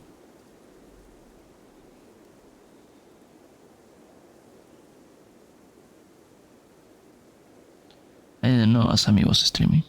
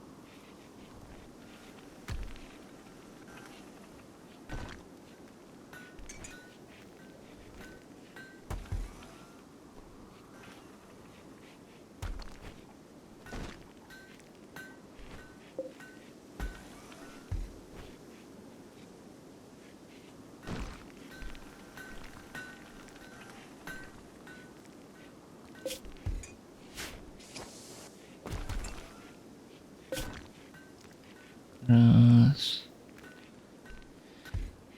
How did you make Paxton?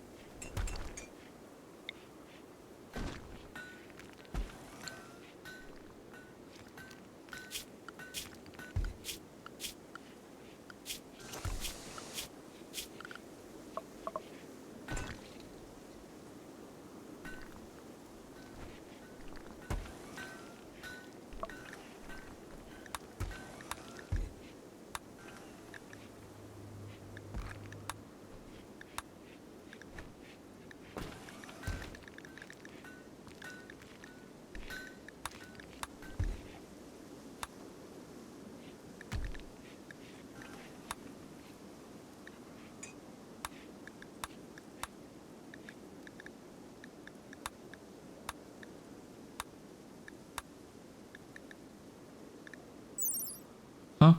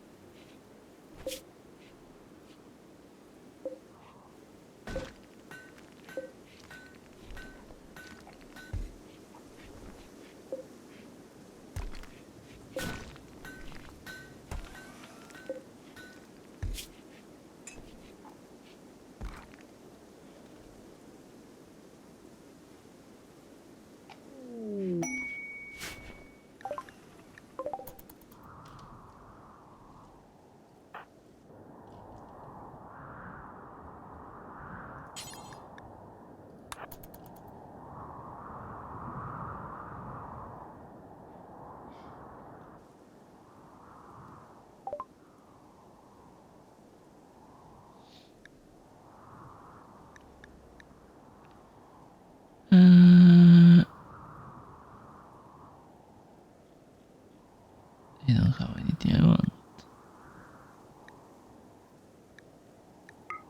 It's a plus steelbook. Good God! Hi, big adorable. Hideous. But beautiful in an ugly way, but mostly hideous.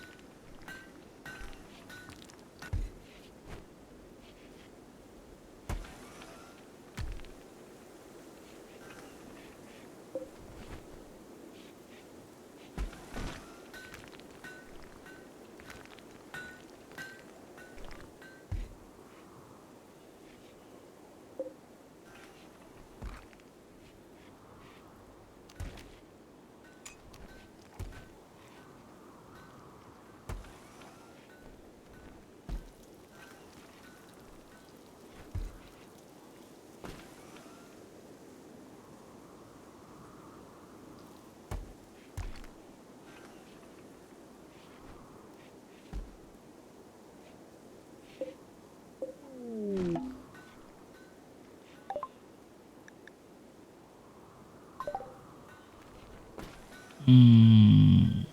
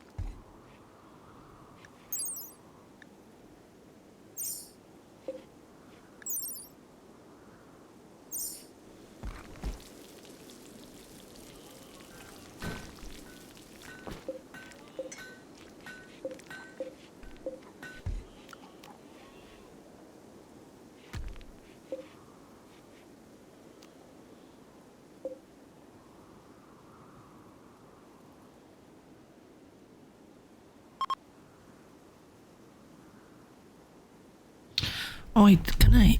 But I can.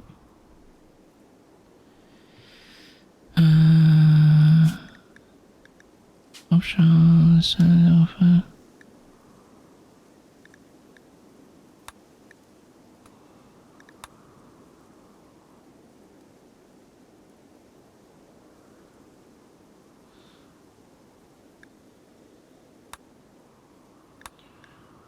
No.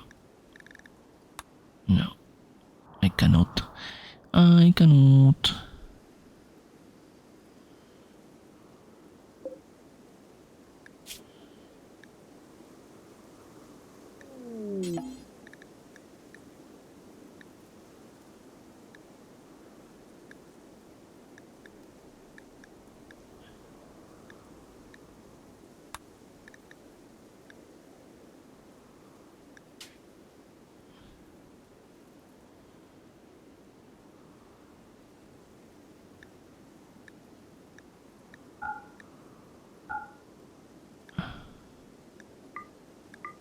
No, eso ya.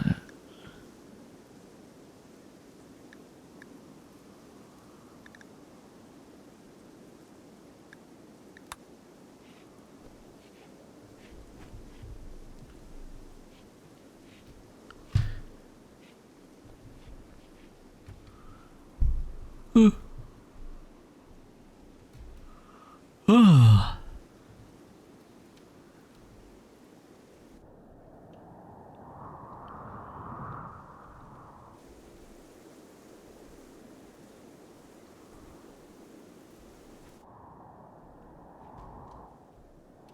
What are you?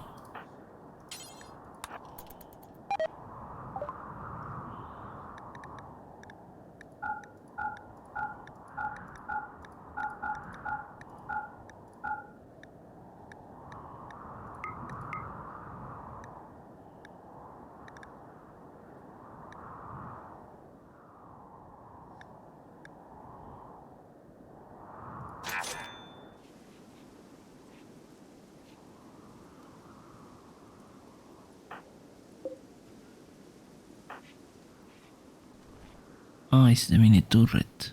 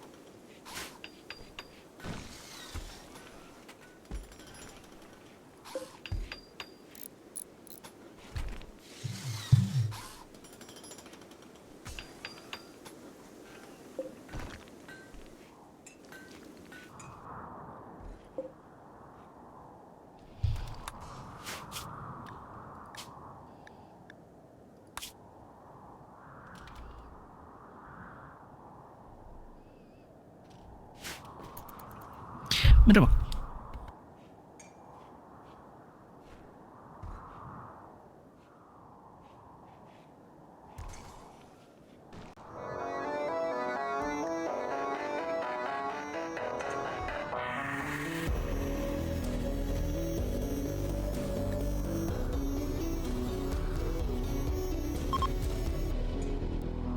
Welcome back to Creekcast. Today we are going to be doing a story called Confessions of a Deep Sea Diver, tied in with a story from our story subreddit, Tales from the Creeps, which is a silent girl from a whaling sea. Now, did you say that the Confessions of a Deep Sea Diver, it's 3 parts or 2 parts? It's 3 parts, but each part's like 5 minutes. Because I remember this one got read a ton by, like, you know, scary story YouTubers and stuff like that. Oh, really? Most of them would just compile all the parts in like 15-20 minutes or something like that. But this one's been requested a lot, and for good reason. I remember listening to maybe when it was just 2 parts out, and getting real scared by it because I was always afraid of the ocean anyway. Yeah, no, I don't. And our author for Confessions of a Deep Sea Diver is Pizind, I think is how it's supposed to be pronounced. They've been active on Reddit in several years, but way back they used to post a bunch to No Sleep. And this story itself is from 11 years ago, so we're reading some of that aged No Sleep goodness. So and you did say that this was really widely covered on all the other channels too? Yes, yeah. It's always interesting when people say that, or, you know, it's interesting this like this resurgence of stuff. We've seen it with, like, oh yeah, I remember I used to, or even you've said it, like, I used to read it, or I used to watch X YouTuber, or, you know, this person did a story, and now it's like people are kind of like vicariously reliving those like first experiences again. Yeah. It's kind of just a fun little like full circle moment. I mean, like, for me, I remember listening to it, I remember getting scared, and I remember one part about like bodies underwater, but other than that I don't remember. So I'm excited to read it, just to be like, what was that? What bothered me about it? Does it still hold up? So I'm sure a bunch of people have the same vibe. And also, I mean, just the title, Confessions of a Deep Sea Diver, it's an immediate attention grab. So also, I mean, just God, deep sea diver. I get a panic attack every time I hear, like, people that do like deep sea welding. Fuck that. The ocean. I think we've said this before, but I hate the idea that like something is underneath me looking at me and I can't see them or whatever. And the deep sea diving thing, I don't know. Also, we've done so many stories that have had people going, you know, deep ocean exploration, or like any kind of like a company that's doing deep sea drilling or something.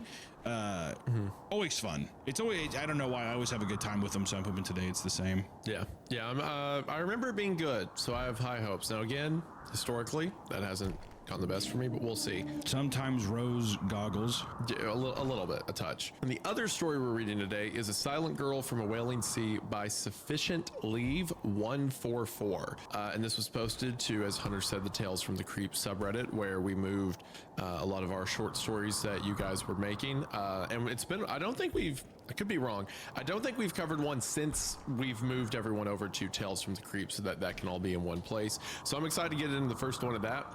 This one, a bunch of people in the replies are saying this is a very beautiful story. I mean, the title of it certainly sounds beautiful. And Sufficient Leave has posted a lot to the subreddit. So cool. With all of our authors, we'll have both of them linked in the description below. But Sufficient Leave is still writing pretty frequently in Tales from the Creep. So if you like this one, you can go read more of their stuff right away. Yeah, it's still coming out. So been definitely giving it time, cultivating a nice little fan base of people and writers that are just writing stuff and being able to give each other feedback, or just enjoying the kind of community that they're building there. So Tales from the Creep is a lot of fun. Really excited to keep kind of like letting that backlog and get just a nice healthy backlog of stuff that we can sift through. I think it'd be cool. But yeah, I mean, otherwise than that, you ready to jump in? Hey, you ready to dive in? Ready to jump in. Hey, that's pretty good. I hate myself. I should also, I hate myself too. I should also clarify for the record, this is a legal disclaimer. Do not drink lava lamps. As I've been informed by literally thousands of people, that was completely unsafe to drink, and you might die if you do it. So don't do that. I do not sign off. That was the talk of the town. You almost overconfidently just stating that it's fine to drink lava lamps. We should have put up more of a disclaimer of, my God. Yeah, well, there was not even in the edit. No. Not in you. No. No one gave any pushback to that. To be fair, you say things so confidently, and I feel so stupid a lot of the time where I'm like, I'm not gonna fight this, because I was like, you know, if I say anything, it's just gonna come back and be like, Hunter, no, you're stupid. It's totally harmless. Well, me, I sat here on my computer and typed in chemical in lava lamp ? And just read the preview of the first result, so it wasn't a lot of like in-depth research with that one. All right, well, at least we know that. But yeah, don't do that, and if you do that, I did not consent to Isaiah definitely drank the lava lamp. He definitely was shitting his brains out and probably had to get his stomach pumped or filled with charcoal this week. Yeah. So there it is. Well, at least now we know. At least now as a community we know. Also, everyone was talking about that, and they were talking about Kenny Chesney's dad with the golf club. The top comment on that last video was like, I looked it up, and sure enough, he wasn't lying. And then on the Creepcast subreddit, it's like one of the top posts, I think, and it's a mugshot of Kenny Chesney's dad, and it's like, oh my God, I really did not think that you were telling the truth. I want to. There he is. He's a little guy. He's like a little tater tot. He is. Yeah, he's a little tater tot. And I want to emphasize, like, this guy volunteered at church all the time.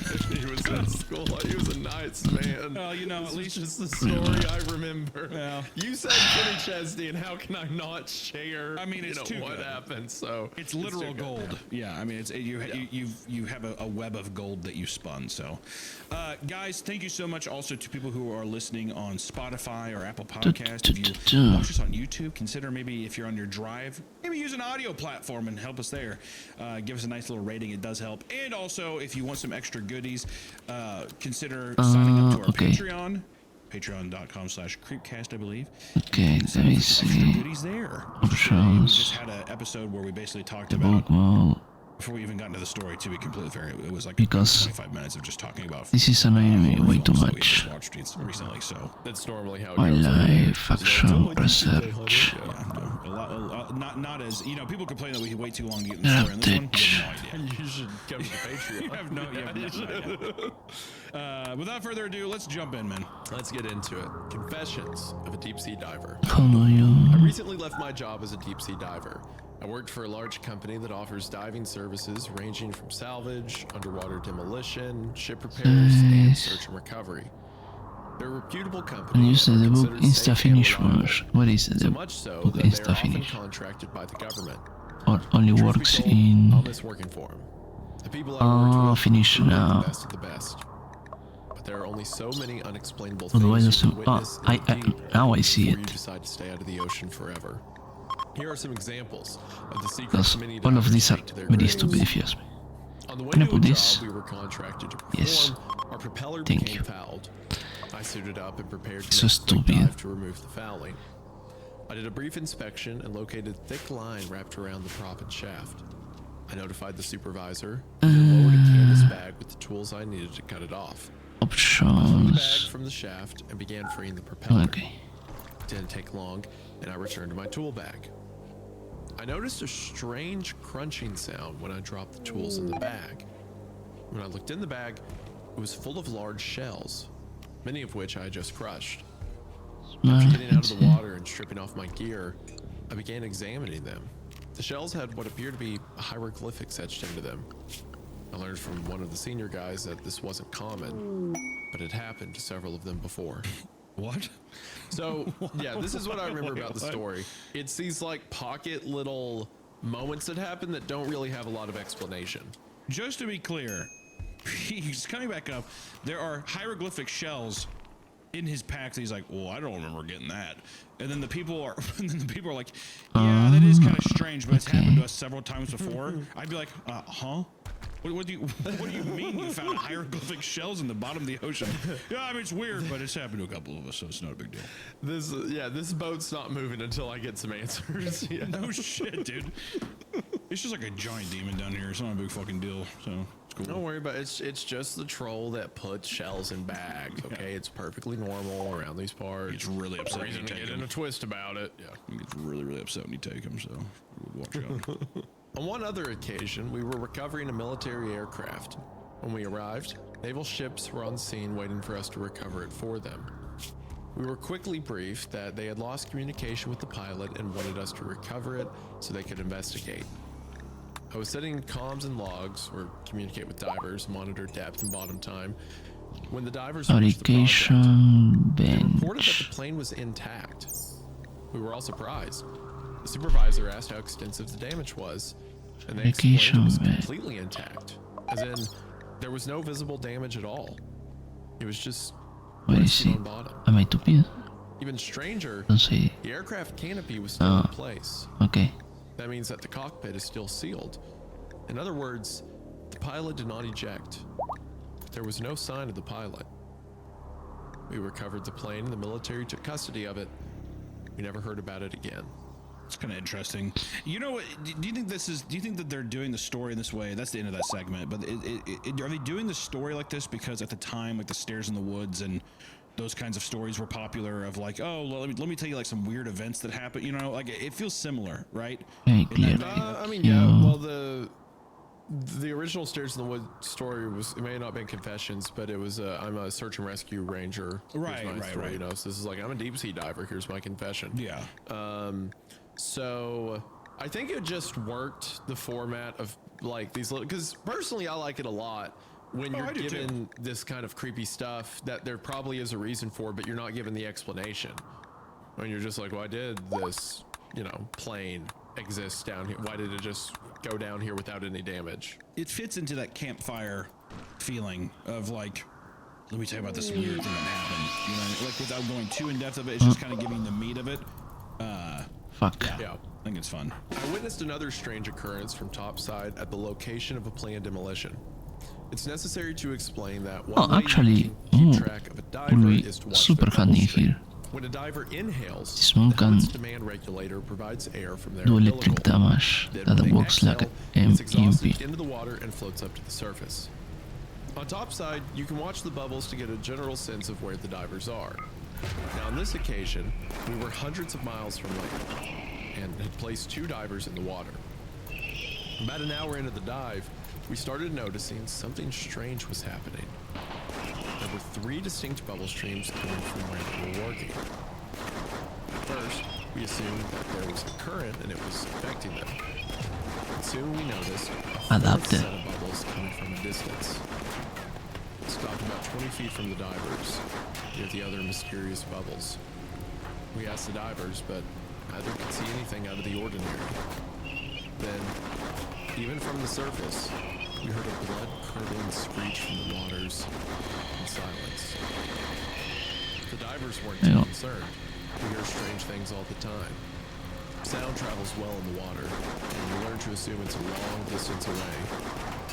Soon, it looked like the water in the distance was boiling. It was getting closer. Okay. It wasn't boiling though. It was countless new bubble streams moving near to the location our divers were working.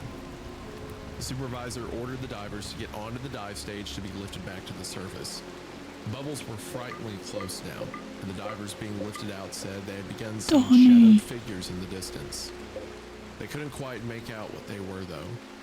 We elected to pull the divers out without completing their decompression stops. Tengo que ganar expertise in what? I like that. I like the idea of like the bubbles tracking, and then a bunch of them show up all at once. That's pretty terrifying. Yeah, no, I would shit my pants. Also, you see, well, of course, the hyperbaric chambers too scare the fuck out of me too. Because chicks are with pen. See people get, like, I've even seen videos of people getting out of the water and they have to like quickly walk over to the decompression chamber and it just looks like a giant metal sarcophagus. Well, fuck that again. No you have to do it so you don't get the bends and like poison blood. Yeah. I made a video about the Byford Dolphin incident where they got into one of those chambers. Or no, they had to get into a even more specialized one where you get into it underwater and then they bring the whole thing to the surface because you're way far down. And they were at 9 atmosphere, I think. 9 atmospheres of pressure, which is like, you know, way several hundred times regular pressures. And then someone didn't realize they were in there and just popped open the door. Yeah, unbelievable. And the entire crew got sucked through like a 4-inch size hole in a millisecond. Oh my god, I've heard of that. How? Oh my god. So I mean, they just turned red. It's just red mist, right? Yeah, it's just red mist for the people there. There's pictures of it afterwards, and it looks like something out of like a Baroque painting or something. It's absurd. And then there were 2 people at the back of the chamber who weren't close enough to get pulled in, but the pressure change was so dramatic that the fat in their bloods, the chemical reaction was the fat in their blood effectively popped and turned into like these big yellow pustules, so they look like these yellow globs. Oh my god. Yeah. When was this? This is in the 80s, I want to say. I think 80s, it may have been 70s. How do you even approach that? Like, if you're going down and you like see this, like when you like find this. 83. Yeah. When you find this, I mean, are you just like immediately like, okay, my mind is gone forever? You know what I mean? Like, are you just that traumatized? I'm like imagining me being like, hey guys, oh, and then I'm just like, it's black. my mind is like eviscerated from my head. Knock it, and then yeah, just that sound in my head. I feel like that's what happened. I'm a different person now. Yeah, I come up and I'm speaking in like a Rastafarian accent and stuff. I'm like just fundamentally changed. Like, what happened? I'm like, big blob down there. Pop goes the weasel. Is what I say. What I say like that. Pop goes the weasel. Pop goes the weasel. It's like the reason I even said that. Have you seen the one where it's a woman said that she like I forgot what it was, like something happened, but she like came out of like a coma, or I'm paraphrasing, I can't remember, but it's like a woman that woke up and then she like just started talking with an Asian accent. Have you heard of that? Yes, yeah. Insane. I mean, she's got to be making it up, right? I don't know. I'm sure there is something that there's some truth to it, but I have done no research, so I don't want to speculate on it. But I will say how this is fucking wild, dude. And I'm saying that maybe even after I saw a man get fucking eviscerated into red mist and see basically like a goddamn a beehive of a person's fat. What if that's their just like entire face got like perfectly peeled off and pushed on the wall? All of it, any of it. I'm telling you, I might wake up and have an Asian accent. I might just snap right there and have an Asian accent. I don't know. I seriously do believe. You want to put that on the record? No. I do think that you would fundamentally be a different person, though. I mean, 1,000,000%. At least with, and I'll say this. At least with the shadowy, I don't know, goddamn monsters in the water, at least with that, you have speculation. Oh, I mean, it's probably just a whale. Or you can at least trick your mind, or at least lie to yourself, even though you'd be haunted for the rest of your life. So well. Yeah, but you saw a big, a popcorn man made from his own fat. No, the Rastafarian Asian accent for sure. Rastafarian Asian. Yeah, it's a tough blend. Tough blend. The human tongue was never meant to do that. You get real experimental over there. I'm telling you. Yeah, the mind was never meant to have such a dialect, and here we are.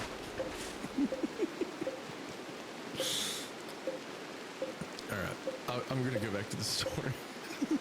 During another dive near the Bahamas, I had a frightening experience. It was my first salvage job with them, so I got in with a highly experienced diver. Just over 200 feet deep, we were examining the sunken vessel for rigging points. As I approached the bow of the ship, I noticed he was investigating a damaged portion of the hull. He swam a few feet into the ship looking around. I asked him a few times if he wanted me to tend his umbilical or air supply hose from just outside the ship. It's highly advisable since it's dangerous to enter a sunken ship, to which he stated no. He didn't want to enter the ship. He insisted he was on the port side of the ship. Assuming he was disoriented, I reached in to grab him.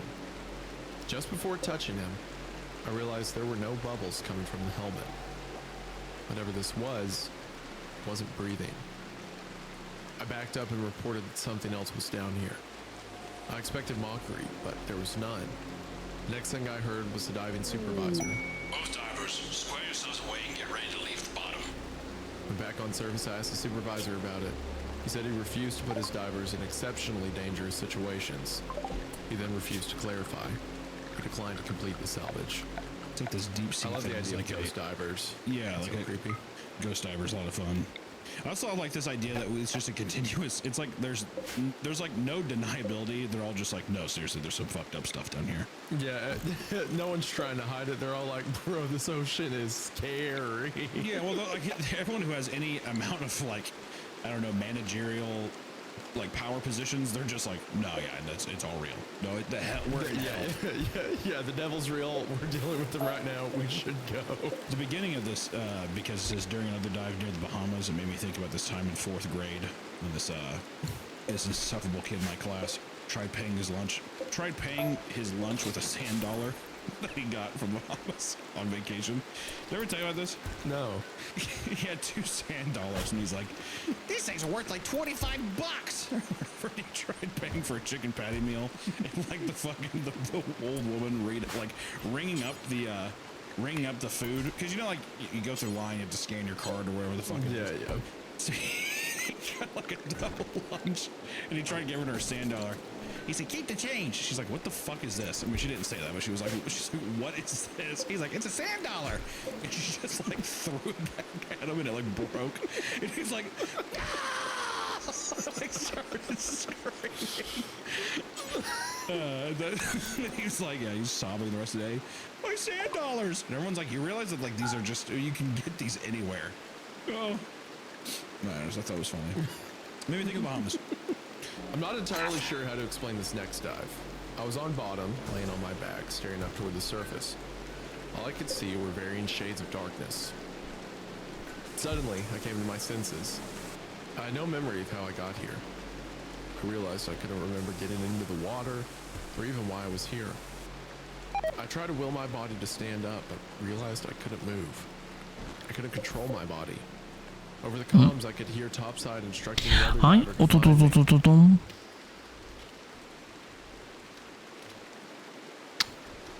Ain't stupid. Don't mind me.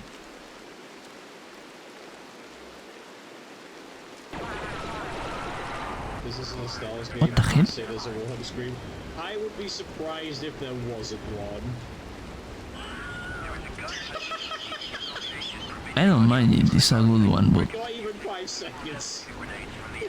why is repeating always the same? Alert. Shout out. Properties. Can I refresh the cache? Maybe that. Let me see. No, it's that boy. What the hell? Stars game. Please say there's a Wilhelm scream. I would be surprised if there wasn't one. The fuck? Not even 5 seconds. Not even 5 seconds. Tajini? I don't know.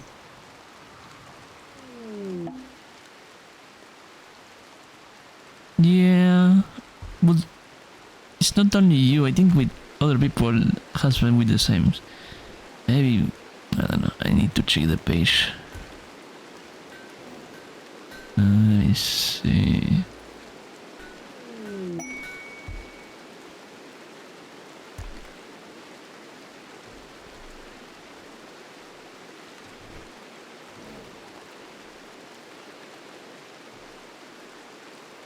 In the meantime, I'm going to keep the video.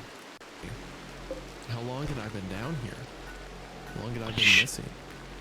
He told Topside that. They grabbed him. I tried to shout out, but I couldn't even do that. After a few frantic minutes of communication between the diver and Topside, I noticed a shadow growing clear. It was moving toward me. Topside, I found him. Reached down and grabbed my harness, dragged me back to our dive stage. As he pulled me, I rolled over and got a brief glance at my surroundings. I've been laying in a pile of human bones. That's fun, like a siren's call almost, keeps him down there. I like that. Was he in the water? Yeah, he was underwater. He was on like the bottom. Oh, so he was just in a suit? Implication being people are like compelled or made to like lay down there and die. Right. Like the other bones. I see. Because he was in a dive suit, he lived longer. Oh, I see. One of the... Hold on, someone just came to the door. Let me go get that real quick. I'm sorry. 1 second. It's time to talk about something scary. Your health. I'm not I know change I don't go in the doctor as much as I should. If I'm feeling sick, I'll just lie in bed and sleep it away. But that's only because I don't want to have to deal with the appointments, insurance, and blah, blah, blah, blah, blah. That's why I have ZocDoc. ZocDoc is a free app and website where you can search and compare high-quality in-network doctors. Choose the right one for your needs and click to instantly book an appointment. We're talking about in-network appointments with more than 100,000 healthcare providers across every specialty, from mental health to dental health, eye care to skin care, and much more. And the nice thing about ZocDoc is that you can filter for doctors that take your insurance, are nearby, and are highly rated. It's super easy to use, and you can find an appointment time that works for you with the right doctor for your needs. Plus, ZocDoc appointments happen fast, typically within just 24 to 72 hours of booking. You can even score same-day appointments. You don't want to admit it, but you should probably see a doctor. So stop putting off those doctor's appointments and go to ZocDoc.com/creepcast to find and instantly book a top-rated doctor today. That's ZocDoc.com/creepcast. ZocDoc.com/creepcast. Thank you, ZocDoc, for sponsoring the episode. Back to our spooky story. Nice Sunday. It's really starting to feel ippy. Fair I enough. want to take a moment to thank today's sponsor. I don't know. Factor. To me, Factor Sunday makes and healthy eating EP easy with fully are one and the prepared same. meals designed by dietitians and crafted by chefs. Because let's be honest, healthy eating is a whole lot easier when you've nailed the setup. The more time I can save, the better. And that's why Factor is my go-to for staying on top of my eating habits. Okay. Factor powers your day sun up to sundown with nutritious breakfasts, on-the-go lunches, and premium dinners. And in just 2 minutes, you can heat, eat, and enjoy. With 100 rotating meal options every week, you're sure to find something you'll love. At this point, Factor can send me whatever they want, because I haven't had something from them I haven't liked. From flavors based in the Mediterranean to Asian-inspired dishes, Factor's got plenty of options to keep your cravings at bay. Plus, if you're trying to put that summer body together, Factor has the new Muscle Pro collection, full of meals that support strength and recovery. And the best part about Factor is there's no prep work, there's no grocery lines, and there's virtually no cleanup. And it tastes good on top of that. And if you're looking to get in on Factor, then now's the perfect time. That's because if you have the link in the description at factormeals.com/creepcast50 off and use code creepcast50 off, you'll get 50% off the same and one. new subscriptions, free daily greens per box while supplies last until September 27th. That is right, half off free greens till September. Again, that's code FreakCast50 off at factormeals.com/FreakCast50 off to get in on this incredible offer today. Thank you to Factor for sponsoring the show. The link will be in the description. We are now back to the episode. It's that guy. It's blowing up right now. It's at the doors. It's the ring doorbell camera guy waiting outside Isaiah's house. Let me in. He's a huge fan. He's a huge fan of Isaiah. This is my fucking neighborhood. Let me in. I want to pay. I want to make content with him. Pounding at the door. Actually, that'd be fucking horrifying. If I found out that video was actually outside of Isaiah's house, I don't even know what I would do. Also, I feel like Isaiah would have just killed the guy, if I'm being honest. I saw the video and the guy had like a shovel. I think the guy would have been dead. The amount of guns that he flashes in his videos, I'm like, that motherfucker ain't making it out of the house. Especially with a new baby. Hell no. Yeah, I saw that other one too, where it was like, they took that footage, and put it in the I'm not human game, or no, I'm human. After a bunch of assaults, and it works perfectly. It's really funny. Fine, I think. For when Isaiah gets back, would he have killed the guy who entered his home? Hopefully. I don't know. I don't know enough about the situation. What was he doing? It has some ups and downs. What does that even mean? Where's who? Stop using that. Like open up doors and shit. Go studio. You need to. Sorry about that.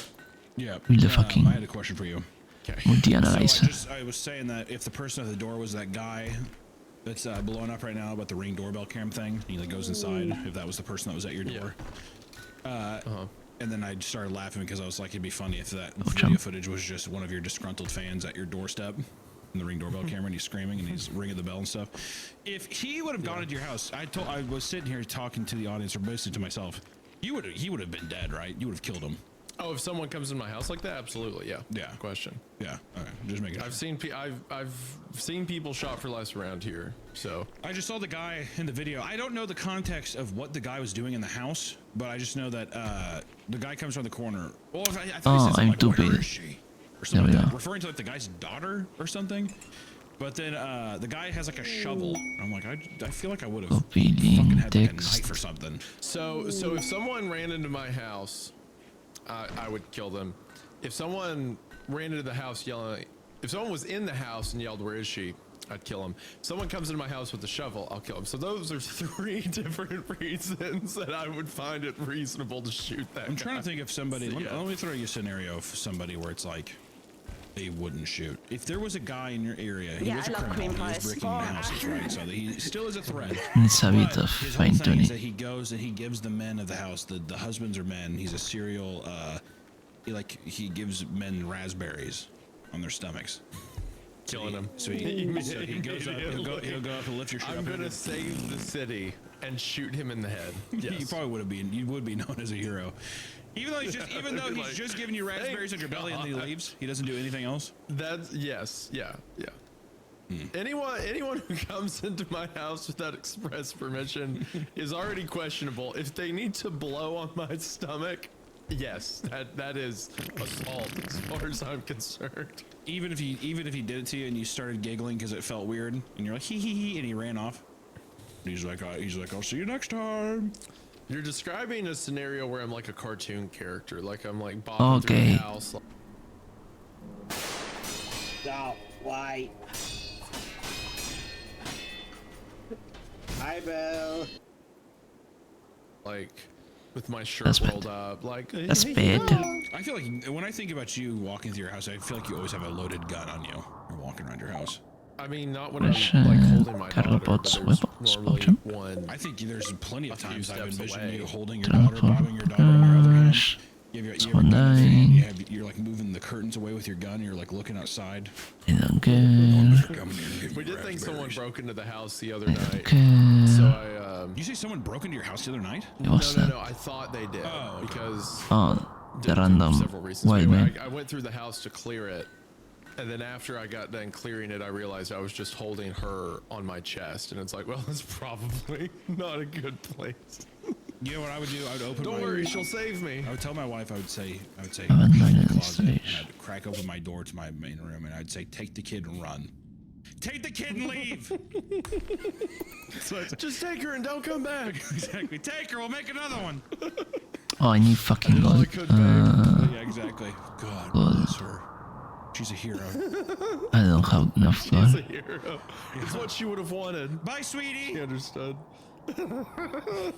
To save me, Dad. Yeah, thank you for saving Daddy. Yeah. All right, you go have a good life now. All right. Exactly. Have fun. Who was at the door, though, if I can ask you? Who was at the door? It was the guy. There's a leak in the garage, so it was the guy coming to take a look at it. Contractor. I know it's not as fun as what you wanted, but no, I think all kinds of weird things about you, man. Half the time I never know if I even trust you as a person. I have no idea.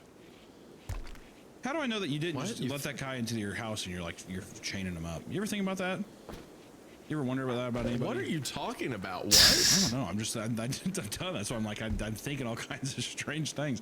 This guy's like, hey, here to fix the leak. You're like, yeah, it's down in the basement. And he goes down there and you just fucking deadbolt him in.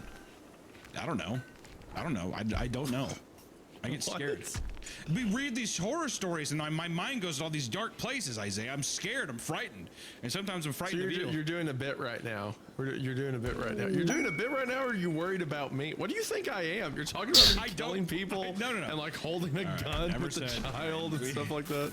I'm just saying, we read these stories, my mind goes to a dark place. Okay, compact steel, that's I'm questioning you because not quite. also, every time you come to my house, you always walk up this long driveway and you always wave. You always wave from the road. Yeah, you know why I walk up that? You know why I walk up that driveway, Hunter? Because I refuse to pick you up from the airport. Pick me up from the airport. I'll tell you what. Yeah. I'm about to not pick you up again this next time. We keep talking. That's how it comes. Yeah. All right. One of the strangest things I've ever witnessed happened on a body recovery mission. Even I wouldn't have believed it if I hadn't been the one in the water. The military had found a site in which they believed the bodies of several missing World War II sailors would be found. I entered the water with another diver with body bags to carry the remains. At bottom, we eventually found 3 skeletons. We placed them in the bags and returned to the stage. On our return trip to the surface, we saw the bags begin to move. At first, very slowly, then violently shaking and rolling. Bubbles escaped from 2 of the bags, and then they went still. The 3rd bag continued struggling. We reached the surface and sat down on the deck, stripping our gear immediately. We were afraid to touch the bags, but one of the tenders eventually unzipped the moving bag. Must be somewhere. Frail, very alive man rolled out, coughing water. We stood shocked, unable to comprehend what we were witnessing. Still not sure what I was doing, I ran to the other 2 bags and unzipped them. There were 2 more old men laying motionless in the bags. They appeared to have just drowned. We attempted CPR, but were unable to revive them. The man, who was somehow now alive, was backing away from us, screaming of the horrors he had witnessed. He screamed about an eternity spent burning. We locked him in a room and contacted the military that we had found a survivor. Within the hour, a military chopper was hovering over us to pick up the 2 bodies and the survivor. We had placed the bodies back in their bags and handed them over. Yippee, gold. The man bent over to inspect them, unzipping the bags. And I can leave An unbearable stench overtook us.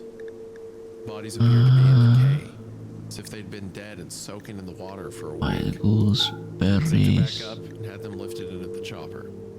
Then we escorted him to the survivor. Missing no Screaming from down the bronze. hall. We opened the door and saw blood splattered on the walls. Shade. He was alive and screaming, but he too appeared to have started decaying.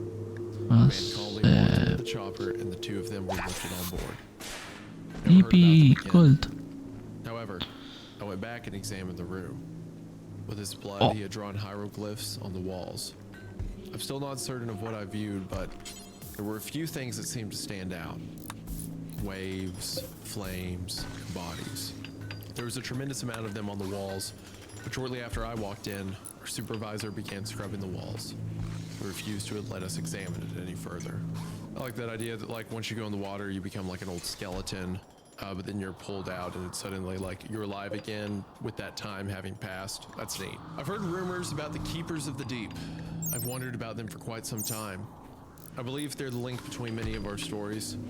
Their myth within our team is seldom spoken of, but here's what I gathered over the years. We are not meant to roam the depths of the ocean. When a diver loses his life in the deep, Doesn't say that way. They're cursed to forever roam the oceans. When they find the living, in an envious rage, it will bring you back to the depths from which they came. That is the end of part 1. Like a pirate shanty. Yes, yeah. Like a pirate shanty. All right, so that's it of part 1. Isaiah, how are you feeling after part 1? How are you feeling? I like it. I mean, I like the story. I like the little vignettes of these like moments that don't really get explanation. I think the one about the World War II plane's the creepiest. You know, people go in, they're effectively trapped in hell, but when you come out of the water, you're freed to how you were. That's pretty cool. Okay. How are you feeling? You know, I'm looking to be a little more wined and dined, I guess. You know, they're fun little vignettes, but it's I like these things where I just wish they were a little longer. I think there's just not enough for me to like really grab onto it. A lot of fun ideas, but I'm hoping that there's some that maybe give us a little more. I wouldn't mind a little more. Okay, gotcha. A lot of these are reminding me stories of like my public swimming pool. Like that's the weird thing is I just keep thinking of like all these like different stories I used to have in my public swimming pool and how that this kind of thing happened at your public swimming pool.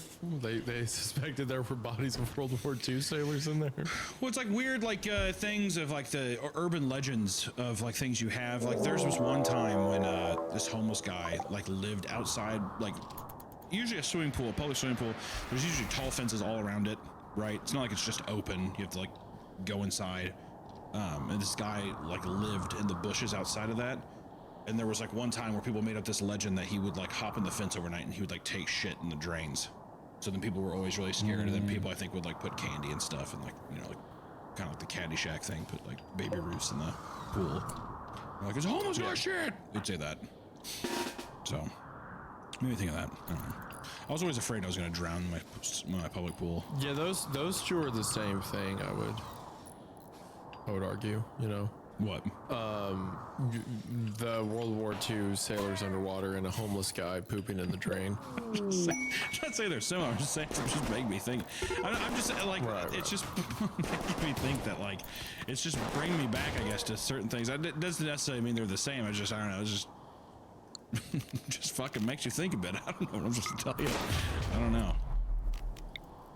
All right.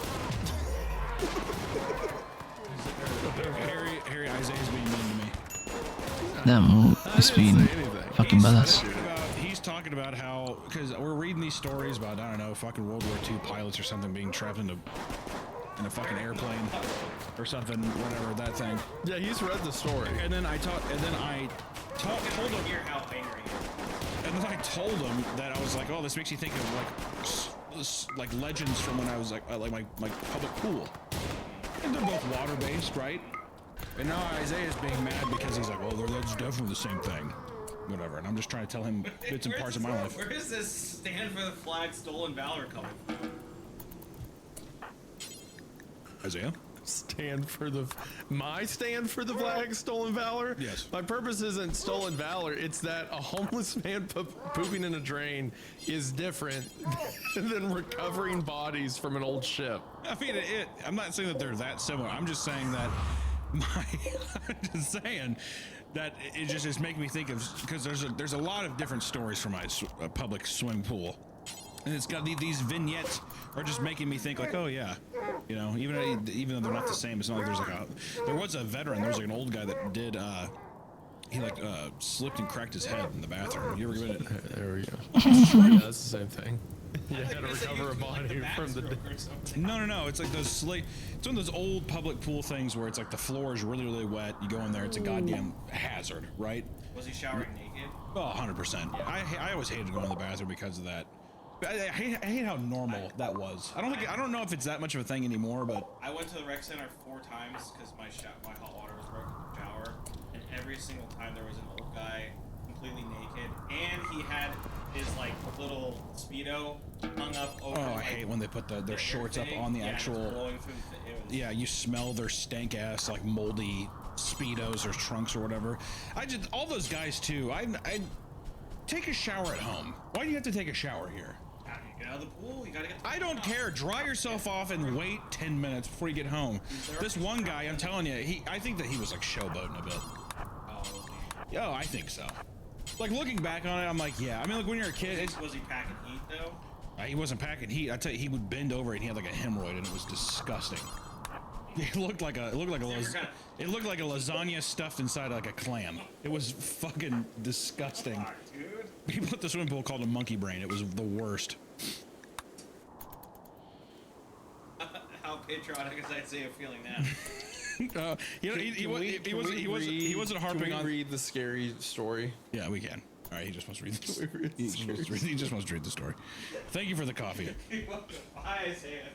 Can you at least meet me halfway on there that there should not, like, the people should not be bathing at the public pools? Yeah, for one, I don't have to meet you anywhere. But two, yes, you have to meet me somewhere. People should not. I meet you on this podcast, but people should not bathe the public pools. I agree with you, if they can help it. They didn't really call him monkey brain, but I will say there was a guy seriously that did do that. And it was disgusting. Part two. Before I share anything further, there are a few things I'd like to clarify. I received an astonishingly large amount of comments and personal messages since posting. Several people pointed out to me that there are probably very few people with experiences like these. And of those people, even fewer could say that they've recently left their job. Therefore, there are probably a lot of people out there who already know who I am, or that could figure it out easily. That being said, I still believe that everybody deserves to know. First, I'm going to answer some of the common questions I've received. Yes, I've experienced a lot of terrifying things in the ocean, but when you consider the amount of dives I've made, these experiences have truly been few and far between. Basic information about our dive gear. While it does vary based on the job, we do have a standard we typically use. We are hard hat divers, meaning we wear helmets, not scuba. It's surface supplied air. We have an air system on surface, which runs through an umbilical down to the divers.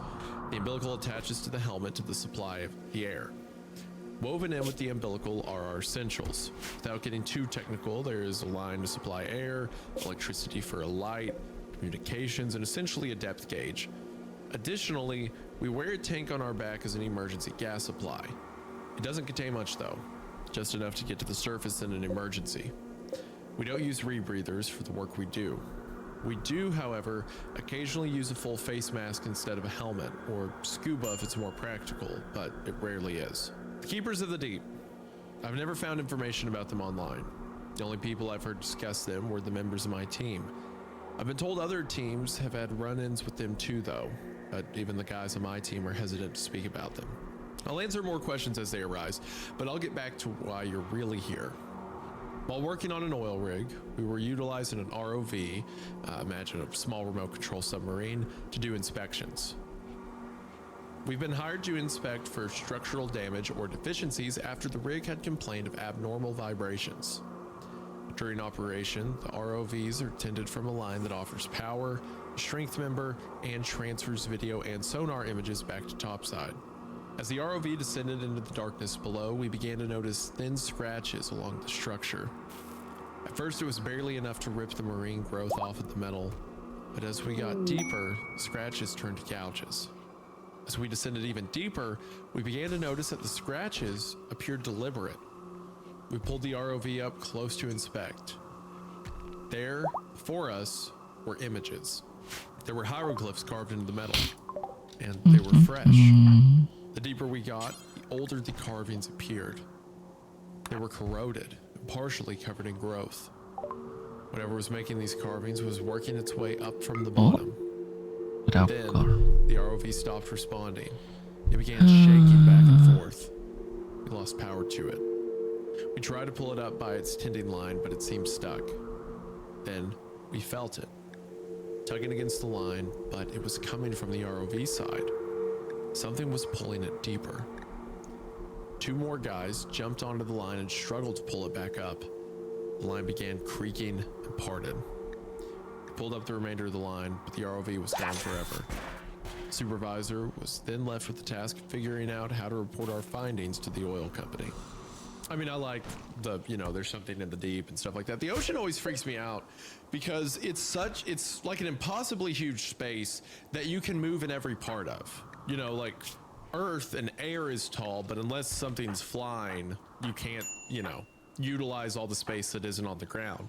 But in the ocean, you can, and you can have these gigantic creatures that can appear. And you also don't have the same, at least humans don't have the same visual clarity we do above water, underwater. So, I mean, there could be Goliaths down there that you never know of until it's too late.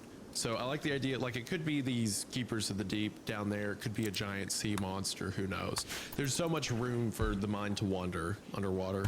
Yeah, I mean, it's basically being in deep space. You know, just the idea that like, oh yeah, you could see some fucking horrifying fish and you're like, well, that's deep ocean fish, baby. It's very odd to me. That'll do it for you. And there's even just like, yeah, there's species down here that we have no idea about. Just such an unmarked, unchecked part of the world that's just crazy that it's just below us.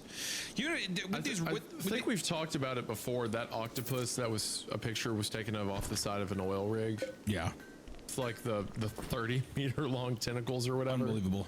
Yeah. With these Reddit posts and stuff, is there ways where people could put photos while they type, or is it just only text? As far as I know, I mean, you can put a photo at the top, I think, but it's just at the top. You can't put it down. Oh, well, I was gonna say that one thing I liked about like even Ted the Caver was just like little pieces of media like that. It'd just be fun. I don't know how you would do it. Well, if this was being written by somebody, because the guy who did Ted the Caver, I think he was just legitimately like a spelunker, you know, it's spelunking and stuff. Yeah. If a person wrote this story and they're like, I actually do work on like an oil rig, or like I work on some kind of like deep sea gear or something, because I feel like a lot of people write from experience. So I have a feeling this guy probably does do some kind of work in this field, I would assume. Well, yeah. Well, looking at his Reddit history, he more than he posted in r/nosleep, he posted a lot in r/diving. I just talked about legitimate diving. So it seems that he was a deep sea diver who just wrote this story. And some people that have those kinds of just like practical photos of like them actually doing that, it would go a long way. I just think it'd be cool. But it would help submit some of this stuff, because I'm trying to like picture a lot of this and like I don't know, it'd just be, I wish that it had some of that like found footage element to it. Yeah, you just missed Ted the Caver. I know you. I do. I really do. I legitimately think it's the best. I think it's my favorite. I know we go back and forth on all kinds. It has to be my favorite. I love that one. It is good. It is good. I mean, my favorite's still Mother Horse Eyes, but understand. I want to take a moment to thank today's sponsor, Warby Parker. Buying glasses does not have to be so complicated. Oftentimes, it's hard to tell if the glasses are even going to fit your face. And it can be hard to tell if you're even being charged a fair price.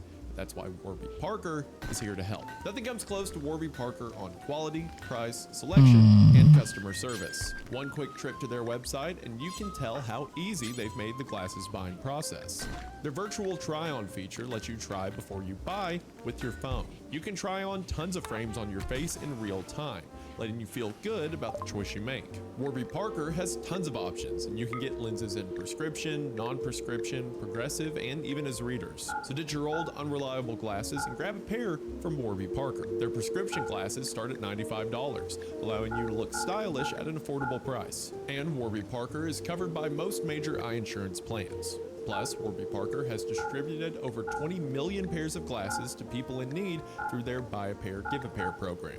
Warby Parker gives you quality and better looking prescription eyewear at a fraction of the going price. And today, that deal's even better, because right now you can buy one prescription pair and get 20% off any additional prescription pairs at warbyparker.com/creepcast. That's right, buy one, get one 20% off when you go to warbyparker.com/creepcast to get in on this incredible offer today. Thank you to Warby Parker for sponsoring the show. Their link will be in the description, and we are now back to the episode. One incident took place about a year ago. During a salvage job, we were in the process of installing the rigging gear. While facing the ship, with my back to the open ocean, I hadn't noticed anything approaching. Suddenly, something smashed into the tank on my back, hard. I was slammed into the ship, flattened against it by force. I turned around, there was nothing. I would later learn that I had several bruised ribs from the impact. After reporting to the other diver and topside, we were told they were going to pull us. We got back onto the stage and started being lifted toward the surface. Kept our eyes peeled, scanning into the not too distant shadows. During a decompression stop, we began seeing a shadowy figure circling around us. We continued to monitor it as it circled closer. We began to see it more clearly. There was a massive shark circling us. Now, I had never been afraid of sharks, but there's something about being circled by a massive shark in the middle of the ocean, dangling from a chain, that can instill a new phobia in the bravest men.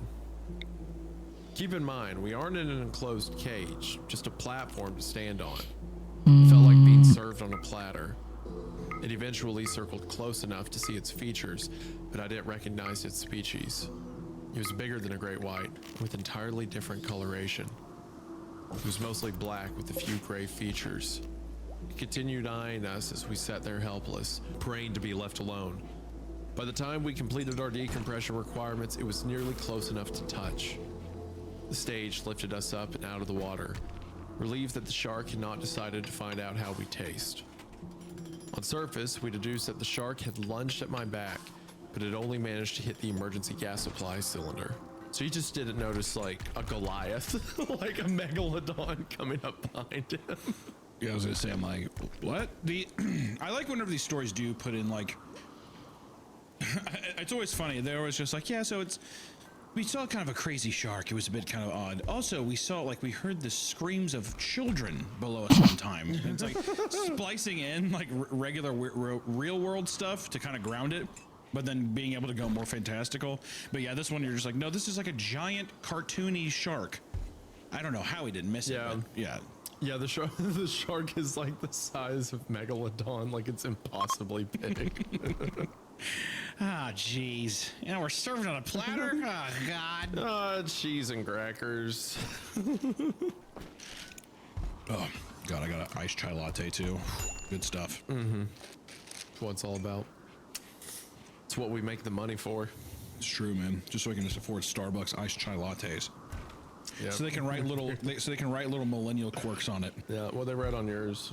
What they write on mine? Let me see.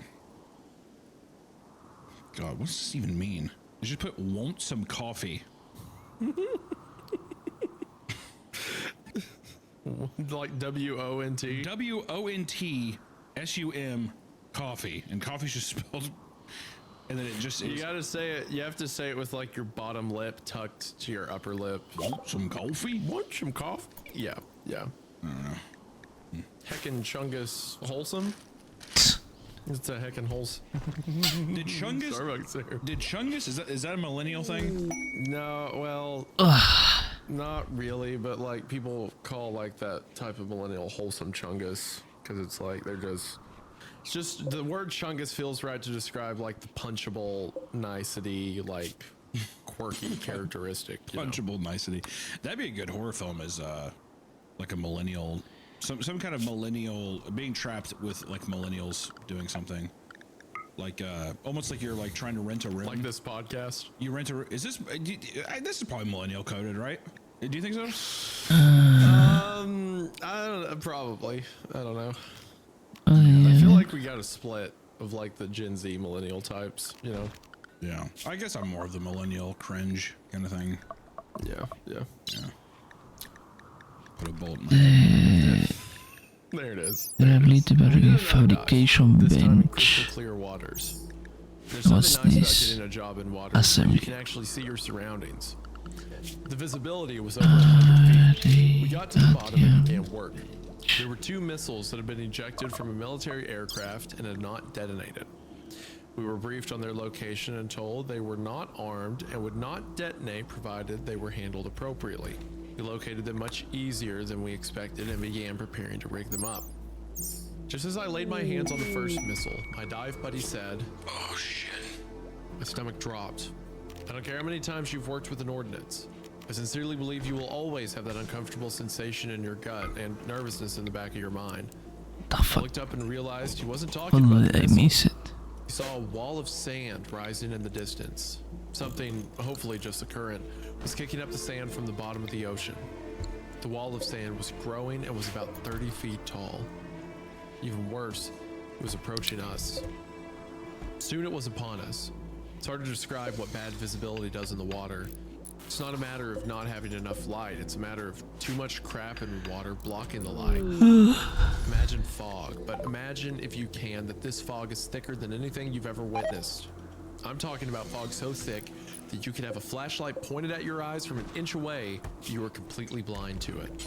That's what bad visibility is in the water.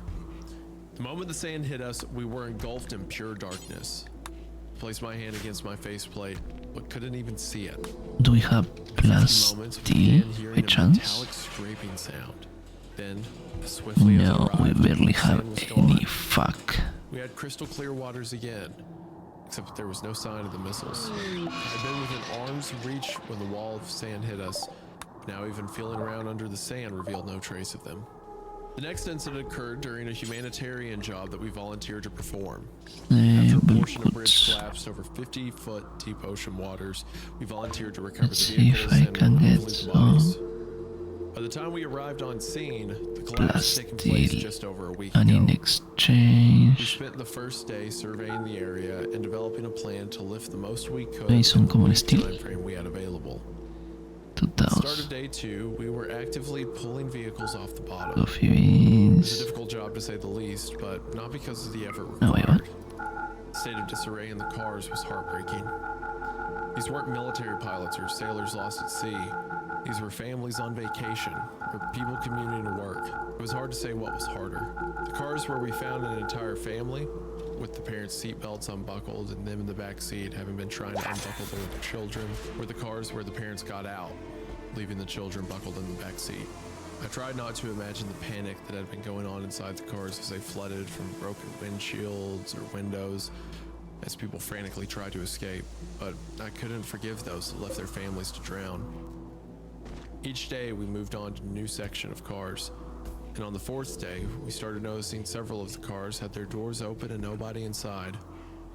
We were happy to find easier work, especially under the assumption that the tragedy had been lessened by people escaping the wrecks. It is until I began rigging a minivan for removal. The family inside hadn't been so lucky. As I ran slings through the van and prepared it to be lifted, I noticed the other diver inspecting the rigging gear. He began undoing one of my shackles. I asked what he was doing, and the response was not what I'd hoped for. We're checking this truck for bodies. I felt the familiar sick in my gut sensation. Slowly, I crept over to the diver and turned his body toward me. It resisted, but slowly turned its face toward me. Its faceplate was fogged up, and I fought my better judgment. I leaned in close. I wish to this day I hadn't. It was dark, but I could all too clearly make out the features. Rotting flesh. The person wearing this helmet had long since passed away. I lost my confidence, starting to scream. My comms were blazing. Divers and topside were frantically trying to get my attention, but I was focused on one thing only. I was scrambling backward, away from him, but I'd fouled my umbilical around the rigging gear in my state of panic. Thing had again returned its focus to the minivan. As I frantically cleared myself from the slings, I noticed a telltale lack of bubbles coming from the helmet. It was opening the minivan door and reaching inside. As I swam away from the van, I watched it grab one of the passengers and drag them into the darkness. This was when I began to realize I might not be cut out for working beneath the seas. I continued diving for longer than I knew I should. The entire time, the thought lingering in the back of my mind, I need to get a safer career. You know, maybe that is the time to quit, you know? Yeah. Maybe the time to quit was a while ago. Yeah, I think that one was the funnest. You know why that one I feel like was my favorite one so far? Was it made me almost think of those people that, I don't know if they're investigators, like divers that will go and like if they're trying to find a body in like a lake or something. Can you imagine that like kind of job of having to like not only console somebody that's like looking for answers, but sifting through the darkness of the waters, the murkiness of the waters, and then just like slowly having that be like revealed in front of your face? My father-in-law does that. And he's talked about like how dark it is down there. You have to feel around and pretty much put hands on the body. Oh my God. Confirm it. Really? Good Lord. Mm-hmm. I mean, he's in fire department and it's like a small county in Tennessee. So he's diver certified. So it's like, hey, look who's search and rescue today. Haha, get down there. Because it's probably the same that he was talking about where it's like a flashlight doesn't really, if you're kicking up stuff, it's just going to blind you anyways. It doesn't do anything. Yeah. God. yeah, that's my lord. Could not. I don't think I could do it. Yeah, I mean, I understand, like, there's guys who, like, want high adrenaline and stuff like that, and a lot of people, you know, beats a desk job, right? But there's other things that aren't desk jobs that I think I'd rather do before I did that, so. I commend a lot of people. The ocean just freaks me out. Being underwater freaks me out. I don't like the idea of being somewhere that I have to have equipment to live, you know? Yeah. No, same. I mean, I commend a lot of the people that actually do that shit, though. Like, to have the mental fortitude to actually, like, stay calm and, you know, be in the right mindset under those kinds of circumstances. Because I feel like I would just, I mean, like, it's obviously different. I'm not trained, but I just feel like I'd be in a constant state of panic. Yeah. I'm good. I'm good. I'm. You know what? Life's exciting enough. Part 3 then? Part 3 then. Let's go. I apologize that it has taken so long for me to update you all. I've been resting on this story for the past week, scared to share it. I believe this will be my final update today. After my last post, I was contacted by my former diving supervisor. He told me the danger of sharing these stories. Then his tone changed. Things are getting worse down here. He had never before spoken freely about it with me, but he continued. We had an incident this last week and we lost men. I was shocked. We all know the dangers. We've all seen the keepers of the deep. But nobody actually expects to die. After a close call or two, you just expect to keep having close calls. He continued. Out of respect for our fallen, you need to just use your best judgment before sharing this and realize it isn't safe to share the story. He then continued. The team was contacted to perform a standard salvage job for the military. They had been incredibly vague about the work, but indicated that a vessel had gone down. The dive team and their gear were loaded aboard a U.S. naval ship to be escorted to the project. This is abnormal, but not unheard of. But things became more and more strange as they traveled to the project. First, they were briefed by the commanding officer. He reviewed the confidentiality agreement regarding our work. Then the brief was turned over to a man who did not introduce himself. He explained that the Navy has been working on a prototype submarine. Its capabilities and new technologies would not be relevant to us. All we needed to know was that it was tremendous. The size would dwarf any sub we've ever witnessed. He then admitted the Navy did not need routine salvage work, but assistance recovering their prototype. He briefed the team that 4 days prior they had lost contact with the crew.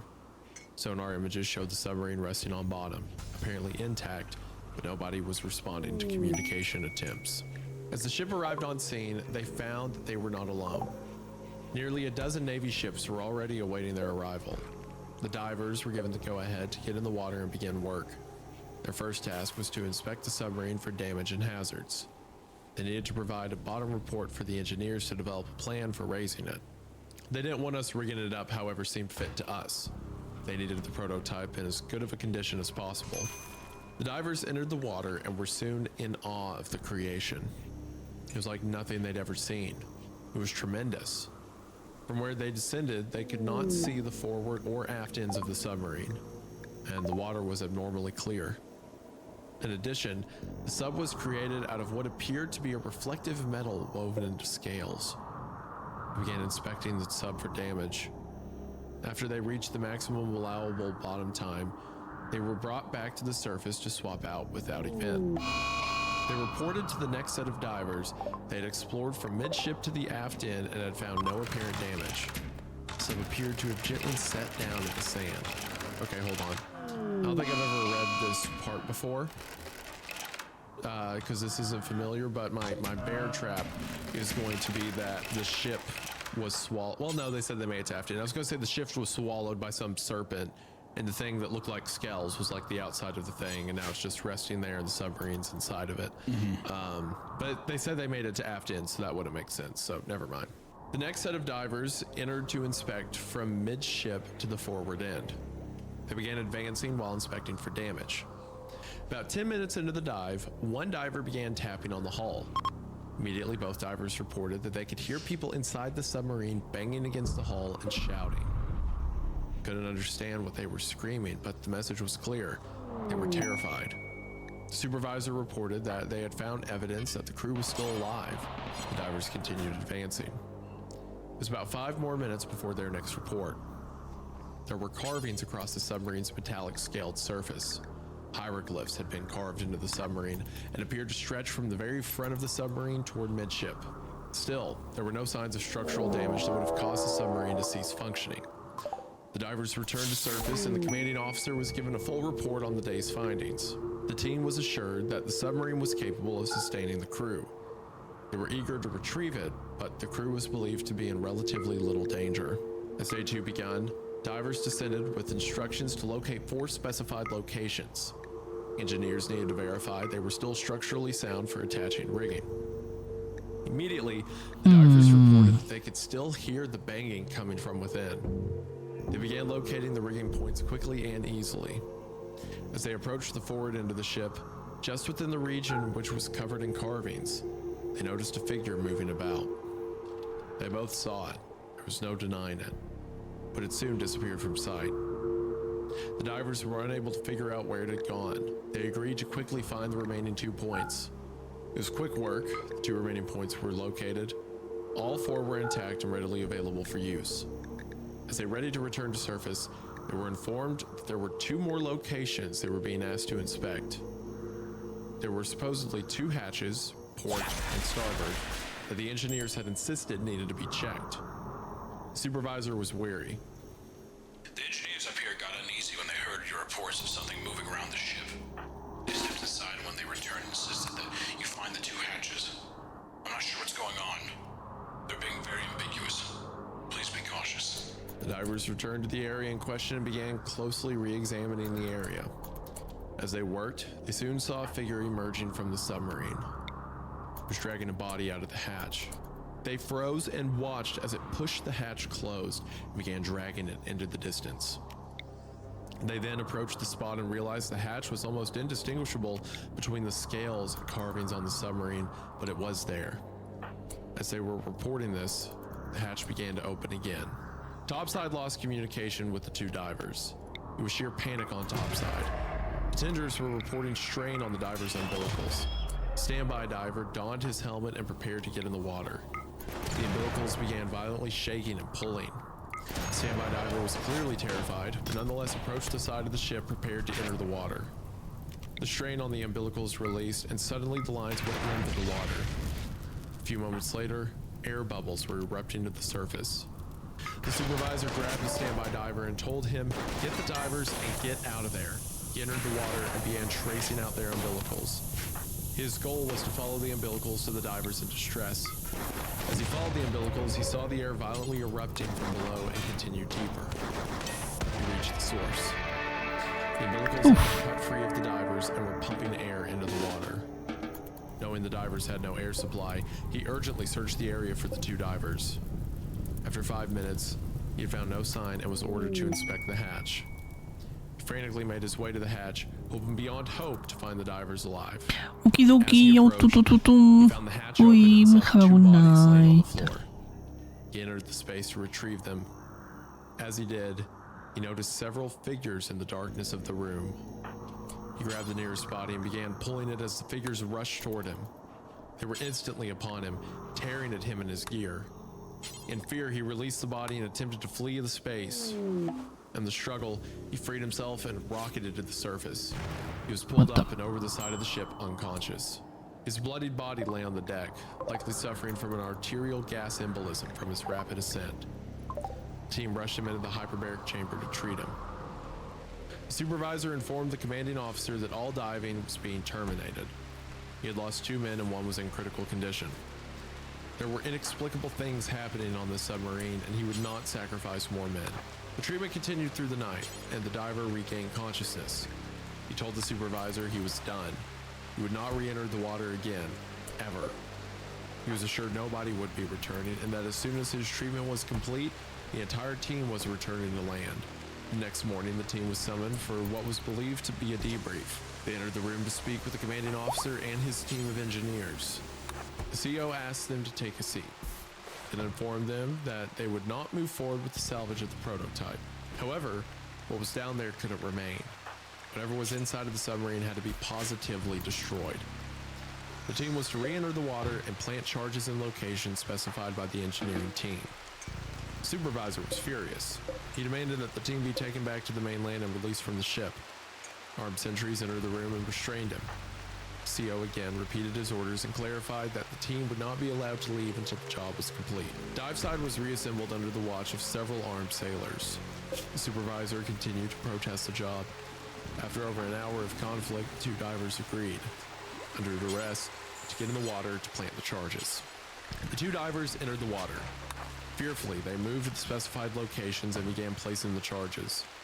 They began hearing the banging and shouting coming from within the sub. The divers, understanding these men would be killed, began sobbing. The CO came onto the comms and again explained they would not be allowed to leave until the job was complete. After regaining their composure, the two regretfully continued. The two completed their task and returned to the surface. In their shame, they refused to speak to anyone and left Diveside. The ships began departing from the location and the team was again summoned. The commanding officers thanked them for their service to their great nation and informed them they would be handsomely rewarded for the regrettable tragedy they had encountered. He then went over the confidentiality of the job and everything they had witnessed. His final words to them were, "Previous events have been leaked to the public. Please realize there will be real consequences for any leaked Wow. information about what happened here What today." happened, Mika? My supervisor ended the conversation stating that the entire team had agreed they were going to leave the diving company. Their fear of the deep sea and remorse for the job were too great. He told me, "There are some places man simply isn't meant to explore." And that's the end. End of the Confessions of a Deep Sea Diver. I really think that just getting more time with it just felt a lot of fun. I mean, do you agree?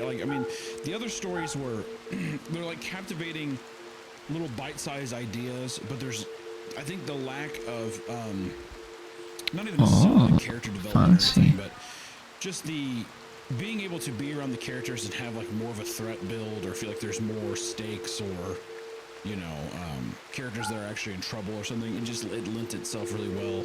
Just having a little bit longer of a format. I think a lot of these ideas would make for a really killer, longer ideas, Yeah, I think you could do a lot with it. I think the story was at its strongest when it was just kind of, to me, the best segment was the one about the down bridge, because it's real tragedy about, people trapped in cars. So. Yeah, that one. When a bridge goes down. And then it mixes in the supernatural of, these ghost divers show up to drag bodies. It's more bodies to add to the pile. And it drags them off into the darkness. I think that was the most effective. This third one, it was the same thing, but with the submarine, which is a fine idea, but the elements of the military, for one, it's absurd the military would use non-military members for this dive. But also to be they're holding us at gunpoint until we blow up the submarine. It's just kind of whatever. But I think the story was at its peak when it mixes the real horror of being underwater with the idea of these ghost divers at the end of this part. The end of part 2 was the strongest to me. The bridge one definitely is the best. I think even just a story of when I brought up the idea of or just the thought of the people who go to the lakes and have to find bodies or something, that would be a really cool that'd be a cool story too. I agree though, the human element and the emotional sting of that story, I think, made it the most captivating, and it just made it the most interesting and heartbreaking. It was the most effective for sure. Yeah, by far. I agree. For also a story that's fucking almost 12 years old, it's cool to go back and look at once again kind of the trend of what was popular back then of these little bite-sized segments, and and then this thing happened, and then one time this happened. And then this, and then that happened, and then But it's I don't know. It's just such a clear indication of when it was written, and I think that there's always that always tugs on my heartstrings too a bit of just that was just what was the meta back then, or whatever, Yeah. But we can. I liked it. It was fun. We can go over to Tales from the Creeps now and read A Silent Girl from a Wailing Sea. Yep. Yes, we can. All right. So once again, this one is posted, which again, Pizened. We're going to have him linked in the description. If you enjoyed Confessions of a Deep Sea Diver, be sure to check him out. It's got other stories on No Sleep that I'm sure you'll enjoy. So for this story, A Silent Girl from a Wailing Sea, it's again posted to Tales from the Creeps, so fan of the show. Sufficient Leave 144 has also posted several memes to r/creepcast, which is funny. Most of them making fun of us and the stories we tell, so fittingly. And now we have the story for them, A Silent Girl from a Wailing Sea. Sounds cool. Hunter, are you ready to get into it? Oh, I'm ready. Let us begin. They called them the Blue Boys because by the time the sea spits them back out, the cold has dyed their skin, tracing their veins indigo, turning firm, strong lads into stiff statues of blood and salt. We've buried 3 this month. 3 half-empty coffins, as the water doesn't return all it takes. 3 more doors to knock on, 3 more families to destroy, with all but a whispered few words and a salvaged trinket from drifting pieces of a violated vessel. Jesus. We were a modest town once, defined by our close-knit camaraderie, our livelihoods endowed by the brimming life of the Muir. But now it only strangles us with loutish, nautical hands, drowning its patrons in a trench of loss and fear, and it only sinks us more with each passing funeral. Okay, immediately strong start. Very strong wording. I love that 3 half-empty coffins as the water doesn't return all it takes. That's good. Very poetic. Yeah, You know what? People make fun of me. They're like, all it takes for Isaiah to buy in is like alliteration and, you know, symbolism and stuff like that. But you know what? Yeah, I got my money and I'm buying it. So it tastes good. You're the one reading it out loud, so it's a nice taste in your mouth, you know. So of course you're gonna like it. The chef has come to the table. He has let me sample the hors d'oeuvres, and I've ordered it from the menu now. So I'm buying it for me. Every clerk, every shopkeeper, every conversation has become blighted with worry and superstition. The docks are emptier than anyone has ever known.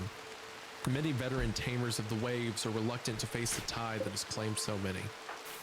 Gone are the days of children chasing gulls across the shore, faces smudged with brine and glee.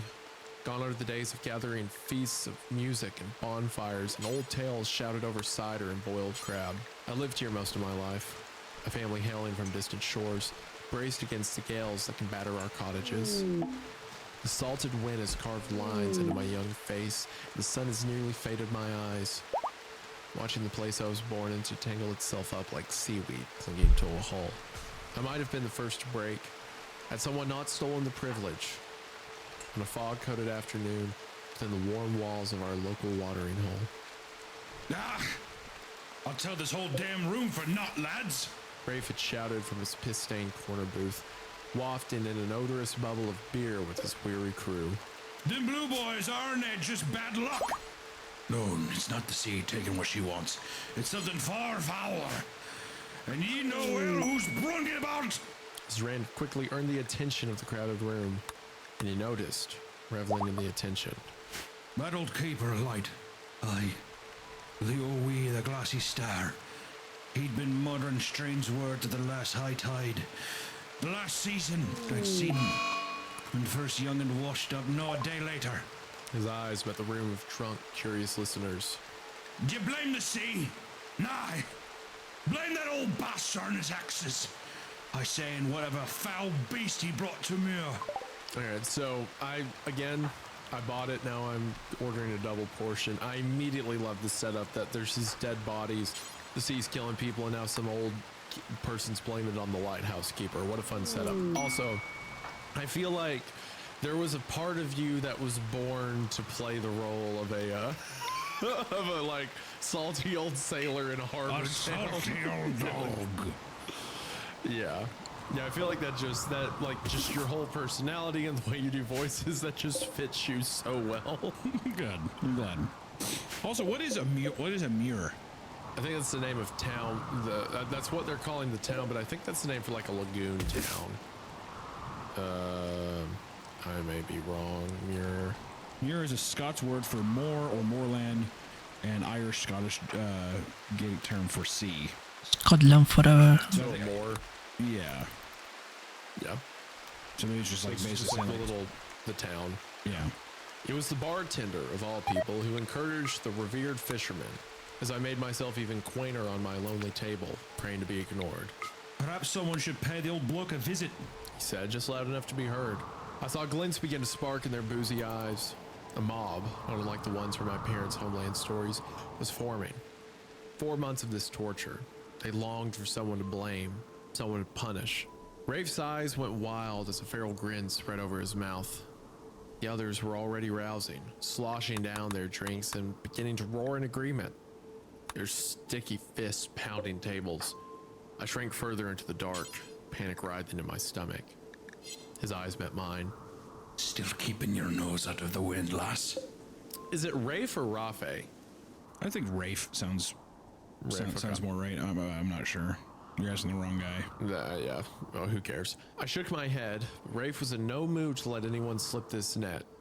He lurched himself across the room, scratching his stool along the floorboards as his crowd of rebel and ruckus took form. It was one of your kin, eh? He pressed, voice low. You want to see this end, eh? He cried, and the crowd surged at his words, some faces scared with grief, some faces scarred with grief, others aflame with the thrill of violent justice. My breath became shallow as Rafe clamped a rough, leathery hand on my shoulder. There would be no denying him, not in front of such a crowd, and so I nodded. Good girl. I was only a child when I first met the keeper, chasing my younger sister among the wildflowers and tufts of seagrass at the foot of that looming, bleached tower. The summer air was warm and thick, with the scent of gorse and honeysuckle. As her laughing came to an abrupt end when my foot caught on a hidden root, sending me tumbling into a mess of green. The sting in my knee startled out a sharp cry, and my sister's panicked face hovered above me. Through teary eyes, I saw him approach from forbidden steps. Tall, Benvenuto to his stride, and a kindness in his weathered look. Quite the wound, little lady. He knelt at my side, producing a clean handkerchief and a rusted tin of ointment. His large, worn hands were gentle as he cleansed the scrape, and as he worked, humming a foreign tune to himself, he soon coaxed a wobbly smile from my sister and me with peculiar stories. Tales of shipwrecks, rare seabirds, and midnight flowers from lost islands that only revealed themselves under the lighthouse's beams. He ended his stories with a warning. Little girls should know better than deploy by the lighthouse. Even then, I sensed something otherworldly in his manner, as if he belonged to another realm. But that day, beneath an endless blue sky, he was a quiet and straightforward hero who mended my wound and sent us home with a handful of sweets and a newfound reverence. Future encounters were always fleeting over the years. Sometimes I'd see him drudging through the mist at daybreak, shape devoured by an old oilskin coat, carrying pails from the shore. I was thinking what the fuck you were talking about. Sometimes we'd share a nod at the market. Oh, meat. His eyes never quite finding mine, constantly darting towards the sea as if it spoke his name. Once I watched him mend fishing nets at the rocks, his hands deft and silent, humming that same foreign melody only the gulls seemed to answer. People spoke rarely to him, but children watched from behind fences, trading chronicles of his magic or his curse. But I remember clearest the night his light went out. The beam, so constant, suddenly vanished, and our harbor became shrouded in black. It was the same night the first body was found. Face blue, eyes wide. The bells were deafening. No one slept. By morning, the lighthouse door was bolted, the keeper nowhere to be found. Must have sheltered himself inside for reasons unknown, ignoring all begs and demands that met his doorstep. No more than a few nights later was when last I saw my stubborn sister. When the sun had barely slipped beneath churning waves, I woke to the sounds of the bedroom door snicking shut. At first, I believed it was a dream, that the familiar wind was rattling on the latch, but when I felt across the bed, her side was cold and indented, and the front door was swinging open. I failed to call her name as my bare feet met the sandy path towards the shore. There, at the border of a restless surf, I saw her as she walked gently into the sea, her white nightgown trailing behind her like a wisp of a cloud. She gave not one look back at my frantic waves and gestures, not a word. The water swallowed her, quick and silent, before I could even reach the pier. I found her days later, what was left, her face bobbing along the water's surface amidst a foaming froth. She was one of the earliest, a blue boy, though she had never been a boy at all. 4 months. 4 months of silent grief, manifesting, finally, to a lantern-lit, strained march through the fog. The crowd moved as a single, muttering mass, boots scuffing the damp earth, light swinging shadows across sour, tense faces. I wished to walk at the rear, just another soul swept up in a vengeful resolve, looking only at gnarled fist instead of red-rimmed eyes, but Rafe insisted that I walked with him at the front. His voice let in low, grim burst, knuckles wide around the handle of a meat cleaver. In my place, somewhere behind, a boy began to quietly solder themselves as the lighthouse, a pale specter at the edge of the world, emerged. Rafe took an unwavering step towards the silent, dead, monolithic tower. My stomach twisted at every tale, and a single kindness clashed with the contagious anger and dread driving us forward. We would not be halted. Only the echoes of our siege would spill across the bay, and distant, mournful cries of gulls overhead. Rafe pounded his fist on the floor. Pull it up! We know you're in there! His minions became wired, twitching with driftwood clubs, knives, and whatever other instruments they could use to inflict harm. A restless collective of 20 strong, brave bodies. Is that what we were there to do? Hurt him? I made myself scarce, ushering away from our leader to a withered bed of wildflowers. Swift began to attack the door, hacking into its thick wooden seams with utmost ferocity. It was fruitless. His efforts becoming deranged and desperate until a titan of a man stepped forth, armed with a hammer. He gestured to the handle and hinges, weak points, and assisted Rafe with the long, tedious task of ripping down a door. Every strike, every crack of the wood, every morsel of progress made jolted the crowd like they were starved dogs taunted by fresh meat. The door eventually surrendered, ripped from its frame by 3 men, and was hurled down the cliffs to meet splintering demise. Rafe, sweating, spun around to find me amidst the dying flowers, his eyes manic beneath the wet mess of his fringe, and offered me a hand. Justice for your sister, girl. I didn't believe I had a choice. I slowly took his offer, and we became the first to enter. We stepped into a spacious, circular chamber of slick, moistened walls and peeling green paint. Spiral staircase, iron treads crusted with rust, wooden handrails worn smooth, staked upwards along the wall, and down, vanishing into a murky gloom. As a handful of us filtered in, we warily inspected the central living space. It was sparse. A small cot with a threadbare blanket set beneath a porthole window. Streaked with barnacles. An iron stove, cold and black, stood in a corner, flanked by a chipped kettle, a battered, cluttered workbench set on another side, overflowing with sea charts and waterlogged tomes. Shelves held strange objects, wooden carvings, a jar of cloudy water, and faded parchments of strange symbols. One stood out, a carving larger than the others, maybe a foot high, stained a dark, greenish black, was a hunched figure of thrashing tentacles, encroaching wings, and clawed feet half buried in chiseled ripples. Its bulbous head was crowned with curling, segmented palpi. Its eyes were deep-set, hollow shadows.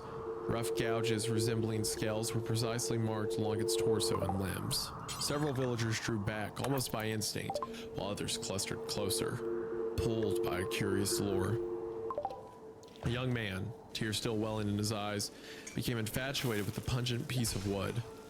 He hummed a tune to himself as he bowed his head, one I'd heard before from a far older, reclusive man. Oh, I like that note randomly, that this man's from like the same area as the Light Keeper.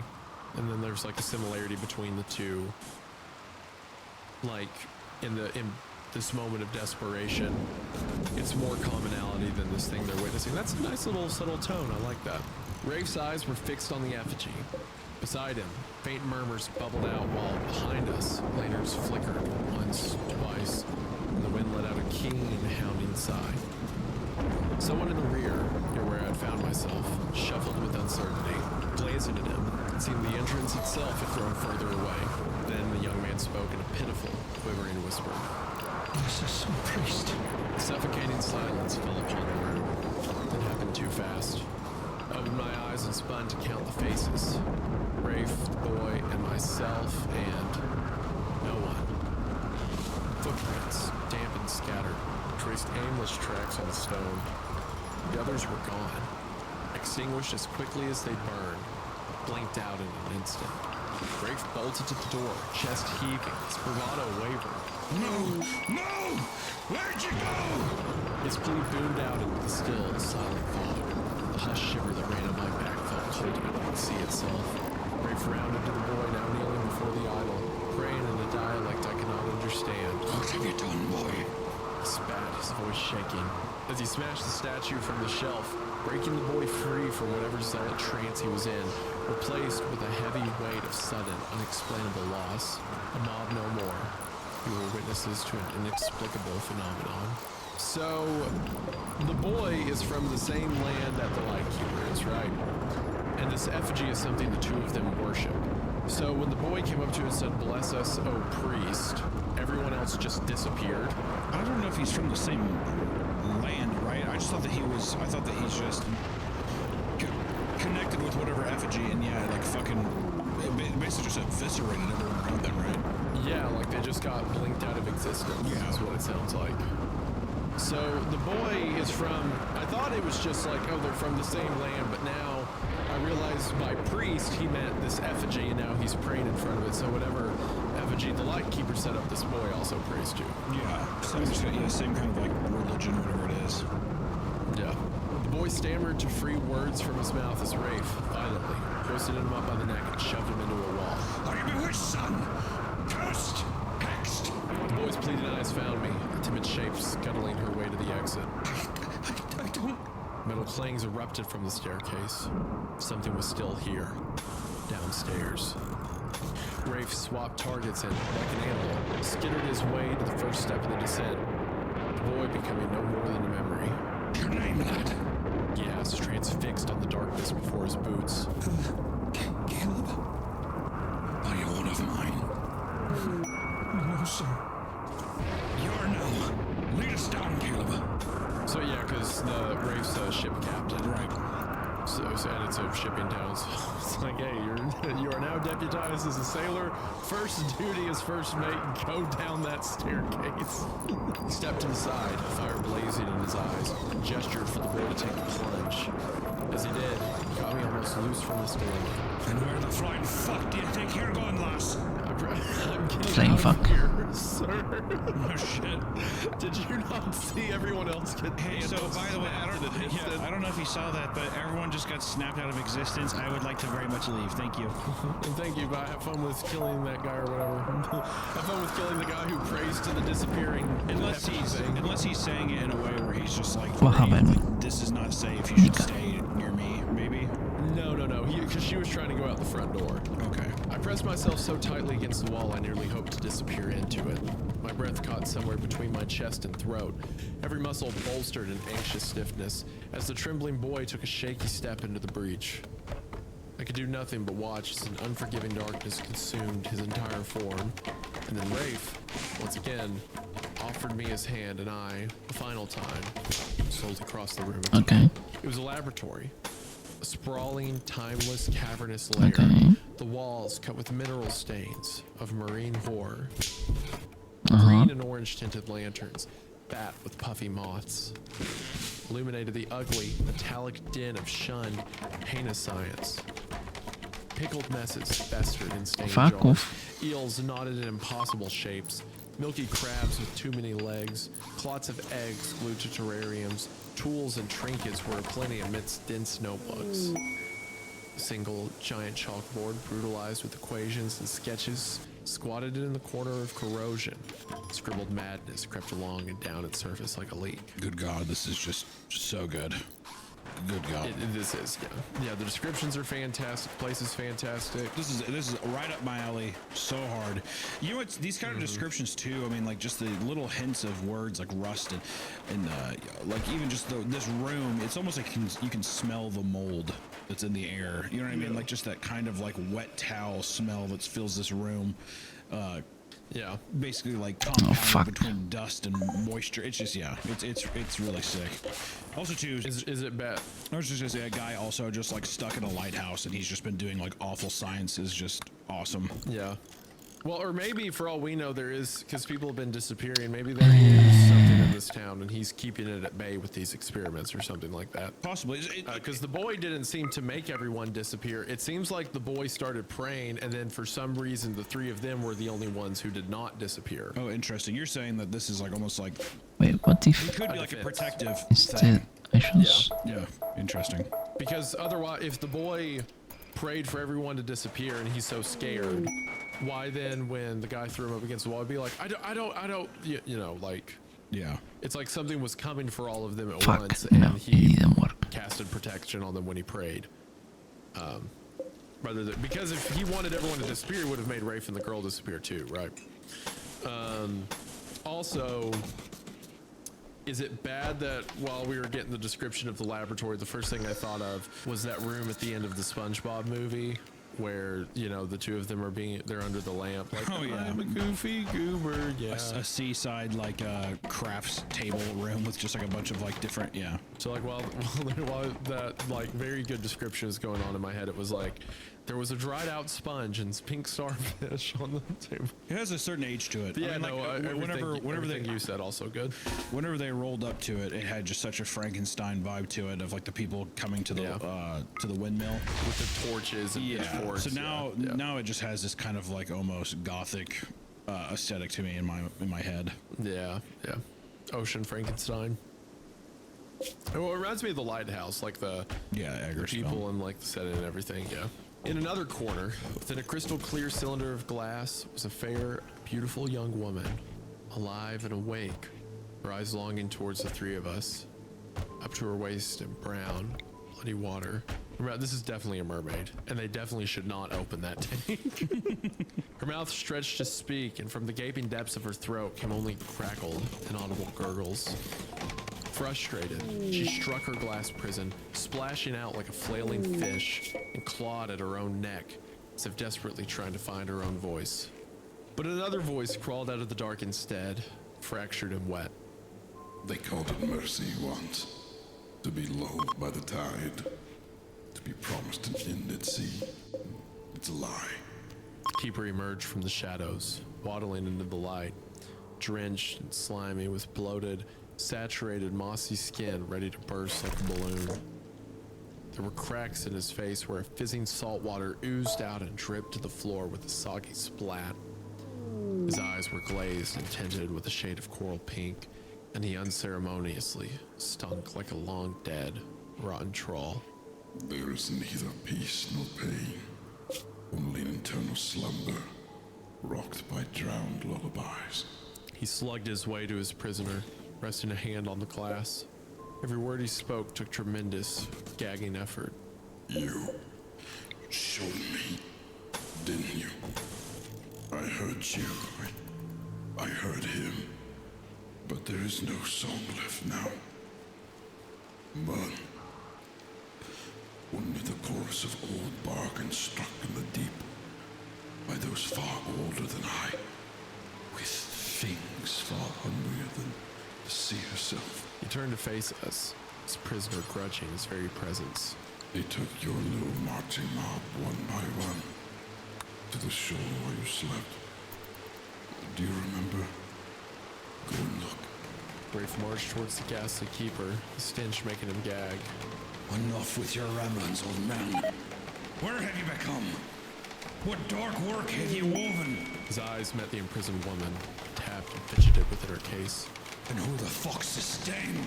The keeper's lips curled into something like a smile, water beads dripping from the gapes in his mouth. She is a cursed son from the far harbor, from farer shores. I have tried to fix her, but the deep longs to reclaim their song.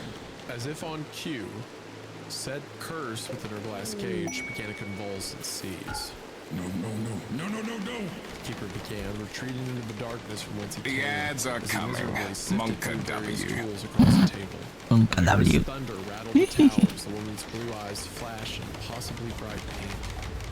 Immediately, a searing light, far more colorful than the coralline tint in the keeper's own eyes, flared in both. No, I prefer it having it. I like when people has the alert on their streams, so I wanted to add mine.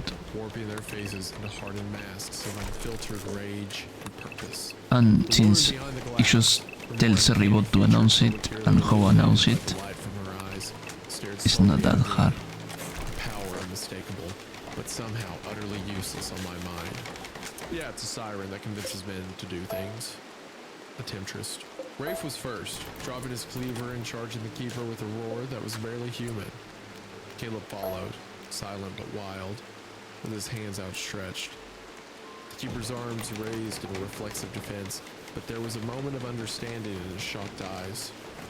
Before the chaos, as he looked only, transfixed at his beautiful prisoner, the two men pounced on him, raining down blows with primal violence, echoing through the chamber a symphony of splattering blood and brutality. The woman looked to the cleaver with a silent plea, then at me, and the cleaver again.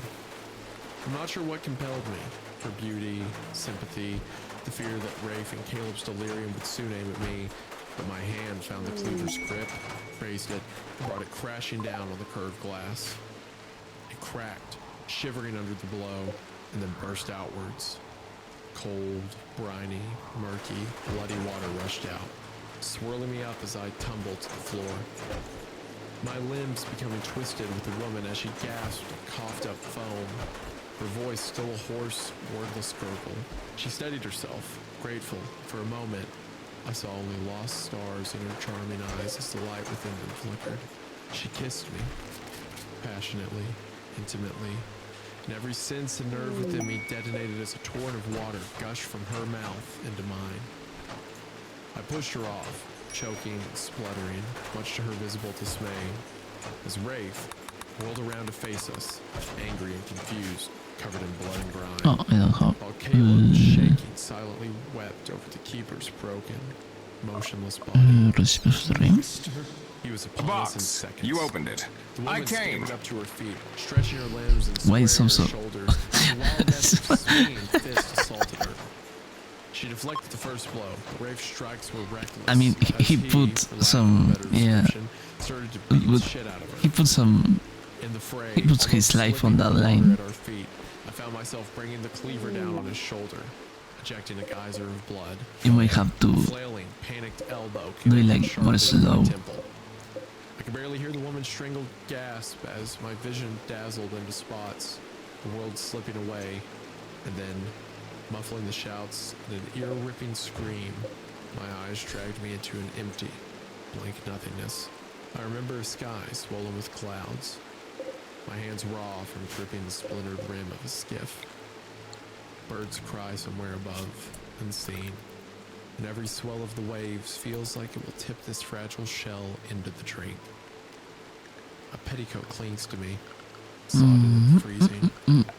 Salt stings my lips, and each breath devolves more into a rasp. The lantern at the prow reveals my distant brothers, left to drown with what remains of the vessel. This air promised adventure. A lie. It only promises the grim patience of the sea, awaiting the young and naive to embark on their voyages, to abandon their civil, industrial safeties. I see a shape moving amidst the wreckage. I shout, my voice breaking in the wind, but there is no answer. The horizon is nothing. The shore behind us is erased. Lamps from a distant harbor are mere pinpricks, if they're even there at all. My arms begging to ache as I row and row until my muscles tear, blisters open. My pained cries and whimpers lost to the cold. I am alone. I am going to die. The wind lashes at me, fierce and cunning, as my lifeboat grows still, helplessly veering in the waves. I curl into a ball as a monstrous, dark mass stirs beneath me, too large to belong to any earthly whale, and I muster every prayer possible for my blue tongue. And then I hear it, as if something below answered my small surrender. A song, ancient, hungry. And my last memory of this mortal coil was not of fear, but of bliss, as I looked to the side of my boat, the splashing of waves, to find the kind, smiling face of a woman with shrinking pink eyes, offering her hand. This was not my life. This was not my mind, my memories, my dreams. I am, again, a witness to something phenomenal, to a life most monstrous and wonderful, but deep beneath the fathomless blue, where no sunlight dares wander. My skin, supple, scaled, glimmering teal, glides through black water. Around me is an endless choir, my sisters, raising a song that rattles the bones of lost sailors. Their boats wreck, their limbs slack, and their eyes drift as our music winds them into peace and pulls them gently through the frigid water and into our arms. Mercy and a balm to the ears of the one who slumbers in the most bottomless abyss. His occupancy is a constant tumor on my mind, vast and incomprehensible. We weave our melodies not for ourselves or the lost souls at sea, but to lull him, to shield the waking world from his gaze and to soothe his endless, nightmarish hunger between his dreams. Sometimes I am rewarded. I rise to collect new blood for his ranks. A gift and a tribute. Another sister. One night, as storms gnash at an island where the veil between land and sea is thin, I surface atop foaming rocks. I sing as I have sung since the first flood, and my voice threshes through the hearts of men. I do not notice that one of them is a hunter until the harpoon pierces my side and the net falls tight as steel around me. My gnashing teeth and glittery eyes fail to frighten him as he utters words in an old tongue, poisoned with grief, and hums a melody of my own kin, dragging me onto his ship. Chained, exhausted, wounded, and dry, my voice shrinks into a whisper as I am ferried away from sisters and songs and a deep lord, across harsh, foreign waters to a tower of stone and glass on a thriving, oblivious coast. Beneath the indifferent sweeps of light beams, he imprisons me. First in a tank, then a cage, then a cylinder of brackish water. He studies my voice, notes my every attempt to sing in a quest to unravel the music until my throat begins to fail. But I do not forget, nor do I forgive the icy stare of the man who watches and waits as my memory of the depths bleeds into the harsh walls of his dungeon. He drips potions into my prison, wafting scents and hallucinogenic spasms into my eyes, loosening a long-buried anchor in the recesses of my mind. Beyond my lord's throbbing presence, it is not a blessed recollection. It is a torturous regurgitation of morality. The drizzle of London mornings, the clack of typewriters, smell of a waxed floor and fresh ledgers. I sit tucked behind a brass screened window, counting coins. My days are only an orderly routine, not an eternal life amidst the blue. It is a cancer. The embrace of my mother, the sternness of my father, flicking through a newspaper, and the laughter of my youngest brother echoing down the halls of our home. When night comes, it blooms with candlelight dinners as I sit beside a man unknown to me, whose fingers brush my red hair from my face. We dream quietly of escape, of ships, of wide water, of building a life of fewer ordeals. I remember the love in his eyes, the way he said my name, the way I once believed that my future had room for joy. An island just for us, Sophie. My heart aches and breaks as I see myself sweeping down cobbled streets and hear the city's noise so distant now. There's a grand ship, crew of my siblings, and a promise wrapped around the finger of my love. There's a hurried goodbye. The faces of my parents blur with pride and anxiety. The embraces of my friends are warm. For these stolen minutes, I am simply a girl, a daughter, a sister, a clerk, a lover, never dreaming that her voice might one day still the sorrow in a drowned god.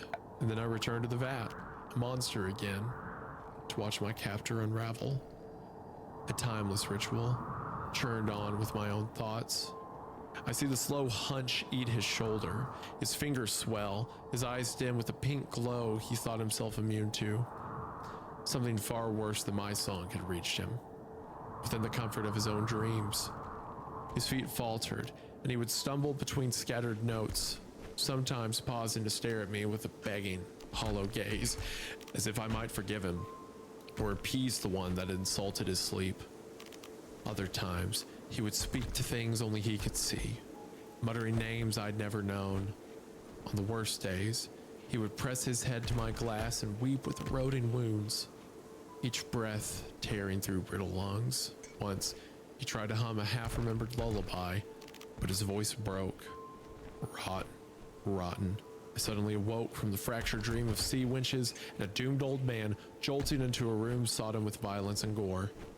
I pushed myself up from cold stones, my head still throbbing from Rafe's elbow, my ears ringing with the memory of toxic water forced down my throat. Man, gosh, I really like that. How did you feel about that whole segment? It was great. I like that it comes from the perspective of like a mermaid or a siren, and then how the man captured her. I think it's cool. I think that's a cool way to show like the lore here, because all we get from just the lasses, as she's been called, perspective, is like the sea keeper's this old man who's like covered in brine and he has a mermaid locked up, but then from the mermaid pushing the water down her throat, because you know mermaids possess women, or mermaids possess men, not women, but it can share the emotions with her. She sees the mermaid's whole history. She was in love with the man and they were going to sail across the sea, but then the ship wrecked.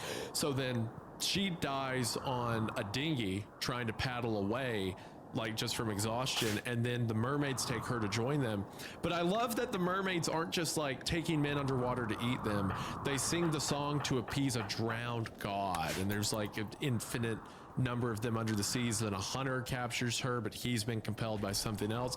That's such cool lore to show this character through a flashback that the mermaid gave her, basically giving her life story. That's fun. That's so cool. For a moment, as my vision cleared, the world wobbled as it half submerged. Then I saw them. Rafe's body sprawled in a widening crimson pool, his eyes empty, fixed on the ceiling, his face frozen in the grimace of whatever horror was unleashed upon him. Caleb, too, was crumpled against the wall, neck twisted at an impossible angle. Sophie, I think that was her name, lay by the stairs. Her skin gleamed with the blue-green sheen of a caught fish. Her legs had become a shimmering tail of quartz scales and fins, and her ribs, gills, ragged, heaving, slick with dew, opened and closed along her sides, twitching desperately as she gulped for air. Her fingers, tipped with bladed red claws, clutched at the metal steps. Her face was still beautiful, but her eyes, pale and pink, were wide with panic. She reached for me, mouthing a wordless request. I dared not move, rooted by shock and pity, as her tail slapped the ground in an attempt to communicate or a failed strive to move. It then sprouted in my skull, a deep rhythm, a pulsing worm, shoving my doubts aside until a single goal remained. Help her. Help your sister. Oh, I like that too, because she lost her sister at the beginning to the Light Keeper, and that's what the mermaid preyed on to insert herself as her sister, also potentially being taken by the Light Keeper, at least she believes. That's cool. And also given that, you know, she's seen all this different, I mean, they have a kinship now almost, seeing how this is all happening. Yeah. Also, because like mermaids, you know, drag sailors to their death and stuff like that, but it was even framed to the girl as sympathetic. Like, well, it's not for me. I'm just, you know, it's for the drowned god. I have no say in the matter, as she kills people, as 2 more men lay dead in here because of her. But it's like, well, what am I to do about it? That's interesting. My timid hands found her body, moving with a mind of their own, and with every ounce of strength I could muster, I cradled her into my arms, into my chest, and lugged her out from the grim, dark prison that had been her home for an eon.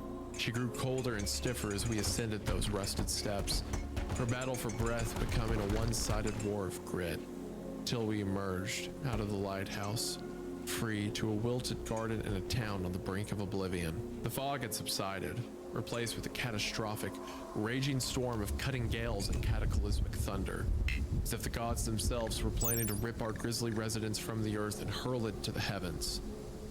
Every home shook, every latched window rattled. Wails of livestock cut through the madness as debris and produce and materials were flung up into the sky and down the street.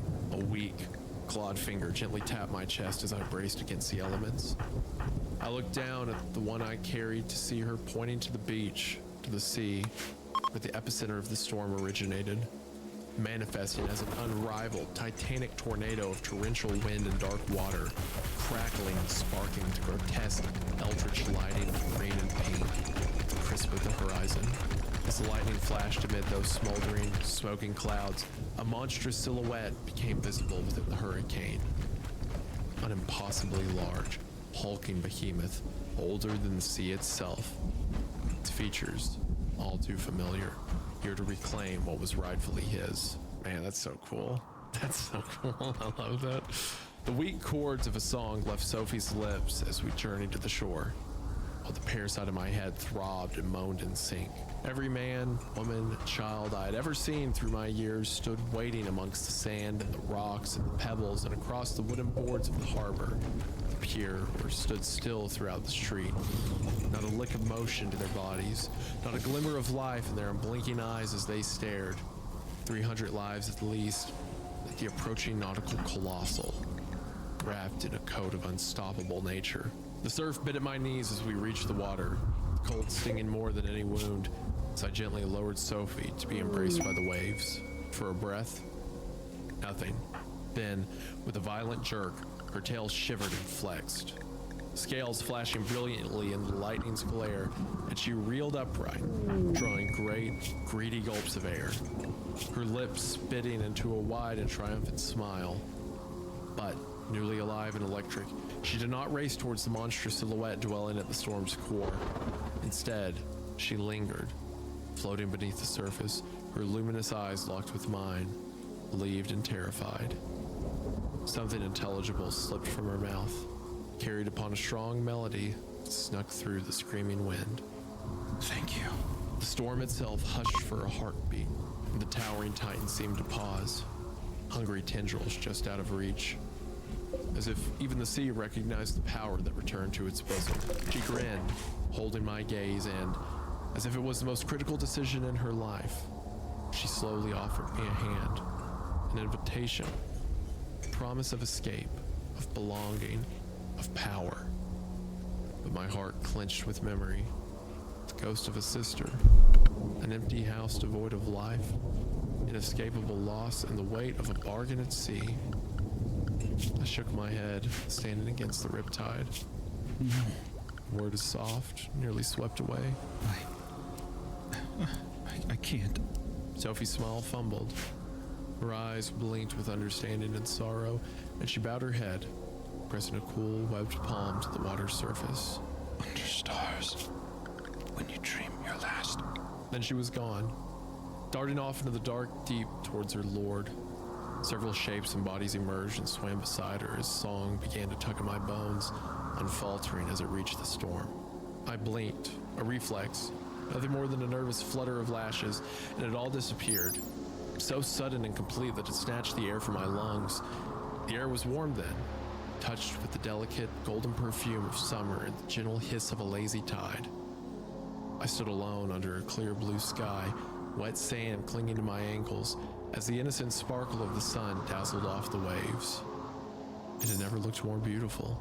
No tragedy, nothing unnatural had ever trespassed here. Are you all right, lass? I squinted as a gruff figure approached, his jacket too big, patched and weathered. A fisherman, one of Rafe's old crew. He halted a few steps away, concern furrowing in his brow as he studied my face. Nora? Sides girl? Ellie's sister, yeah? Glanced uncertainly at the tide, then back at me, his anxiety deepening the circles under his eyes. Lass Mary, what are you doing, girl? You weren't thinking of following your sis, were you?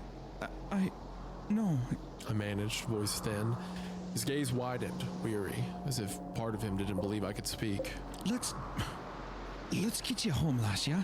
In the days that followed, I moved through life half awake, wandering the rooms of my family's beaten cottage, absorbed by absence and silence. The fisherman found me again, whose kindness was gentle and a bit awkward, and he offered me a place aboard his trawler, very ship Rafe once commanded. I joined the crew, not as a figure of authority, but as calloused hands to mend nets, haul crates, and steady hearts as we venture onto the Muir. The work was hard and cold, the water sometimes restless, but I found a strange comfort in the repetition, and a sense of belonging in the rowdy brotherhood of the crew. When the catch was poor, I found myself meandering to the cemetery on the hillside, wind tugging at my coat as I stood before rows of faded stones. I left flowers and mourned for the ones I'd lost, anticipating when the next body would wash ashore. But inexplicably, no more went missing. No deaths, no funerals, no blue boys. Never again. Whatever dread had gripped our town had loosened its grip. Nights would bring strange, vivid dreams, glimpses of an ancient city far beneath the waves, of pale sirens trailing red hair through coral towers, of songs echoing from impossible depths to soothe far more impossible creatures. I awoke each morning struck by a fierce sense of longing and relief. Most unexpectedly, I became friends with the new lighthouse keeper, a younger man recently arrived from across the strait, who brought unknown wonders of the world, one of which was a computer. He went, man, computer hit me like a flashbang. This entire story. I'm like, wait, what? To me is like 1800. That's what I thought too. It's like, whoa. I guess this could be at any time. You're right. He welcomed me into the lighthouse's warming light, and on quiet afternoons, invited me to his studio deep in the basement, where canvas and paint replaced charts and science. His enthusiasm for art and color restored something bright inside me, if only for a while. With time, I found solace, and maybe joy, in the strokes of pencil and brush, turning my restless nights and haunted dreams into drawings and stories. At first, I sketched quietly, afraid someone might glimpse the strange visions that split from my sleep, haunting monsters and scaly women with bright eyes, ships collapsing beneath storms, villages swarmed with brine. My books grew thick, and soon the keeper discovered my hobby.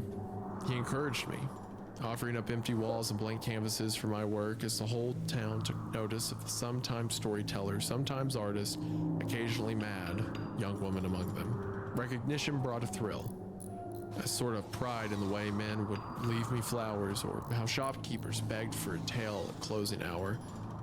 That pride quickly soured into a yearning I could not deny. My home was growing stale. Every face became too familiar. Every grave and grace was counted.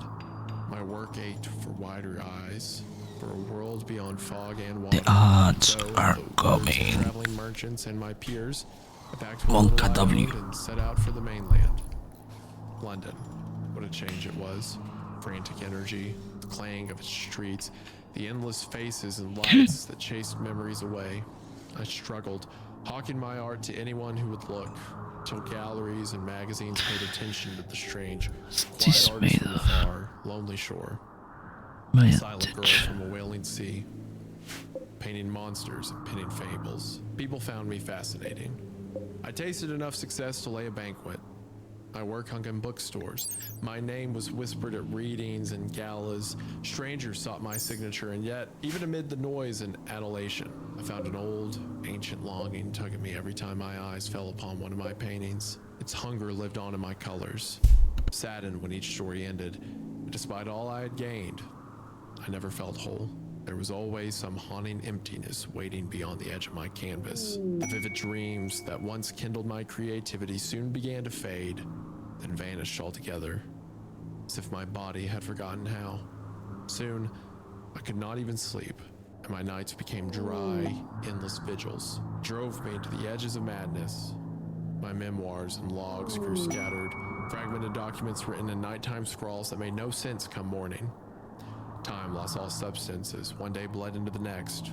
Wakeful and restless, my eyes burned, my hands cramped with the effort of writing, but it could not stave off the deliriums nor the wretched throbbing in my head. So, okay, I think I'm going to I paced an old pier, far from the city's clamor. The night sky was washed with stars, each one glinting atop the dark belly of the sea. And out of those velvet waves rose a song I knew, an old, achingly beautiful melody that threaded through my mind, as if calling me home, an overdue dream, a promise not forgotten. A head of red hair plopped up to find me, shining in the moonlight. Shining in the moonlight. She outstretched a hand as she had done years before. And this time, I did not hesitate as I threw myself into the sea. How wonderful. That's the end. Wow. Just beautiful. That was a beautiful story. I really enjoyed that. Yeah. Yeah. You know, it's funny. Well, I just want to say that was a great story. I think that it tackles the, kind of like a sailor. I know, Lovecraftian definitely vibe. I think in a way that whenever it touches water becomes I've seen in the past of so leaving fast. things ambiguous, or it's just it's almost used as a crutch. But I feel like this takes the setting of the sailor and these like coastal town vibes and really just has a lot of fun with it. I mean, just it starts off, it's such a roller coaster, you know what I mean? Like, a girl's sister dies, the town up in arms goes to the lightkeeper they know that he's responsible for it. They break in, she like basically gets thrown up in her mouth. She's able to like basically live the life of this a siren or mermaid. Saves her life, then basically rejects this calling of like, come with me. And then she basically lives her own life and then is completely, I wouldn't say completely disappointed, but it's just the longing that she feels can never be replaced until she like later in life accepts this like new call. It's just, I don't know. It's weird. You get so much, but it's so punchy still. Like that wasn't a super drawn out thing, yet it weaves itself very beautifully together with a lot of just amazing poetic kind of language that I think is, I don't know. I found it to be very, very, I thought it was beautiful. I thought this was a beautiful story. I think that the perspective shift to the siren was very cool. I like seeing her entire life and the tragedy that led her to joining Sirens at Sea. And then that thing the siren says where it's like under stars when you last sleep, and it's like, I'll be there for you in the end. And then the promise was kept and she comes back to the siren. But ultimately, what the siren does is it kills people on behalf of an old god, so it's not a good thing. But for someone who had known so much tragedy and so much was taken, then perhaps it would be better to be a part of such evil, because then you have a home, you have a sister again, you have a purpose. So it's like a temptation to give into what's easier. Because if it's something esa idea was going deep evil and it killed the people of the town, and the original lightkeeper wasn't evil, but he was a part of this occult practice. There was really something that went bump in the night. He was just kind of studying it. But the people that went missing was technically his fault, because it was trying to get the siren back. It was trying to retrieve the mermaid. So by him having her locked up, that's why people were dying. So I don't know. This was a fascinating story. I like the shift. I don't know if you have to have all the stuff about her becoming like a famous writer and stuff. I feel like it would. I kind of wanted it to end where she just stays in the town and she's like the old crone who tells stories of mermaids that everyone kind of laughs off. And then when she's like elderly, that's when she comes back to the sea, like before her death, right? I feel like that's a bit more effective than traveling. I think I'm just going to it. I'm not going to It's a read. very beautiful story. I think that I read it more as like, I honestly don't feel like I should do it. she rejects it the first time because It was a chill day. it's this foreign thing, and I think that it's also a. So yeah, thank you so much for being here. And so I'm going to shout out Mika Lexion, who streams tomorrow and Fridays.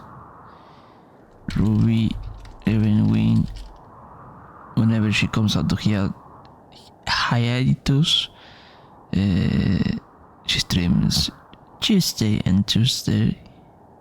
And Digital Penkin, who streams